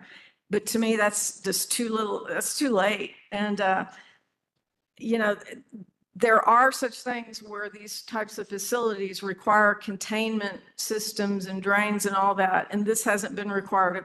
The county has not required this of AES. But if our groundwater gets contaminated, that's going to be a financial and environmental disaster because there's no way to fix that once it happens. And you know, to me, that alone should say, let's just put an end to this, among other things people have mentioned today. I read in a recent study just from, I think, October of 2023, there was or not a study, but a report from a proposed 50 megawatt BESS facility in the UK. They were trying to figure out if they were going to approve this facility. And the fire personnel, they gave a report about how they were against this, and they were called the Yorkshire Fire Rescue Team, and they raised objections. And I'm bringing this up because that facility that they were concerned about is the same size as this, or I say facility, the battery energy storage is the same size.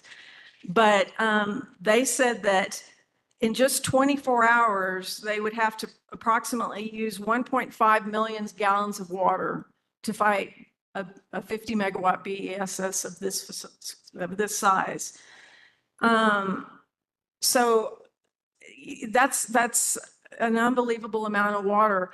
And none of that, I don't believe, has been addressed in the water usage in the application from AES and SWCA. And I don't know that anything's been addressed of where is all this, because to me, they need to plan for the worst case scenario. So if they're going to be hauling in water from somewhere, and on average, it takes 1.5 million gallons of water, and the county said they have trucks that haul around 10,000 gallons of water. Well, just in 24 hours, that adds up to 150 trucks coming in with water to try to extinguish this a possible fire. AES also said that they're going to have a 30,000 gallon storage tank on site. But on average, that's only enough water to put out a typical EV fire, electric vehicle fire. And that you can find throughout if you do some research online. So to me, I don't know how long that would last. It doesn't come anywhere near what's required.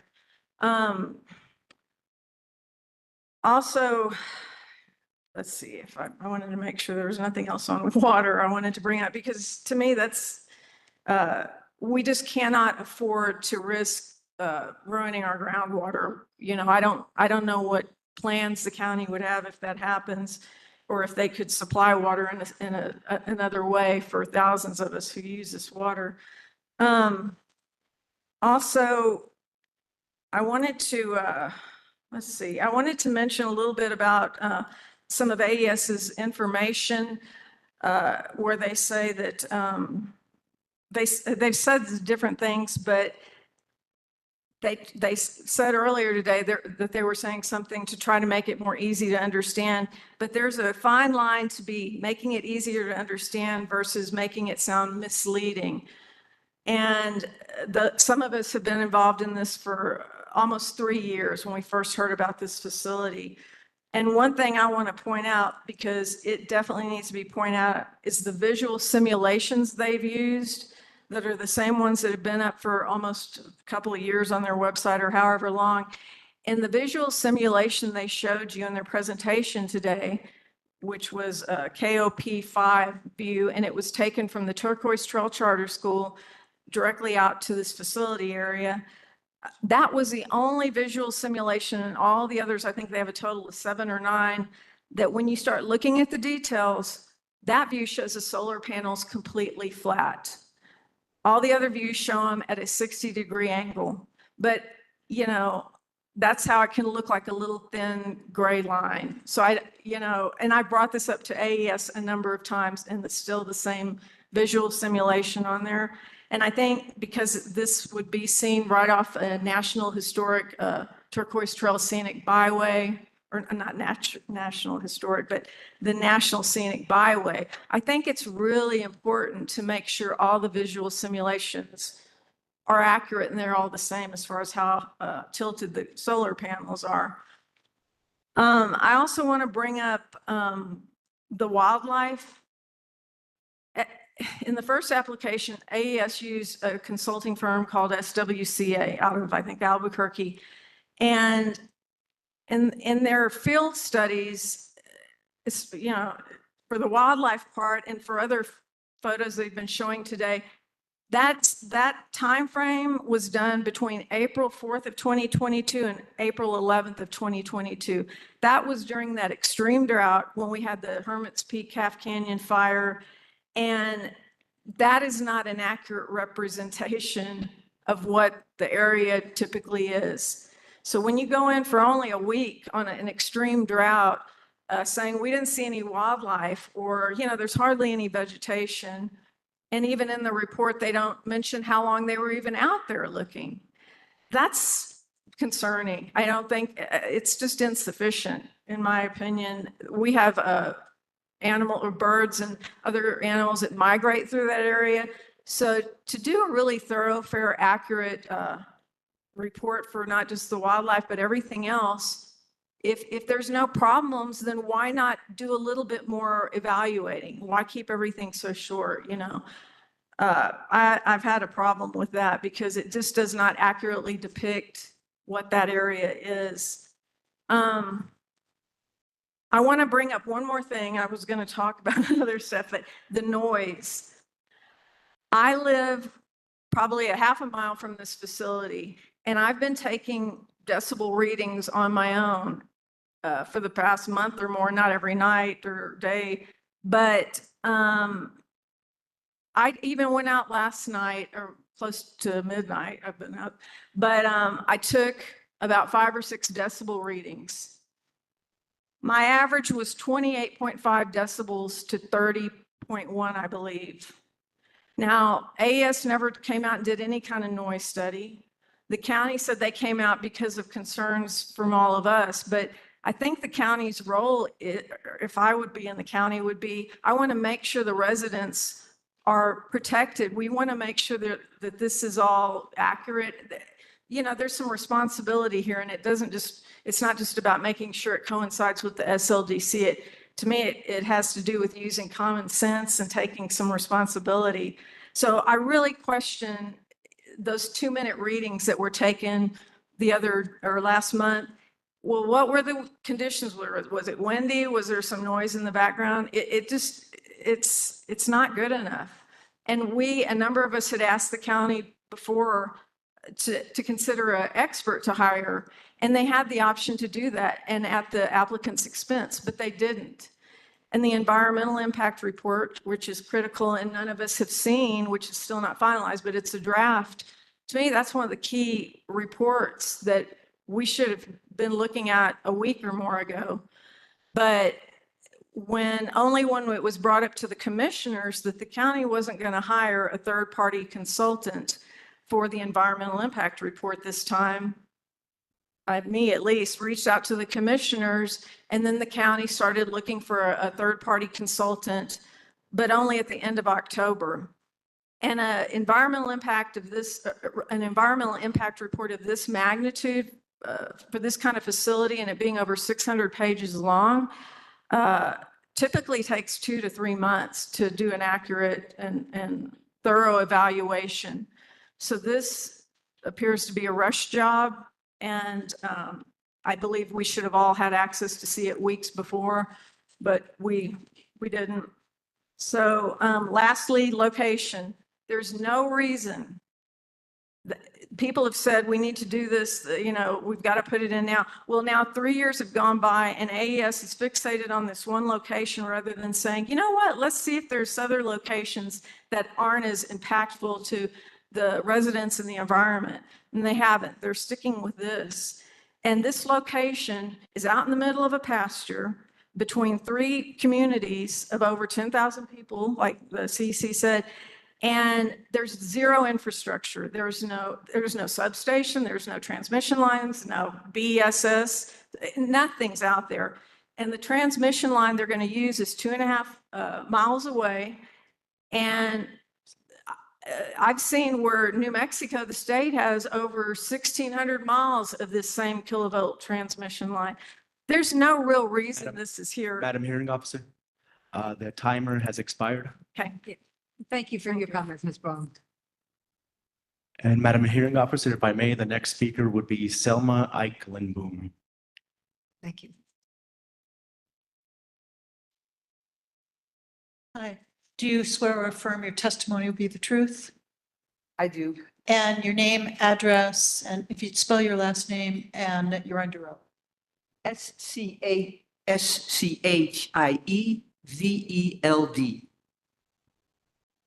227 San Marcos Loop, Santa Fe, New Mexico, 87508. Thank you.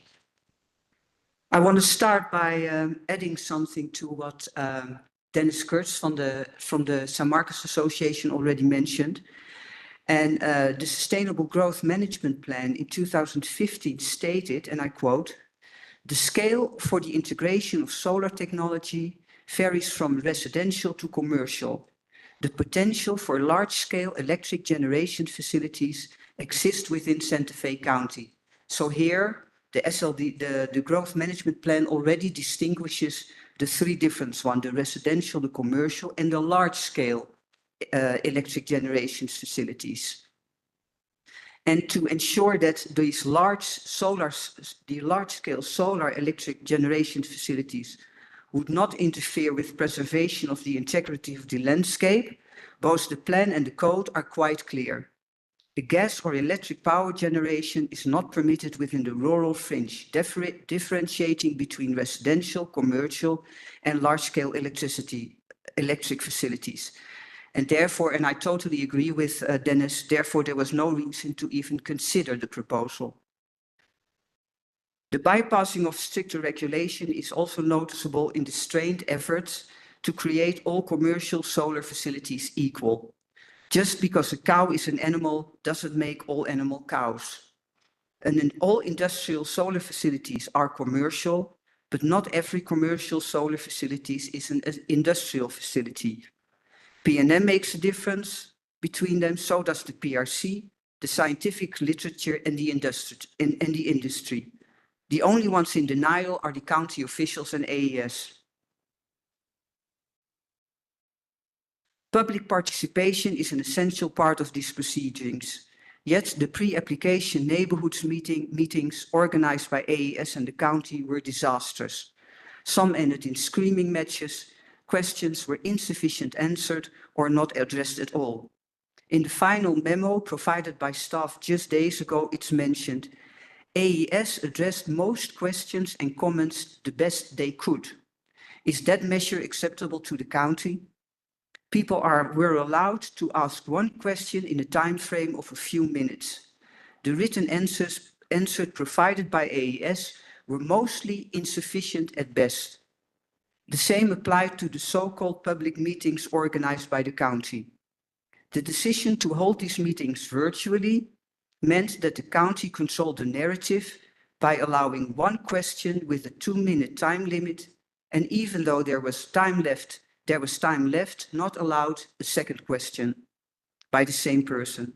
The answers provided on written questions were riddled with misinformation, like pointing to the county. I have adjusted my presentation to prevent duplicates, so I have to go back to another area.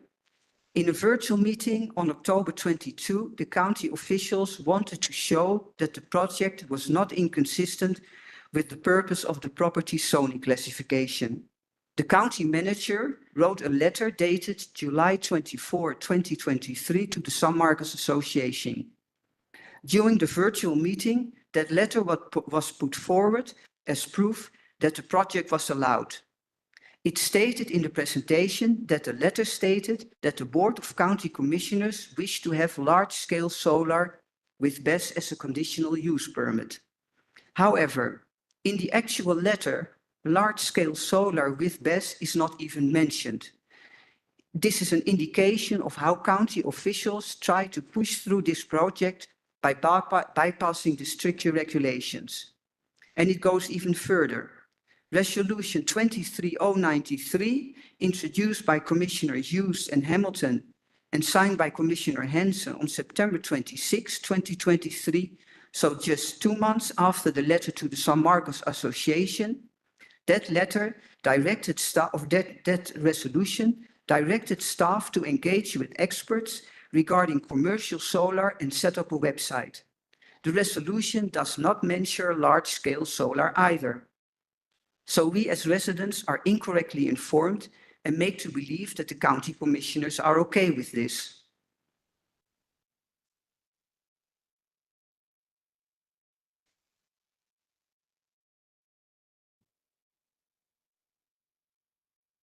So to continue with my previous point, the answers provided by the written questions by the county due to the virtual meetings they were riddled with misinformation, like pointing to the county manager who pointed to the county commissioners as being the ones who approved this use, while the evidence does not support those statements. This is not the level of public participation as demanded by the Sustainable Growth Management Plan. However, the biggest affront, another painful issue is the environmental report. That has only become available just today, I believe, or yesterday. How can staff conclude that all the criteria to the CUP have been met? Because although dated September 4, the staff final memo became available around November 28. So this shows the bias that the done deal state of mind of the county and the disrespect toward the residents. Our opinion does not matter. However, the biggest affront is the so-called hazard mitigation analysis. It was supposed to be tested against the latest standards, but the update to that standard, NXG, developed because of the incidents with battery storage system, is left out of the testing. This creates a false sense of safety and it misleads the county and the residents. The test results are shrouded in secrecy. Essential numbers are redacted, essential reports withheld. And it was mentioned today that the components of this system were deployed before and also other companies deployed them as well. So that raises with me the question, why the trade secrets? What staff is reporting in their final memo is in straight contradiction to the test results. Staff reported the UL 95408 test of this system indicates adequate prevention of thermal runaway, end of quote. Now this test is a 4-level test.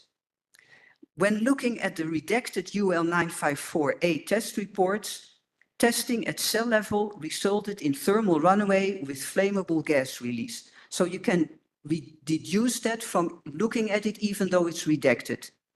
The performance criteria are that you have neither. So you shouldn't have thermal runaway and you shouldn't have flammable gas release, but they had that in the cell level testing.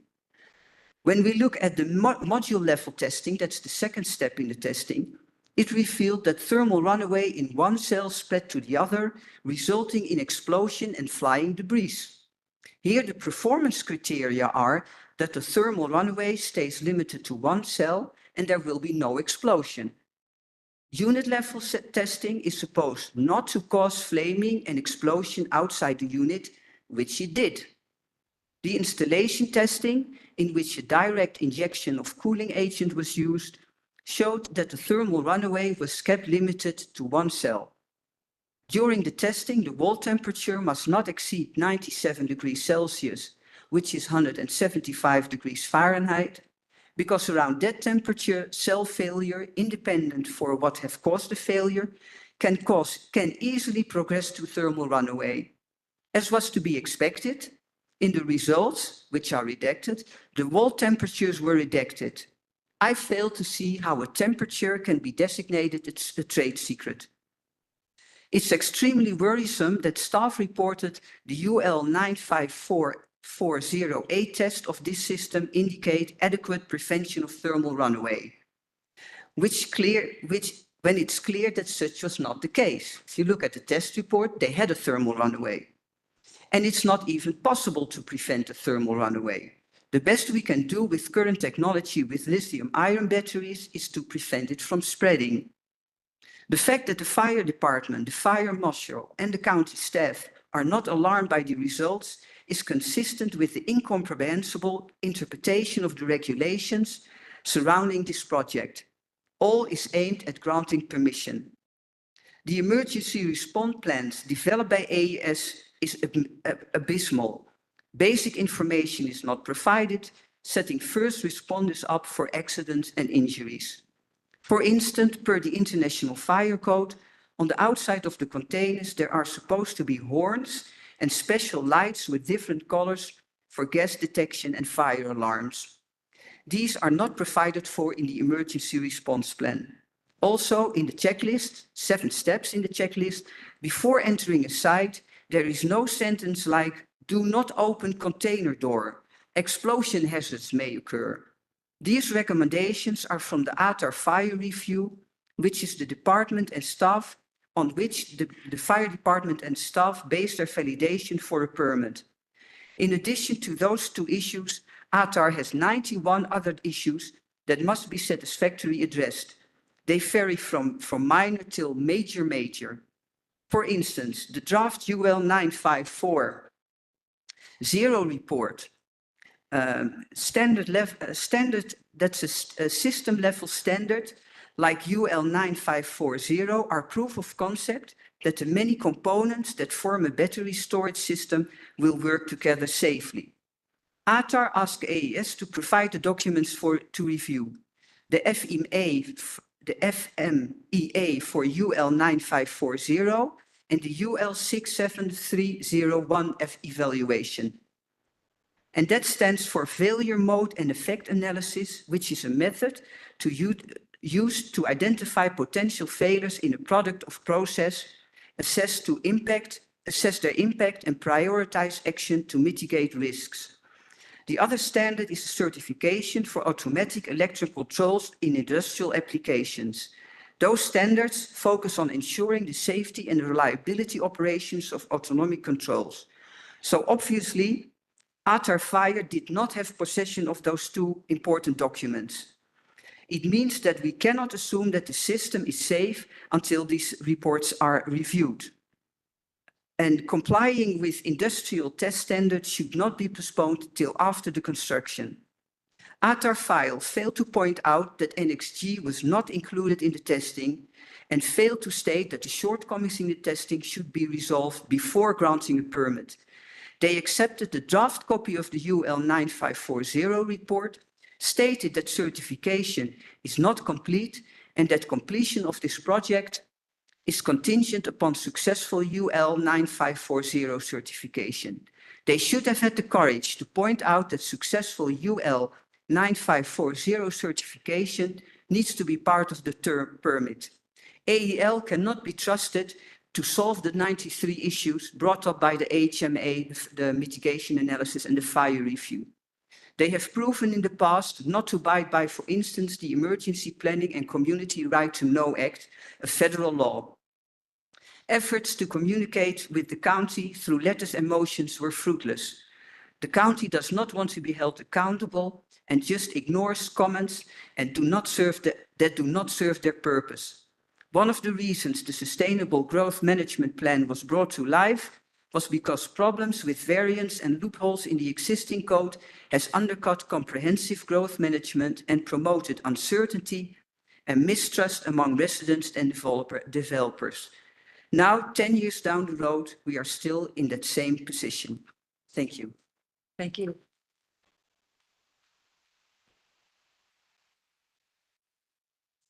And our next speaker. Madam Hearing Officer, our next speaker is Ashley Shanauer. Mr. Chanel.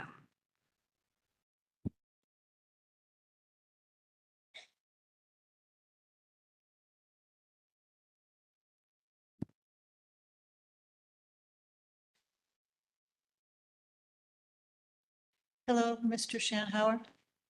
Oh, there you go. Do you swear or affirm your testimony will be the truth? Yes, I do. And would you provide your name, address, and spell your last name?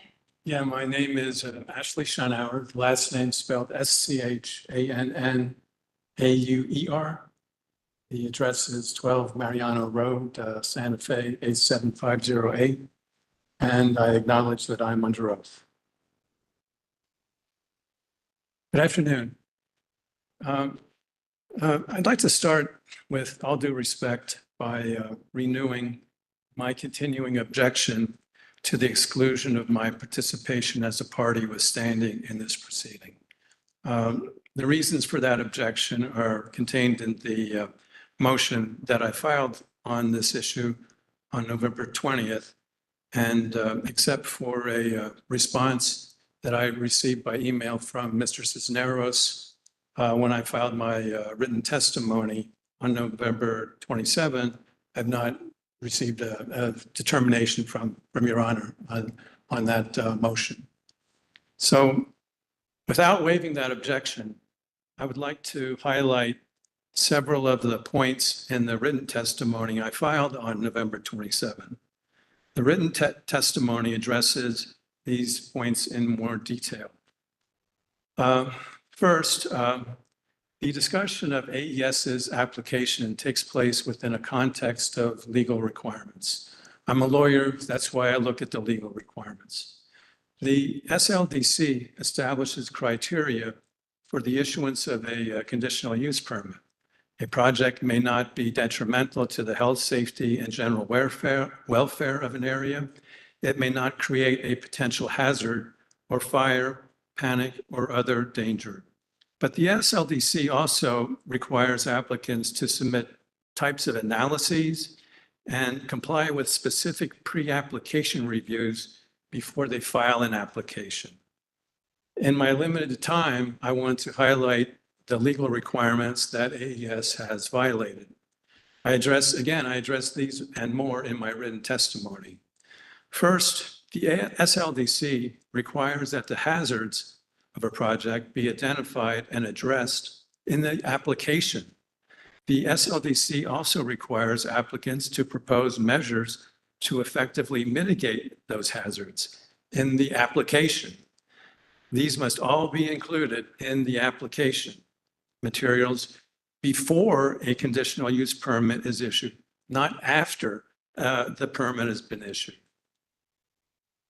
AES's application violates this requirement in the SLDC. AES has submitted a document which is entitled Draft Preliminary Hazard Mitigation Analysis. And AES even excludes from the draft preliminary hazard mitigation analysis the results of fire testing it conducted on its batteries. AES claims that that's a trade secret.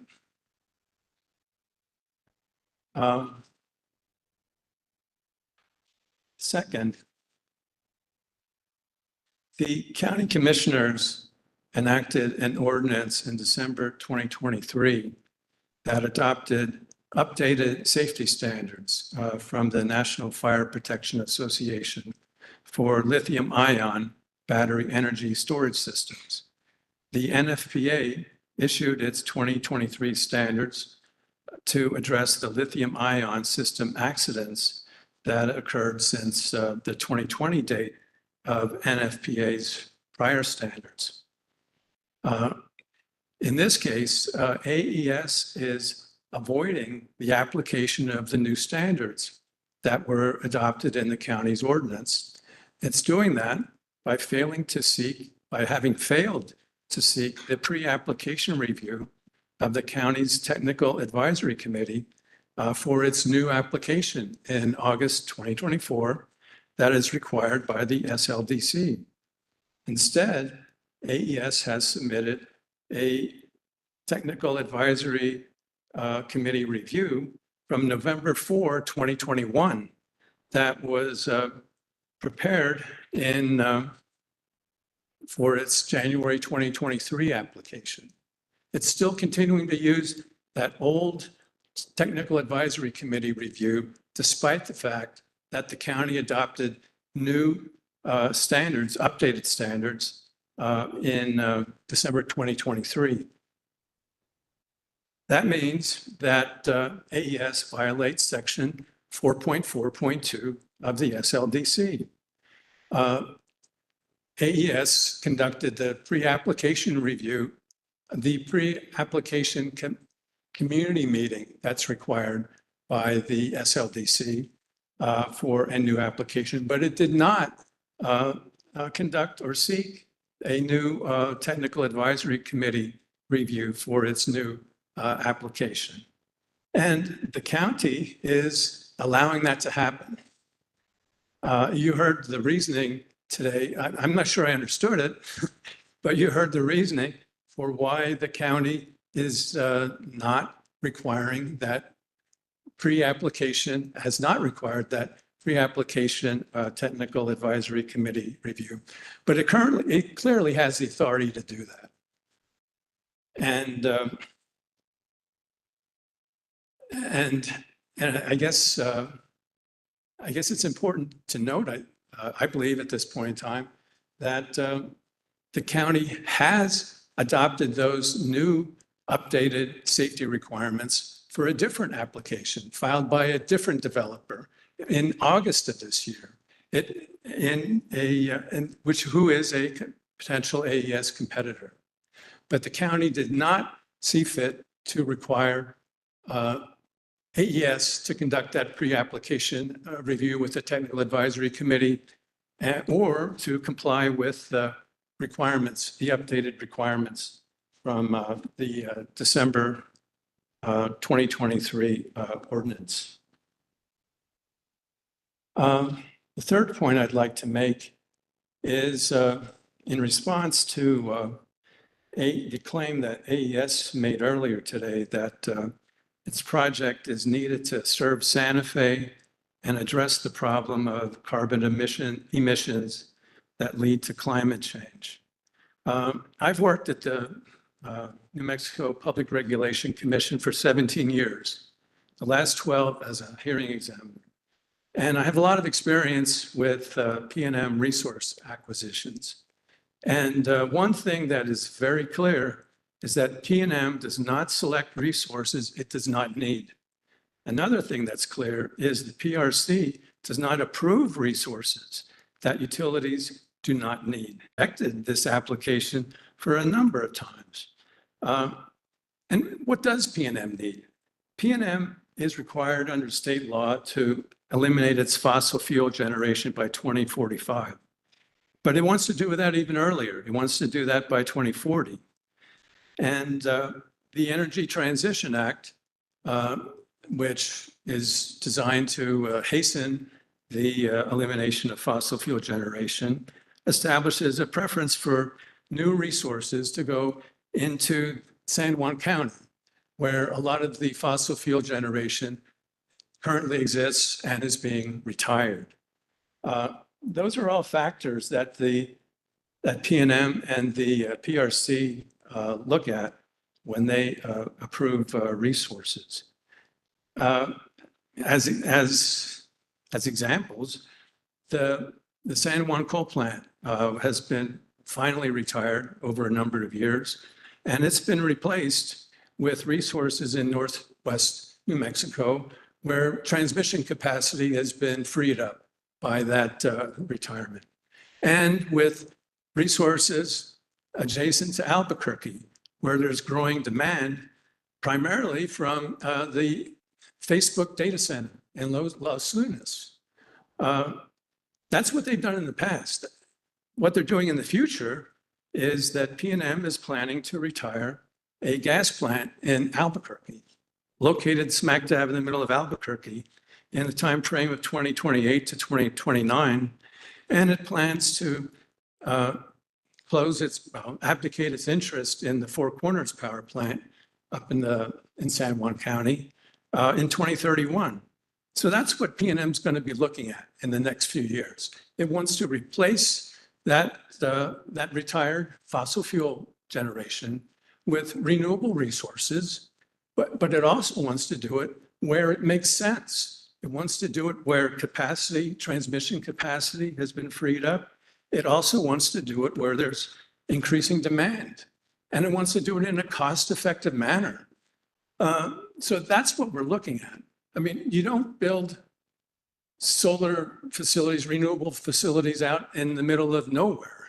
I mean, you build it where there's transmission lines, you build it where there's demand for the resource. And the experience that we've seen is that that does not apply to this project, and it will not likely apply to this project in the foreseeable future. And it also means that denying this permit is not going to impact anyone's plans to decarbonize emissions from power plants in New Mexico.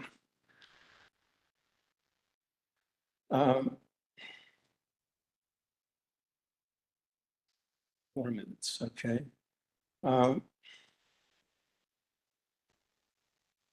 One other point, there's a requirement in the SLDC for the environmental impact reports to analyze alternatives to projects that are being developed. And in this case, the environmental impact report has no analysis of any alternatives to the use of lithium-ion batteries in this project. But my testimony, in the written testimony, I expand upon that with discussion of other battery types that utilities are pursuing. And I guess I'd like to just put an emphasis on that, which is in this most recent procurement case that P&M filed with the PRC, I think 2 weeks ago. P&M, I mean, has in the past been entering into purchase power agreements with developers for solar energy and battery projects. But in this case, P&M is also proposing to build a plant on its own. And P&M's choice, most of these PPAs, the purchase power agreements, have involved lithium-ion batteries. P&M's choice in this case, though, is something called lithium iron phosphate battery. That is a lower density battery, which is much safer than the lithium-ion batteries that are being proposed by AES. So there's a basic flaw in the environmental impact report on that issue. Lastly, I would like to finish by requesting that the written testimony that I submitted on November 27 be admitted into the record. And that includes the testimony itself, plus the exhibits and the PowerPoint slides that I submitted with the testimony at that time on the potential that I might be able to participate in this hearing today as a party withstanding.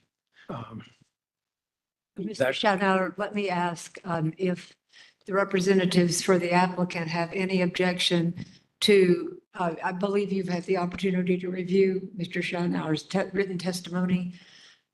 Is there an objection to that being entered into the record?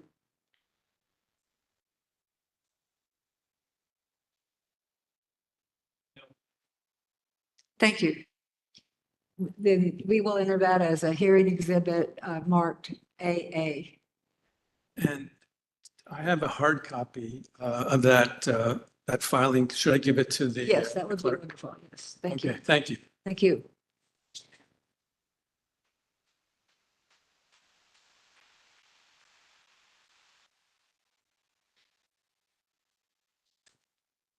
Madam Hearing Officer, our next speaker is Patricia Seal.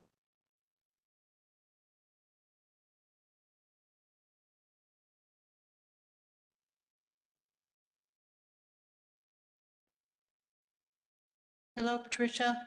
I'm over here. You need to be sworn in. Oh, Miss you. do you swear or affirm your testimony will be the truth? Yes, I do. And your name and address and confirm you're under oath. My name is Patricia Sill. I live at 4 Antigua Place, Santa Fe, New Mexico, 87508. Was there something else? I am under oath. I acknowledge that. Thank you. Did you say your name is Sill or Seal? Sill, like the famous windowsills. All right, thank you. There are none. Okay, Madam Officer Hebert, thank you for your time today and your consideration. I'm an El Dorado resident and I have a valid concern for the health and safety of the 10,000 people in 3 communities positioned in close proximity to the proposed AES site. Never has one of these facilities been allowed so close to a residential area. And El Dorado is located 4,000 feet from the proposed site of this facility. The closest home in Rancho Viejo is 200 yards, not 1.3 to 1.5 miles as Mr. Mayor falsely indicated. I'm concerned why this isn't a deterrent for AES, and further, why are they requesting the county to consider rezoning the proposed rural fringe land to accommodate this AES development? Catherine Babbitt, the representative for CEC, revealed that in 2021, the SLDC prohibited solar facilities with battery storage in rural fringe zones. This is a rural fringe zone. This is a state law, but the county intervened and changed the definition in 2022 to allow for battery storage, thereby allowing for this AES project. How is it that Dominic Cisneros, the county's team leader for conditional use permits, variances, and appeals, is not aware of this fact? I was under the impression that taking an oath was legally binding, and now it just seems I was mistaken. Why do they want to place it on this piece of land besides the potential ease due to the one developer willing to lease it to AES, which keeps them from having to find perhaps multiple landowners willing to have this project on their conscience? Clearly, the county and AES understands the dangers, risks, and liabilities are significant. So significant, in fact, that when the Escondido, California fire broke out at an AES facility, 2 months ago, 500 businesses and 4 schools had to evacuate or shelter in place. In the Fox News report, AES had no comment and instead pushed their proposal forward to build another facility 10 times the size in Eden Valley, a residentially zoned area, at which point their county official initiated a plan to place a moratorium against the new AES proposal. I'm including a letter from J.P. Therberg, who is the vice chair of the Elfin Forest Harmony Grove Town Council in San Diego County. We are reviewing a very large project by AES, 1,280 megawatts, and found that they have been using misleading statistics, downplaying risks, and in some cases, lying about the project and capabilities. I understand that in your town, AES is claiming to have never had a battery storage fire. To be clear, there are at least 3 facilities built by AES that have caught fire. The McMicken facility in Arizona, which injured firefighters in 2019, the Chandler fire in Arizona, and the SDG&A substation fire in Escondido last month. All 3 facilities were built by AES. Despite Mr. Mayor trying to distance himself from this. Why isn't our county officials protecting us? Imagine we go to bed at night, an explosion occurs at the AES facility. We hear an alarm. Oh no, I'm sorry, there are no alarms. So we have to hope that God wakes us up so that we can have the time to gather our family, our children, our elders, our animals, and evacuate on one of the 3 roads available to the 6,500 residents in El Dorado. Madam Officer Hebert, to allow this to happen is putting ourselves in peril. Let's look at the hazards. The hazards have been redacted. Allegedly, AES shared some of the hazards with the county in their initial proposal, but AES required that the county withhold that information from us. The county is aware of the hazards as confirmed by the AES legal counsel today. In this second proposal, AES has excluded both the county and the residents from accessing the hazard mitigation analysis from what I've heard. The county is willing to accept AES's proposal on only 30% of the plan available for review. Why? To prevent us from understanding the potential dangers that they are aware of. How has AES been allowed to redact the hazards by relabeling them as trade secrets? We heard today from Mr. Mayor when he was showing us the slide on hazards, and his response is, well, we're just going to breeze through this part. It's our lives we're talking about. Anyway, he stated that AES facilities have no undue impact on us, so maybe we just don't need to worry about this.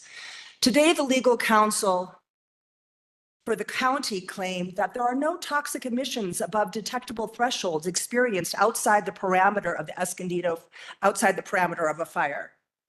But in the Escondido fire facility, one business owner claimed on this Fox News thing that I saw that the air smelled so bad that they had to close business for days. Apparently, toxic fumes were detected outside the facility's parameters. These are our lives. This is our lives. What concerns AES so significantly that they would have to hide 70% of the hazards from us? Clearly, we need full disclosure.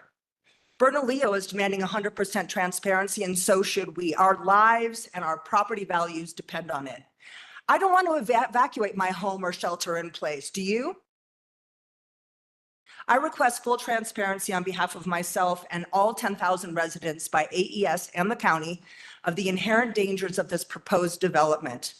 Based on the Inspection of Public Records Act, I am demanding that we be granted immediate access to every document, including emails between all participating entities. Fellow community members, let's band together against this potential environmental disaster in what is clearly the fight for our lives. Thank you very much. Thank you, Ms. Hill.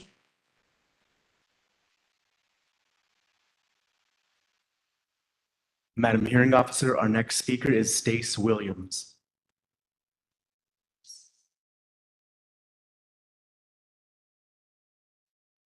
Stacy's not here. He's not here. She had to leave. Okay, our next speaker is Randy Coleman. I believe we heard from Mr. Coleman earlier. Yes, thank you. Could we go to the next? Okay, next speaker is Vicky Salim Clark.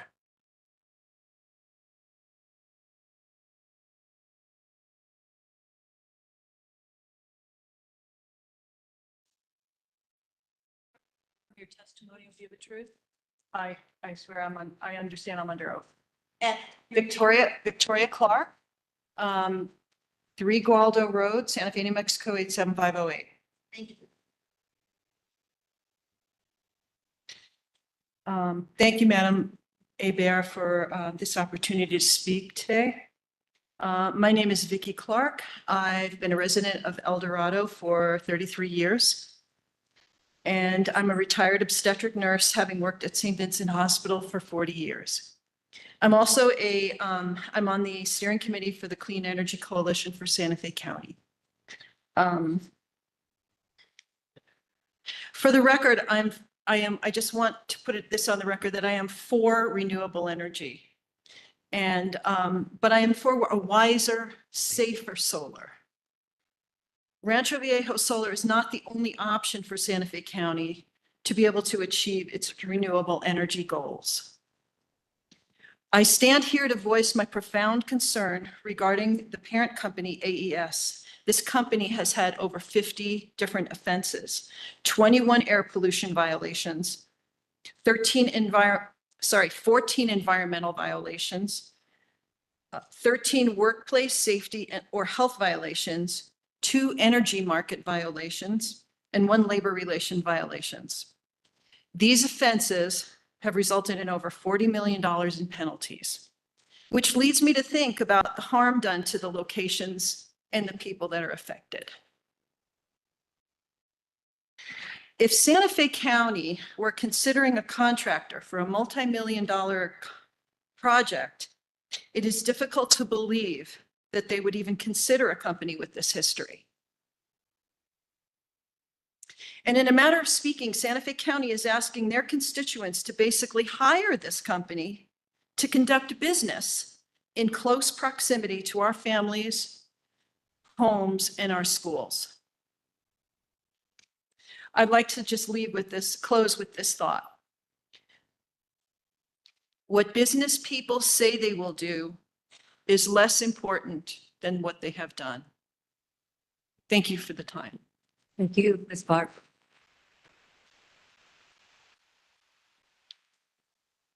Madam Hearing Officer, our next speaker is Lee Slotoff. Mr. Zlotoff, he's no longer here. Okay. Next speaker is Joseph Pringle.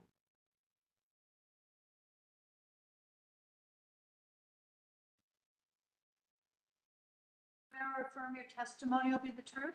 I do. An address and. My name is Joseph Pringle, Pringle, 41 Camerata Road, 87508. And I understand that I'm under oath. Thank you for giving us the opportunity to speak. I'm a resident of El Dorado. I live on the very western edge of Camerata Road, so my house is one of the closest ones to this proposed development. And like many others in this room, I fully support the transition to green renewable energy. But my concerns are about this process that we're seeing here and the placement of this facility.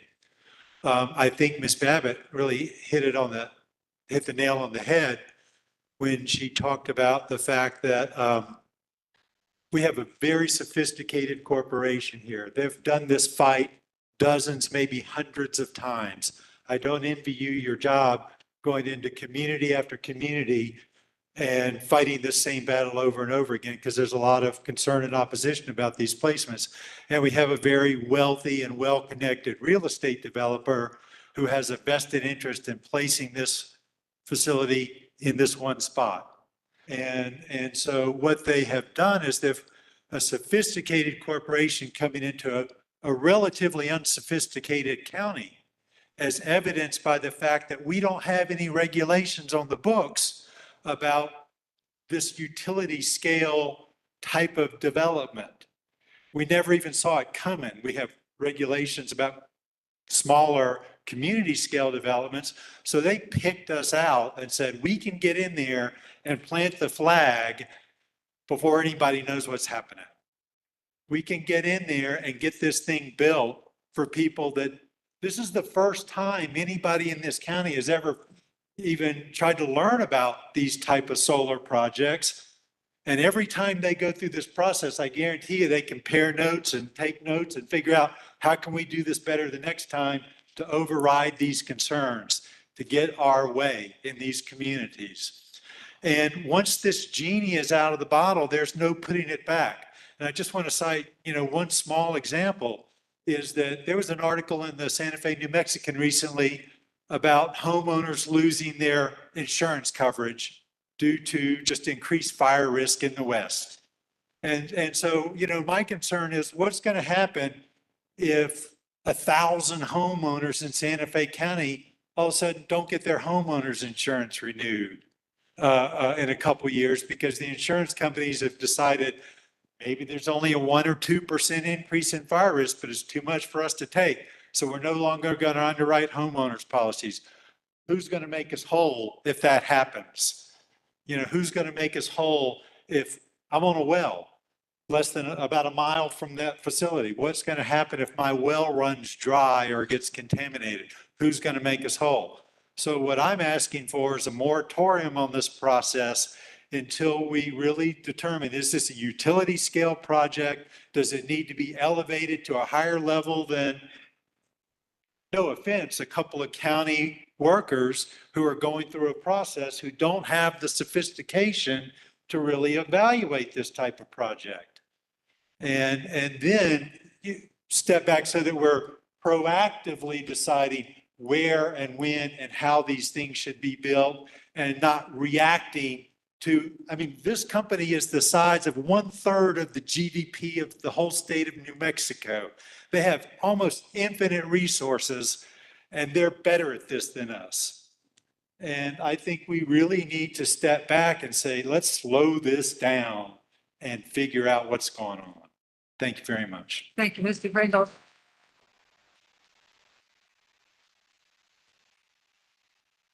Madam Hearing Officer, our next speaker is Catherine Babbitt.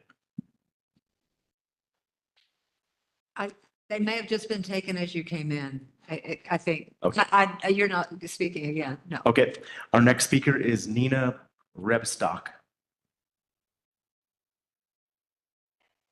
Okay, She left. she's not here. All right, that concludes the user or the attendees that had time donated. We can move on to the people that signed up to speak during regular public comment with a limit of 2 minutes. We invite you to line up at the podiums. We're going to alternate between the left and right, starting with the left, so please go ahead and line up. Hearing officer, may I swear them all in at once?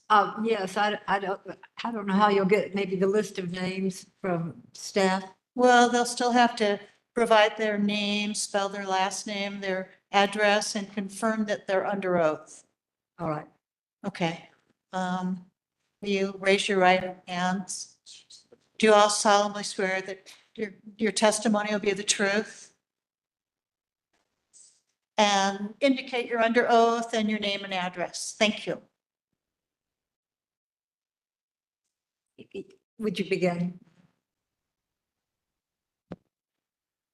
Yes, my name is Carol Beidelman. My address is 35 Tatia Road in Santa Fe, 87508, and I understand that I'm under oath. The neighborhoods surrounding this proposed AES industrial facility have been requesting for 2 years, as has been said, that Santa Fe County create a development of countywide impact category for this and other utility scale solar projects. The conditional use permit cut process was not developed for, nor can it be justified to be used for such large, complex industrial facilities which have greater safety risk and environmental impacts. Unfortunately, those requests from residents have gone unheeded. However, there is no stronger argument, no more compelling case for the county to not allow the CUP process to be used for this proposed AES facility than a county official's own words during the November 14th meeting to discuss standing regarding this case. In answer to the public comments and questions throughout that meeting, that official said, and I quote, that the AES application doesn't really fit with the CUP rules. It's a big application. It's a big facility. The CUP process is much simpler. The rules that govern the CUP process are very bare bones. It's unusual to use the CUP process for such an involved case, and this has never come up before through the CUP process. That county official was Hearing Officer Hebert. These truthful comments demonstrate that indeed the CUP process should not be allowed to be used for this Rancho Viejo solar project. Thus, this AES CUP application should be declined outright. Thank you. Thank you. Going this way. Hi, my name is Brian Romero. I live in Rancho San Marcos and attended AES, one of their first meetings. And I have to say, after so many years of battling this, I'm walking away a lot more confused with less answers and more questions. And I want to talk from the perspective that I have as a resident, a former firefighter, a career firefighter for 20 years, who has, I'm thankful to be here. I bring that up because one of the fires that I fought was going up to the Cerros Colorados fire, which was the Los Alamos fire, where we were doing mutual aid to prevent residents and the laboratory itself from going up in flames. And let me tell you that a little coolant protective system is not going to stop anything that a lithium ion battery will produce fire-wise. It's going to be basically, and forgive me, and with all respect to the county fire department, but I think they'd agree with me, your strategy to fight this fire is to back off and let it burn. And they'll take a defensive system, which basically means you lob water as far as you can for as long as you can. Otherwise, you're going to be putting yourself in jeopardy. And I would not blame them a bit. I ran at the point of a battalion chief, and I would never command a crew to go in there and do that. The other perspective is as a landscaper. I've been doing that for 20 years. And one of the things that I do is reclamation, and that is trying to restore the earth, the ground itself, so that it holds soil, so it doesn't blow with the wind, so that it doesn't generate and foster a lot of ragweed that will accumulate and add to your fuel source. So you will have fuel source above and beyond what your pictures show. And I just think that you could have done a lot better job in showing this community that it's going to be safe, because it's not. Thank you, Mr. Rivera. Good afternoon, Madam Hearing Officer. My name is Jim Desjardins, and I'm the Executive Director of the Renewable Energy Industries Association of New Mexico. We have over 60 diverse members. We've been around since 2004. It is predicted that 2024 will be the hottest year on record. The federal government is doing their part to a large degree with the passage of the Inflation Reduction Act. That's in the process of pumping $365 billion into the renewable energy industry. The state has also done their part with the passage of the Energy Transition Act, which is going to provide us with 100% carbon-free energy by 2045. The county and the city have also done their part. There's a Solarized Santa Fe program that's great, but it's time for all of us to do our part. It will take small, medium, and large solar and wind projects to make the needed transition to clean energy. And as we put more solar and wind on the grid, it's also going to become essential that we pair this generation with energy storage. Currently, batteries are the best way to do this, and they are becoming very safe. We have a lot of permitting, insurance, finance, and other standards that make sure that they are done safely. I'd also like to remind folks in this room that we currently have energy storage in our communities all over the place, and they contain highly toxic flammable substance. These places are known as gas stations. We also supply them with fuel going down our interstate highways, one of them right next to El Dorado. I am not here to endorse this specific project, and I'm aware, obviously, that many people are opposed. But if we wait for perfection, we will never get anything done. Meanwhile, the climate change clock keeps on ticking. Thank you very much for the opportunity to speak. Thank you.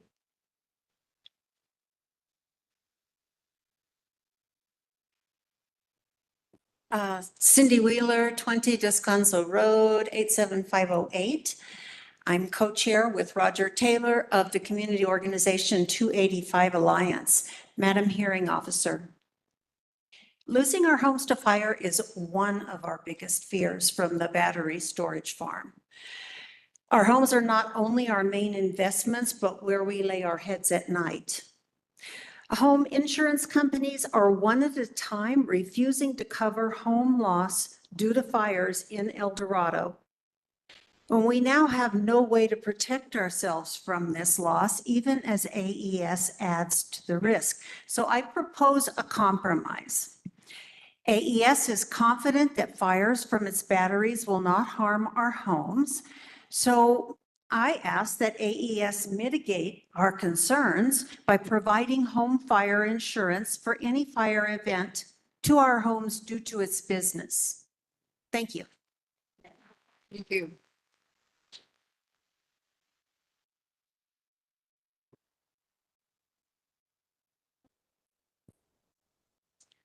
My name is Tori Stratton, and my last name is spelled Stratton. And In 35 years, when this project is ended, what cleanup is my generation going to be faced with? Will it have bad water? Will the land be able to still be built on? Will my kids have to dispose of the containers of the solar pallet? May you take these questions into granted? Thank you. Thank you.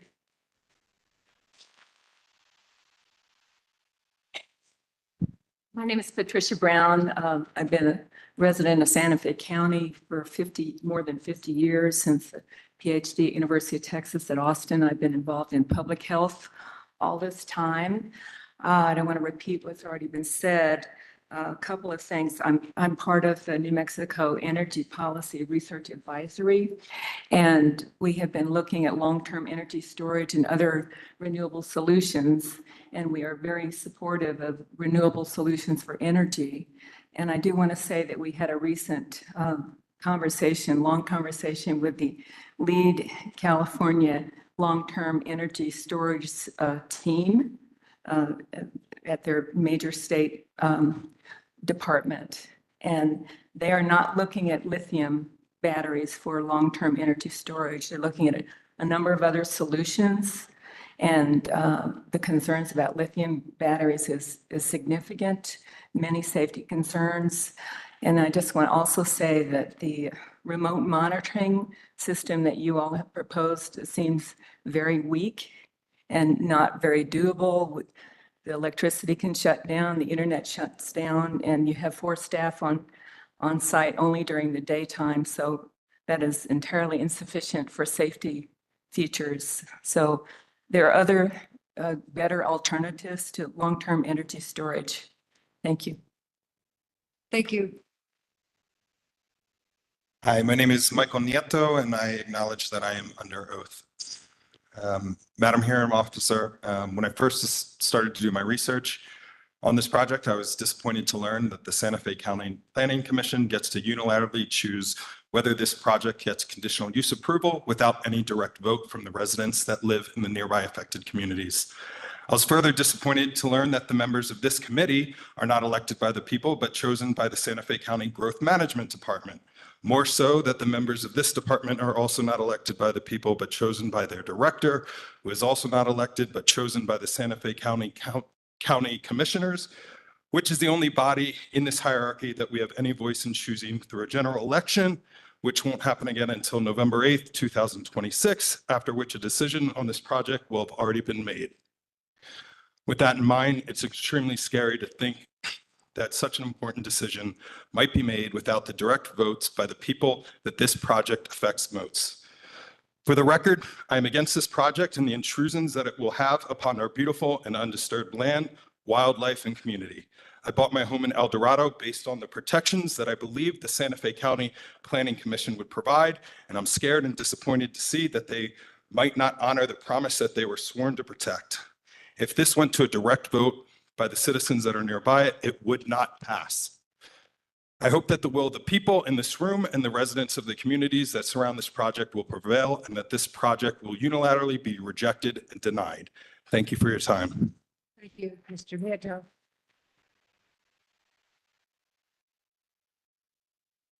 Hello, my name is John Buxer. I'm chair of the Rio Grande Chapter Santa Fe Group. I live on the 600 block of Alto Street. We support this project.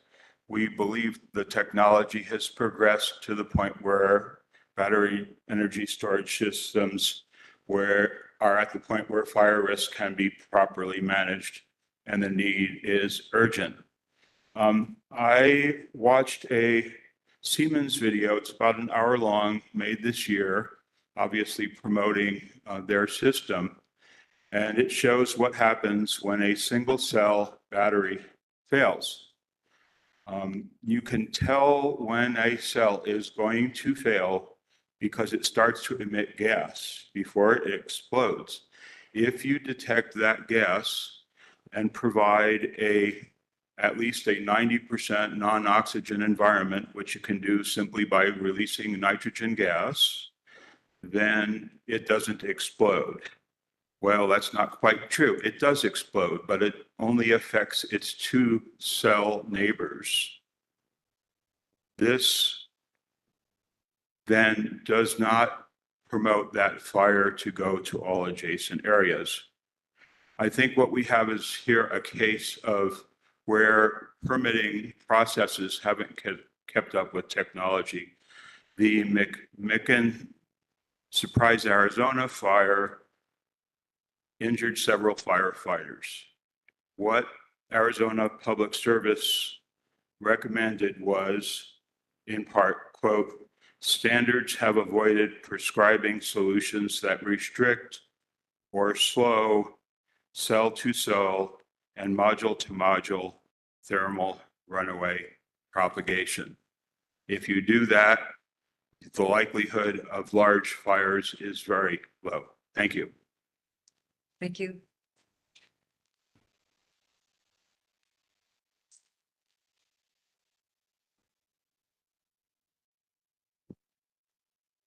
Hi. My name's Carol Culver, Culver. And I live at 12 Mariana Road, and I acknowledge that I'm under oath. Much has been said here about the risks inherent in a project like this, not because it's solar, but because of the battery installation. Who else besides the concerned residents here takes seriously the risks of lithium-ion battery energy storage systems? Well, there's the Electric Power Research Institute, or EPRI, who reported that as of 2021, at least 30 BESS systems globally, quote, experienced failures that resulted in destructive fires. These incidents amount to about 1% to 2% of capacity, true, but, quote, the hazards can be severe. And, quote, these incidents demonstrate the possibility of fire, release of flammable gases, and explosion. Then there's the National Fire Protection Association, or NFPA. They also take seriously the risks of lithium-ion battery storage systems. They created a 54-page appendix to their fire code to address the hazards and risks posed by battery energy storage systems. And finally, the AES Corporation itself acknowledges the risks inherent in the lithium-ion battery systems used in their own facilities. In their 2022 and 2023 reports filed with the SEC, AES stated the following, quote, our battery storage operations involve risks associated with lithium-ion batteries. On rare occasions, the batteries can rapidly release energy by venting smoke and flames in a manner that can ignite nearby materials as well as other batteries. Quote, these events are inherent risks of our battery storage operations. Quote, the hazards can cause significant personal injury or loss of life, severe damage to and destruction of property, and contamination of or damage to the environment. These are the words of AES themselves in their annual report. This is not a green technology. It doesn't belong adjacent to residential areas and schools. Thank you. Thank you, Ms. Culver. My name is Daniel Baker, and I acknowledge I'm under oath. My address is 32 Camino Mariquita in Santa Fe County, 87508. I am here today to speak in favor of the development project as a longtime resident of Santa Fe County. I do work in the solar, battery, and electric car industry locally, and I have done so since 2007. And rather than rehash many of the fears that have been mentioned, I would like to maybe clarify a little information that may be used to reduce fear and concern. And that is that over the last number of years, as battery technology advanced, so did the testing and standards used to measure safety. The gold standard of electrical equipment is Underwriters Laboratory, and they basically come up with all the tests, and then if there are problems in a specific type of equipment, they upgrade their testing process and procedures. And the end result is we continually have the safest known equipment. The current UL certificate that is required for battery energy storage systems is 9540A. And one thing that is very important to note is when a system has obtained certification from Underwriters Laboratory, that means it's deemed as safe as we know how to make it. That means that the system has been tested with all kinds of possible failure modes to fail in the least damaging way. And the best example of that was actually in September this year in Escondido when the fire was out in 48 hours, no toxic smoke, no toxic gas, no problem. The facility was back up and running in 48 hours. Thank you. Thank you.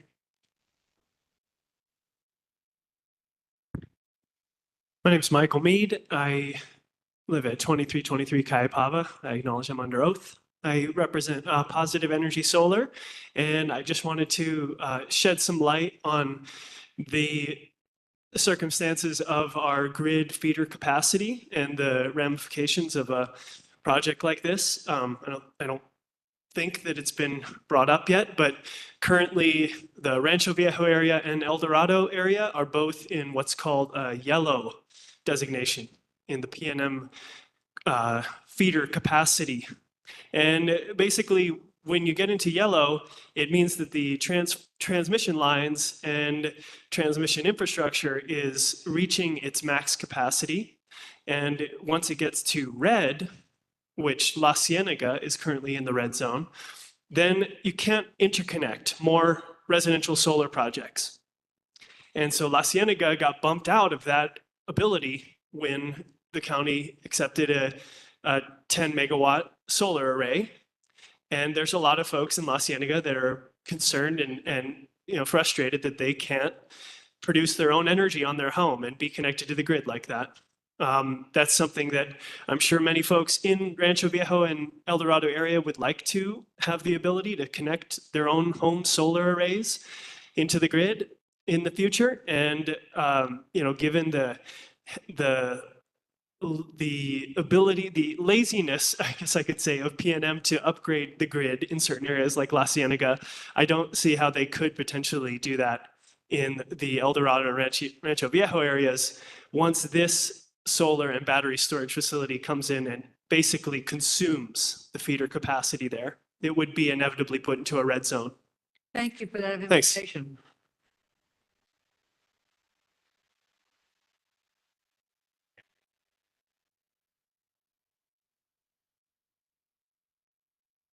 My name is Claudia Standish, and I live at 65 Camarada Loop, Santa Fe, New Mexico. That's in El Dorado, 87508.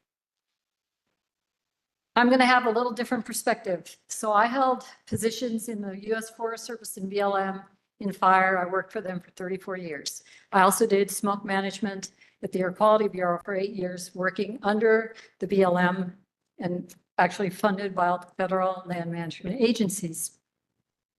I'm really not for this project. I'm trying to be, but I'm not. And let me tell you why. When I came here from California and before Sierra Grande fire, I was charged with writing the Wildland Urban Interface Plan for Los Alamos. So people said, oh, we have so much equipment here. This is not an issue. We have probably the best equipped fire department in the whole world. And I said, really? So all your above ground power lines, your water, what's going to happen if their fire comes into town? Anyway, that's a neither here nor there question. I bring that up because when we look at this situation and we talk about fire, I don't worry as much about the wildland part of it because I live on that area, so I've seen the fuel loadings. As you come closer to where I live, however, and we are right there on Camarada Loop, the fuel loadings do increase. I worry about potential for a toxic explosion where things might be lofted through the air because we get very strong southwestern winds all the time. I suspect AES could find other places in New Mexico where people would not be affected. I kind of find it unconscionable that this is going to happen or wants to happen so close to this community. I've lived there over 32 years. I suspect someone's going to make a whole lot of money at the expense and risk of other people's lives. To me, that's unacceptable.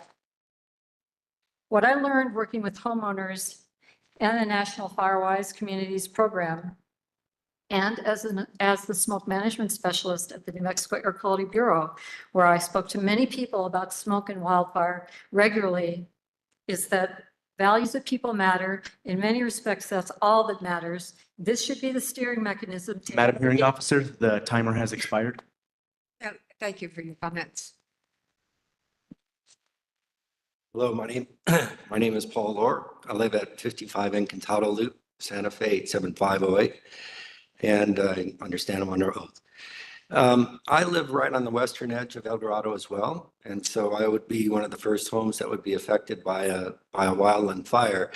One of the things that I object to is the pictures that were shown in the presentation by AES show very little vegetation. As the person that just spoke said, as you get closer to El Dorado, the vegetation gets very dense. In fact, the grasses were up to my shoulders this summer after some intense rains, and they grow up like overnight. So they're saying that, well, the fire is not going to go very far because there's not enough vegetation. I disagree with that. I also disagree with the fact that they want to use lithium-ion batteries. One of the other speakers mentioned lithium-iron batteries, but there's a lot of research that's been done on iron air batteries, which cannot burn. And so you don't need PFAs, you don't have the fire hazard. So step back, let's get the best technology we can, make this a showcase, industrial scale solar utility if indeed it proceeds, but don't cut corners at homeowners' expense, because not only will my insurance go up if it doesn't get canceled, but also they're going to put 2.3 miles of 70-foot power lines right across my horizon, and that affects my property values. So if you're going to do it right, bury the power lines. I understand it costs more, it costs around 5 times as much. But if you're talking about $1 million to put power lines in, and instead you're going to put in $5 million, but it's going to be safe for the 35 years of this project, I think it's well worth it, given the billions of dollars that companies like PG&E have had to pay in retribution for power lines going down and causing fires. So mainly that's it, because I don't want to see this project externalize costs to homeowners that live in the area. Thank you. Okay. Hello, my name is Miles Standish. I live at 65 Camarada Loop, 87508, and I acknowledge that I am under oath. I've lived in my little house for 32 years. It's on Camarada Loop. That's the street you saw in the presentation of the closest spot in El Dorado to the proposed facility. It's a mile away. I will be one of the first. If anything happens, I'll be one of the closest to it. One of the great things about my little property is how quiet it is. It is the quietest place I've ever lived in my life. Now I'm told, oh, don't worry, you won't even hear us. We'll be quiet as a church mouse. And, oh, you're not going to see anything out there on the horizon. I frankly just don't buy it.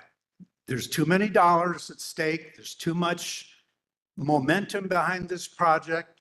I'm sure it's being pushed from the very top, whether you consider that Santa Fe or DC. But there's a lot of big, heavy players pushing this on us.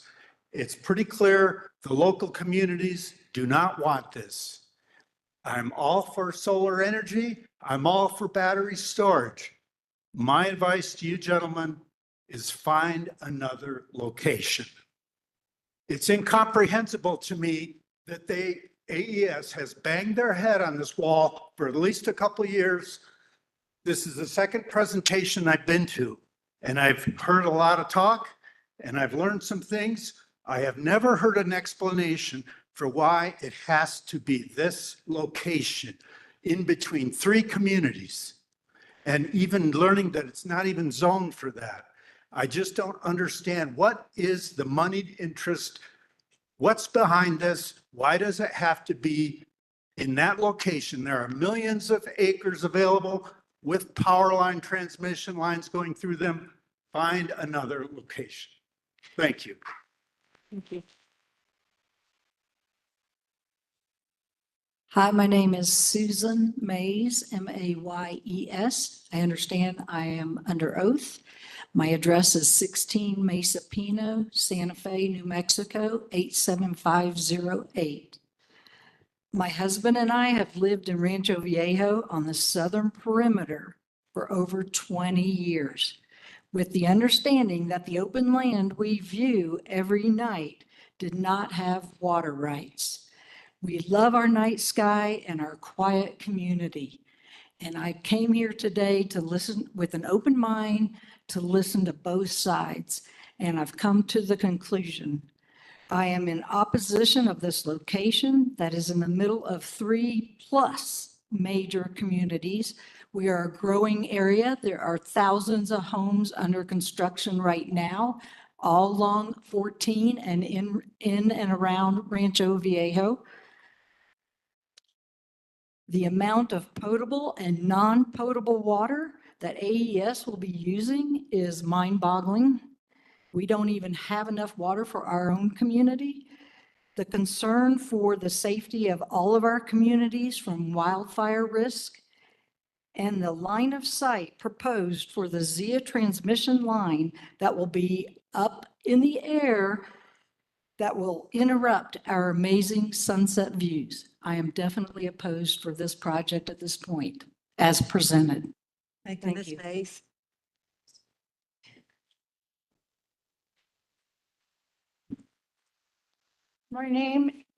My name is Gail Carr, Karr.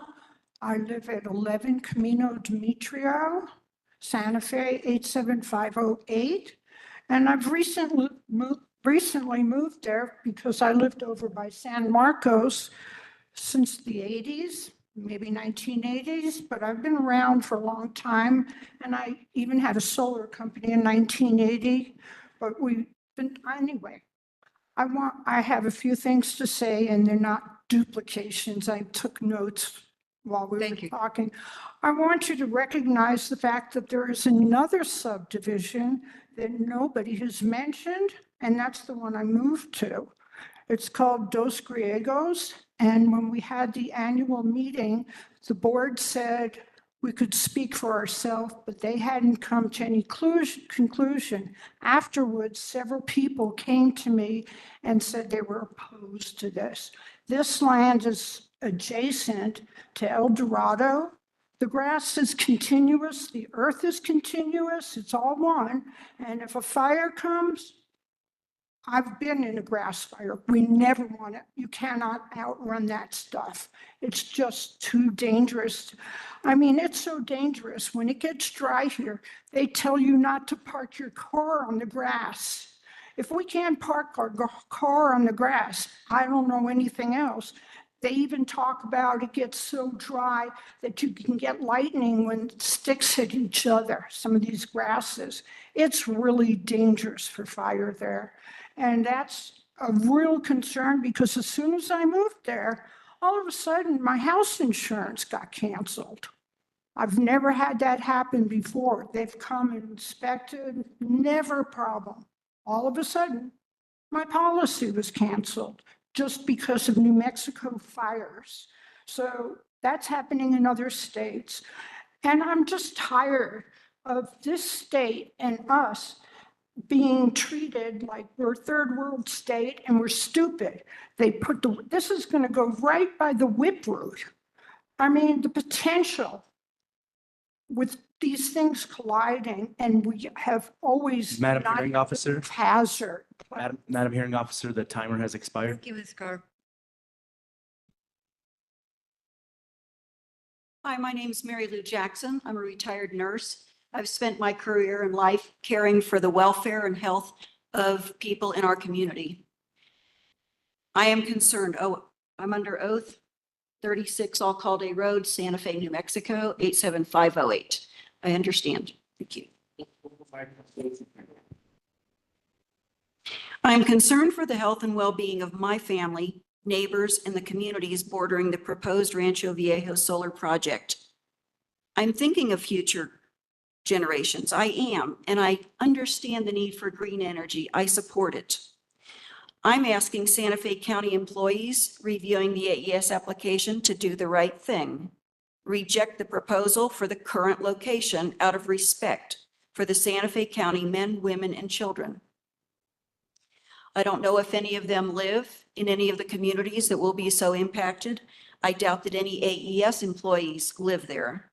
AES, with its billions in revenues and assets, should be able to find a new location and afford to build the transmission lines from a different location, even though it could be more, that it wouldn't have such a potentially negative impact as expressed by so many concerned residents here today and all those who could not be here. I imagine AES could afford to pay huge fines and damages to the county for anything that they do inappropriately when they don't follow the rules, and all the residents who could be negatively impacted. Potential noise, lowered property values, increased homeowner insurance, illness, suffering. We've heard it all today. It would result from an explosion or a fire, although they tell us it's just a tiny, small risk. It won't jump the containment. You don't have to worry about smoke and gases, but they do say there is smoke and it is toxic. If we have to evacuate, we have a lot of vulnerable people. We don't live in smoke-proof houses if we have to shelter in place. I'm concerned we'll be sacrificed in the interest of meeting a green energy quota for the state and county and for AES's financial gain. AES doesn't live here. We do. Please be brave and do the right thing to protect Santa Fe County residents. Reject the proposed location of the Rancho Viejo solar project. Thank you.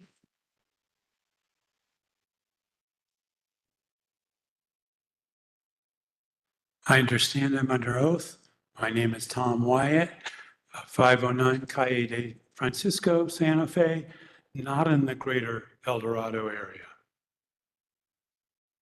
I'm a relatively new resident of Santa Fe and a longtime supporter of renewable energy. In the 2 years I've been here, I've read many times about this project. But what struck me is that no one until today was talking about alternatives to lithium-ion battery storage, even with its safety issues. There are viable and successful technologies being built or already in operation. These include iron-air battery systems. Form Energy, a Massachusetts-based company, is building an 85-megawatt iron-air facility in Lincoln, Maine. They received a $157 million grant from the Department of Energy for this safer, more affordable battery system that can also provide energy at much longer time periods than lithium-ion. Sodium-ion battery systems. 2 facilities have opened in China, large facilities this year. This technology is fast developing and its cost is just below lithium-ion, but it uses raw materials that are abundant and easy to extract. Flow batteries, 100-megawatt flow battery facility opened in China, and a 500-megawatt facility is planned in Switzerland. If AES is unable to pursue these safer technologies, maybe they could partner with an energy battery storage company that could handle that part of the project. The main thing about lithium-ion is that while it's popular, it's not the technology of the future. Tesla is moving away from lithium-ion to sodium-ion. A similar project, 105 megawatt in Wendell, Massachusetts, was just withdrawn. You talk about thermal runaway and the fires and explosions. Madam Hearing Officer, the timer has expired. Just ask the 22 families whose family members died in South Korea in June of this year. Thank you for your comments. Hi, my name is Darla Franz. I live at 4696 Ojos Verdes in the city of Santa Fe at 87507. We've been talking about hypotheticals today, but I'd like to share a real experience in a scenario that relates to this facility and its impacts to Santa Fe residents. 2 years ago, I returned to New Mexico as a traumatized survivor of the December 2021 Marshall Fire in Boulder County, Colorado, which started 5 miles away and 30 minutes later burned 1,100 homes, burning over knee-high grassland, by the way, in the course of 3 hours on an otherwise nondescript Thursday afternoon. The fire burned through 2 cities while people were away at work. I was one of the quote lucky ones whose home did not burn, but remaining in my community was what it must be like to live on Mars. It was a disaster zone. By the time I moved here, residents with homes were still driving to the community center each day to pick up bottled water, to brush their teeth, make coffee, and fill the dog bowl because the city water was contaminated. The important point I want to make is that the Marshall Fire was a wildland grass fire. It was not caused by a battery facility exploding or an igniting spontaneously. However, in the process of fighting that fire, the many fire departments who were responding had to make a devastating choice.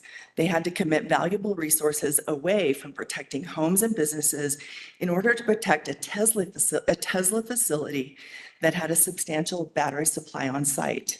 Some of the firefighters themselves protected that facility while their own homes burned, killing beloved pets who were trapped at home. But the fire professionals knew that the greater risk of allowing that facility to ignite was devastating. For many Santa Fe residents, me included, our homeowners' policies have been non-renewed, mine after only 1 year, due to fire risk, and I live in a neighborhood that's never seen a fire.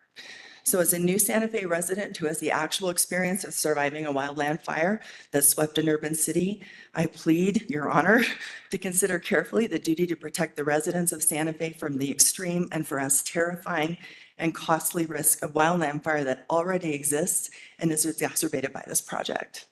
Thank you.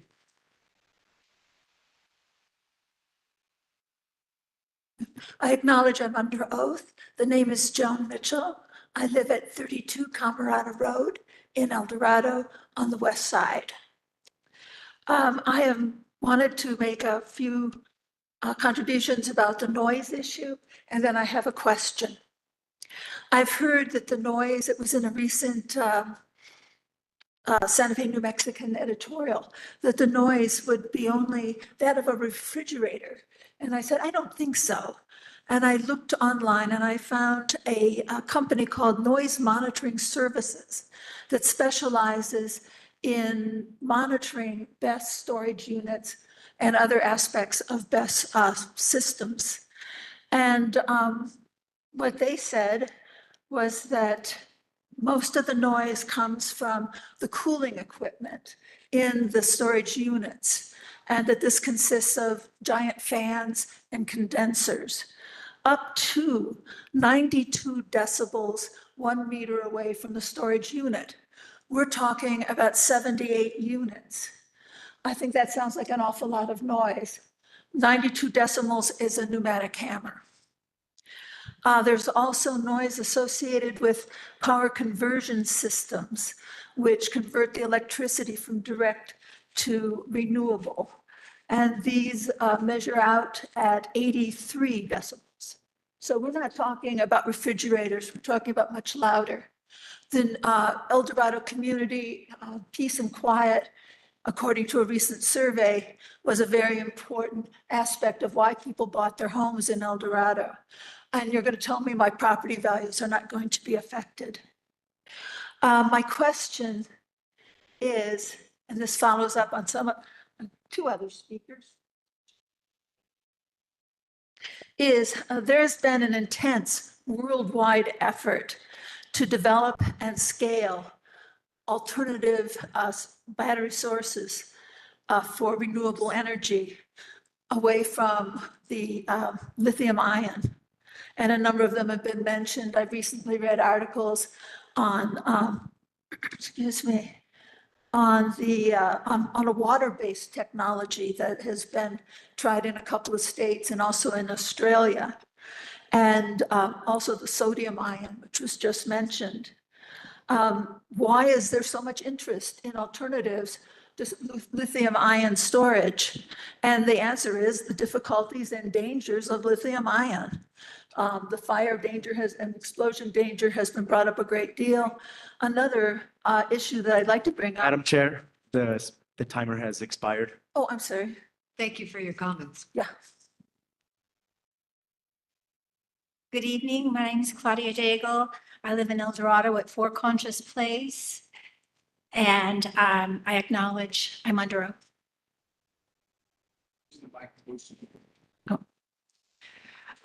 My notes are rather quick, but I believe what's happening in Santa Fe County is state action. It's a concerted effort between the county, Sierra Club, and the state. And they're going to squeeze us into having to be subscribers to their solar facilities instead of being able to purchase our own solar installations and be able to choose what we want to use for energy, although I'm very much for solar. The efforts that I've seen there's no consideration, it seems, for people. It's just all about solar. So it's like zealous. There's only one owner of this parcel, this 882 acre parcel. And he's applying for this CUP to lease his property for this purpose. And this purpose is going to affect thousands and thousands of homeowners and families and children. And I believe I feel like the county's already made up their mind, but I hope they have not. And I hope that this day has affected them to give it a new thought. This is new technology. It should be placed on a brownfield for study first. You don't put such a huge facility in the middle of 3 homeowners associations when you don't understand the technology and you don't even have the preparation for emergency fire of experienced people with the proper. Madam Hearing Officer, the timer has expired. Under federal regulations. Hello, my name is Harlan Soper. I am an El Dorado resident. I take the oath and acknowledge I'm under oath. I live at 21 Sabroso Road out on the western side of El Dorado, and it's a beautiful place.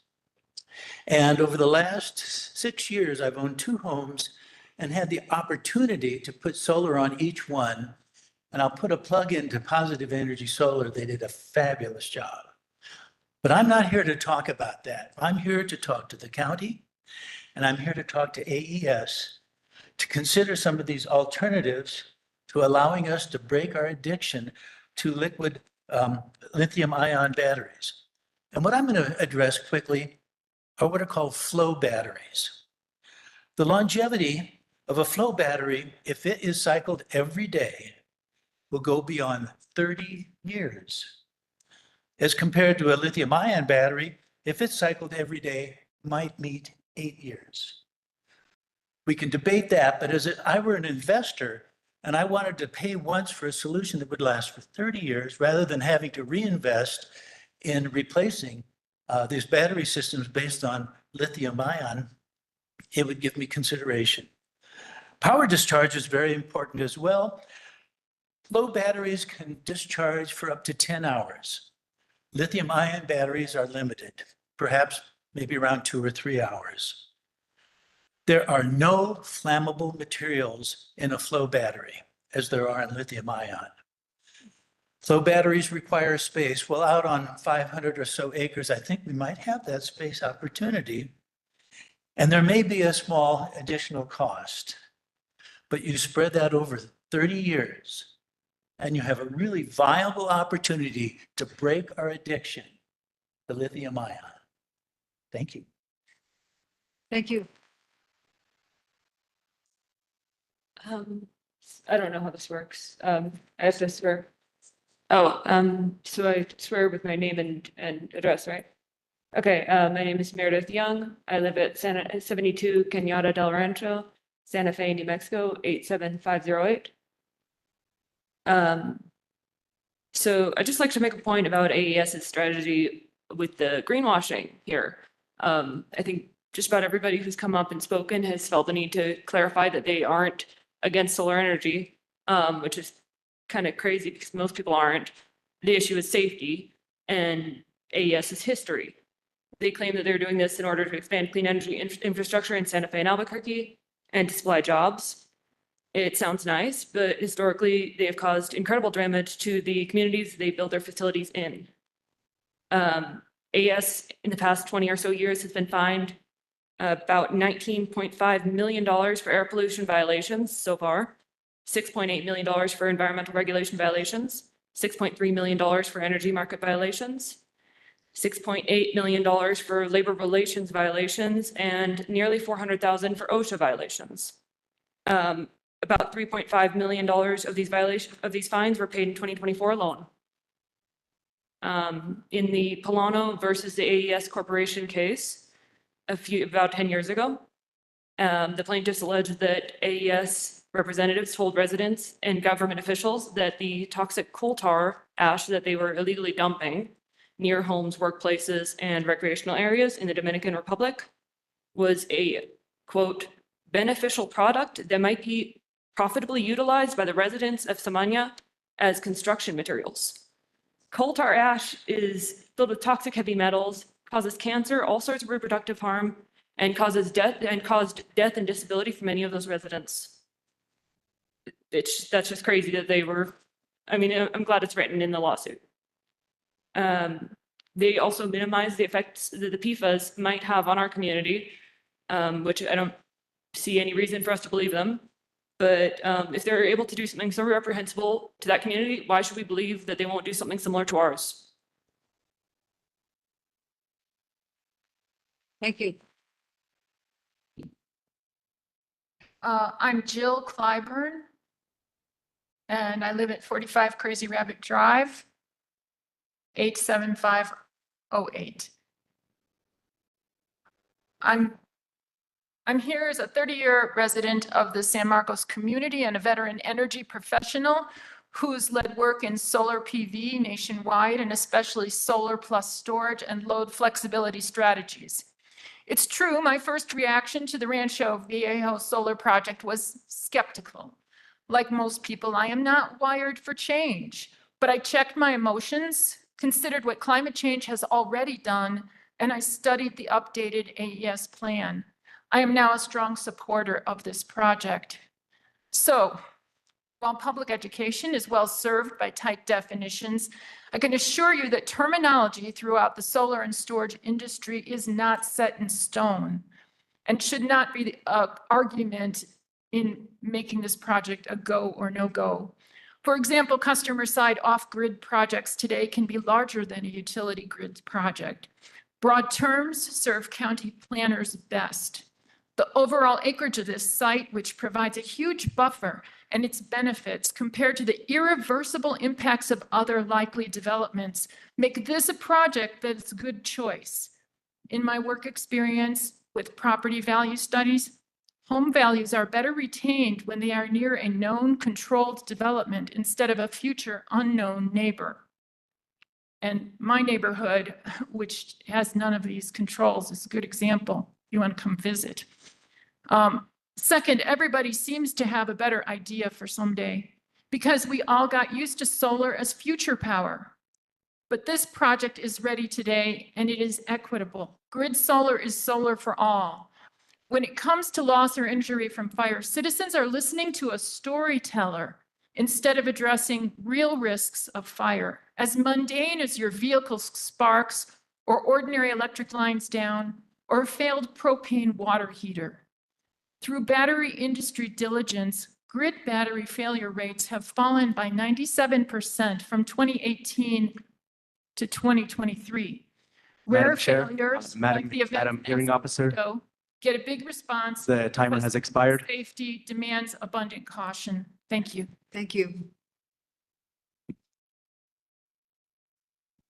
Hello, I'm Larry Fioretta. Live at 12 Incantado Road, Santa Fe, 87508, and that's in El Dorado. And I recognize I'm under oath. Given this deeply flawed proposal for all the reasons that we've heard today, I want to just say that, yes, many of us are for solar, and yes, I am also, but not this particular proposal, and certainly not this location. Given what we've heard today about the county's role in this, I find many of these statements deeply disturbing. And so I'm going to have to put this question out. Have there been any other contacts between county officials and AES other than public meetings? If so, were any issues raised in these discussions that were not raised in the public hearings? If so, were notes taken? If so, will these notes be released? And if so, when will these notes be released? We would really like to have the feeling that the county gets it, that they understand what we are talking about our concerns, and that your role is supposed to be one of protection. So I would really like to feel better about the county if they would answer these questions. Thank you. Thank you for your comments.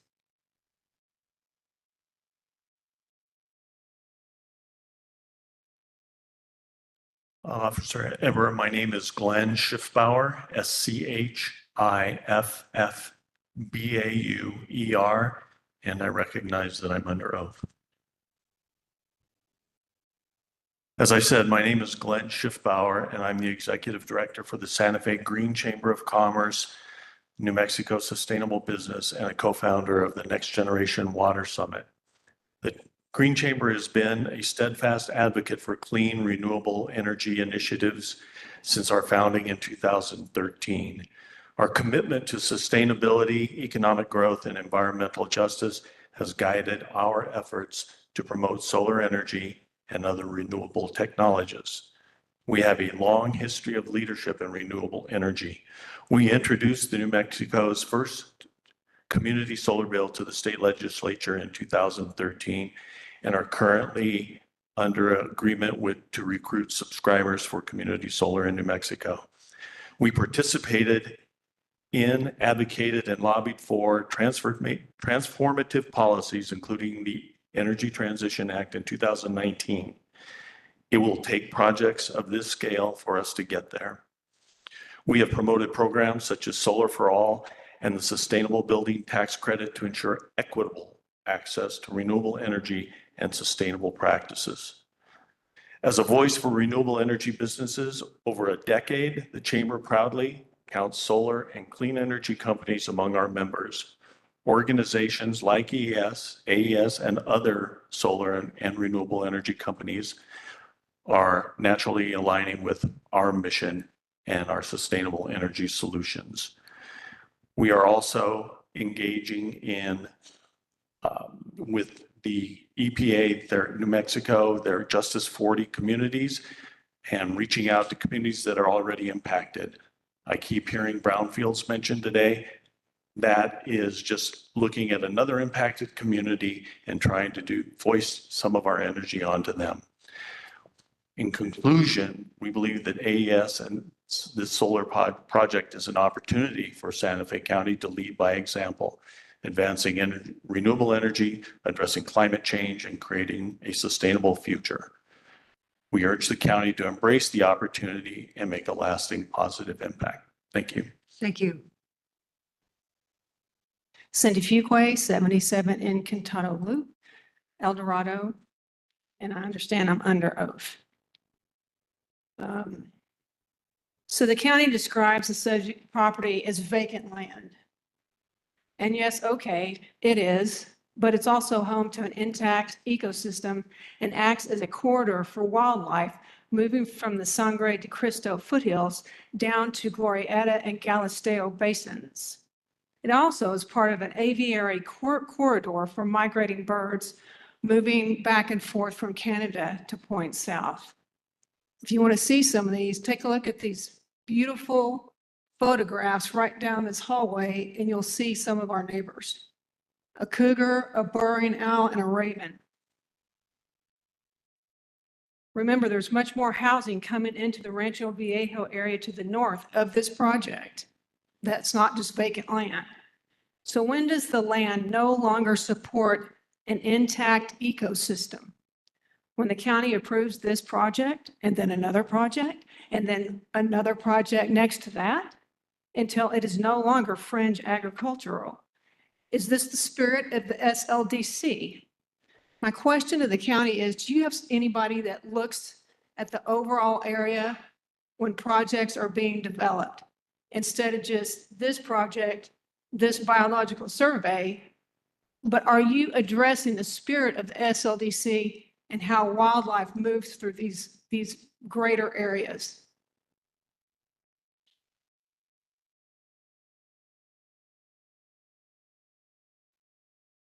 There's no answer.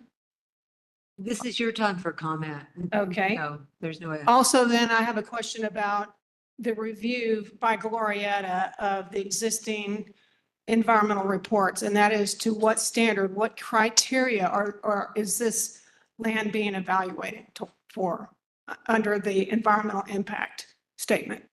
What are those criteria? We don't know. Thank you. I recognize I'm under oath.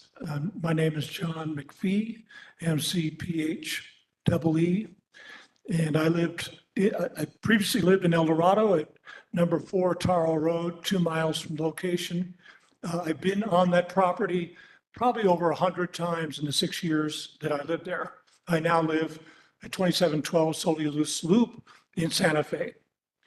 I'm a 4th generation New Mexican, and I've been in fire management off and on for 30 years, 7 years in Colorado, Alaska, and California for the National Park Service, and 23 years as the Consumer Product Safety Commissioner on the fire management team for New Mexico.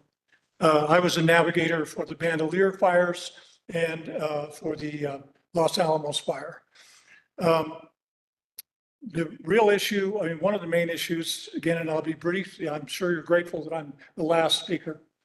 And the west side of El Dorado is particularly dry, and actually drier by a couple of inches a year than up on the east side at the intersection of 285 and I-25. It usually gets 2 to 3 inches more rain per year. Still, there's a lot of flammable and combustible material in the on the west side, and in the event of a fire, which obviously has gotten a lot drier the last 10 years, we can't put any people. The fire departments, great people here. I work with them all the time, but we can't put people in front of a fire if there's a 30-mile-an-hour wind and so forth. So there's obviously that danger. In terms of something people have not discussed is dust. When we build this whole facility, and there'll be even less vegetation out there. The dust out there we had for 6 years was suffocating all the time, even without anything of this nature upwind. And finally, something that we're all a victim of is Congress has never recognized magnetic fields as a danger, and there are no regulations. EPA was taken out of the regulatory process in 1995. And there are no regulations for cell towers. Madam Hearing Officer, the timer has Other expired. things involving electricity. Thank you. Thank you for your comments. Yeah. Is there no one else in the room that wants to make a comment on this application? So I think we will now go to the people online that want to make comments. Madam Hearing Officer, we have one person online that would like to speak. His name is Bob. Bob, if you'll please unmute and be sworn in.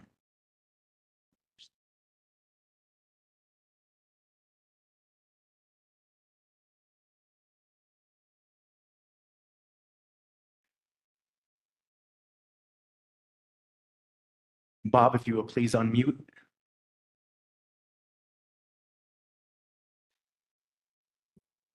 Maybe Bob left. Okay, our next speaker raising their hand is Glenn Smiraj.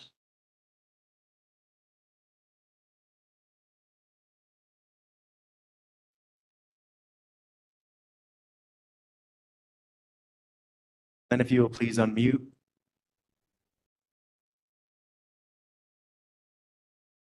Glenn, can I swear you in? Do you swear or affirm that your testimony will be the truth? It'll be the truth. And Glenn, would you please spell your last name? Smerage. I'm at 187 East Chili Line Road, Santa Fe.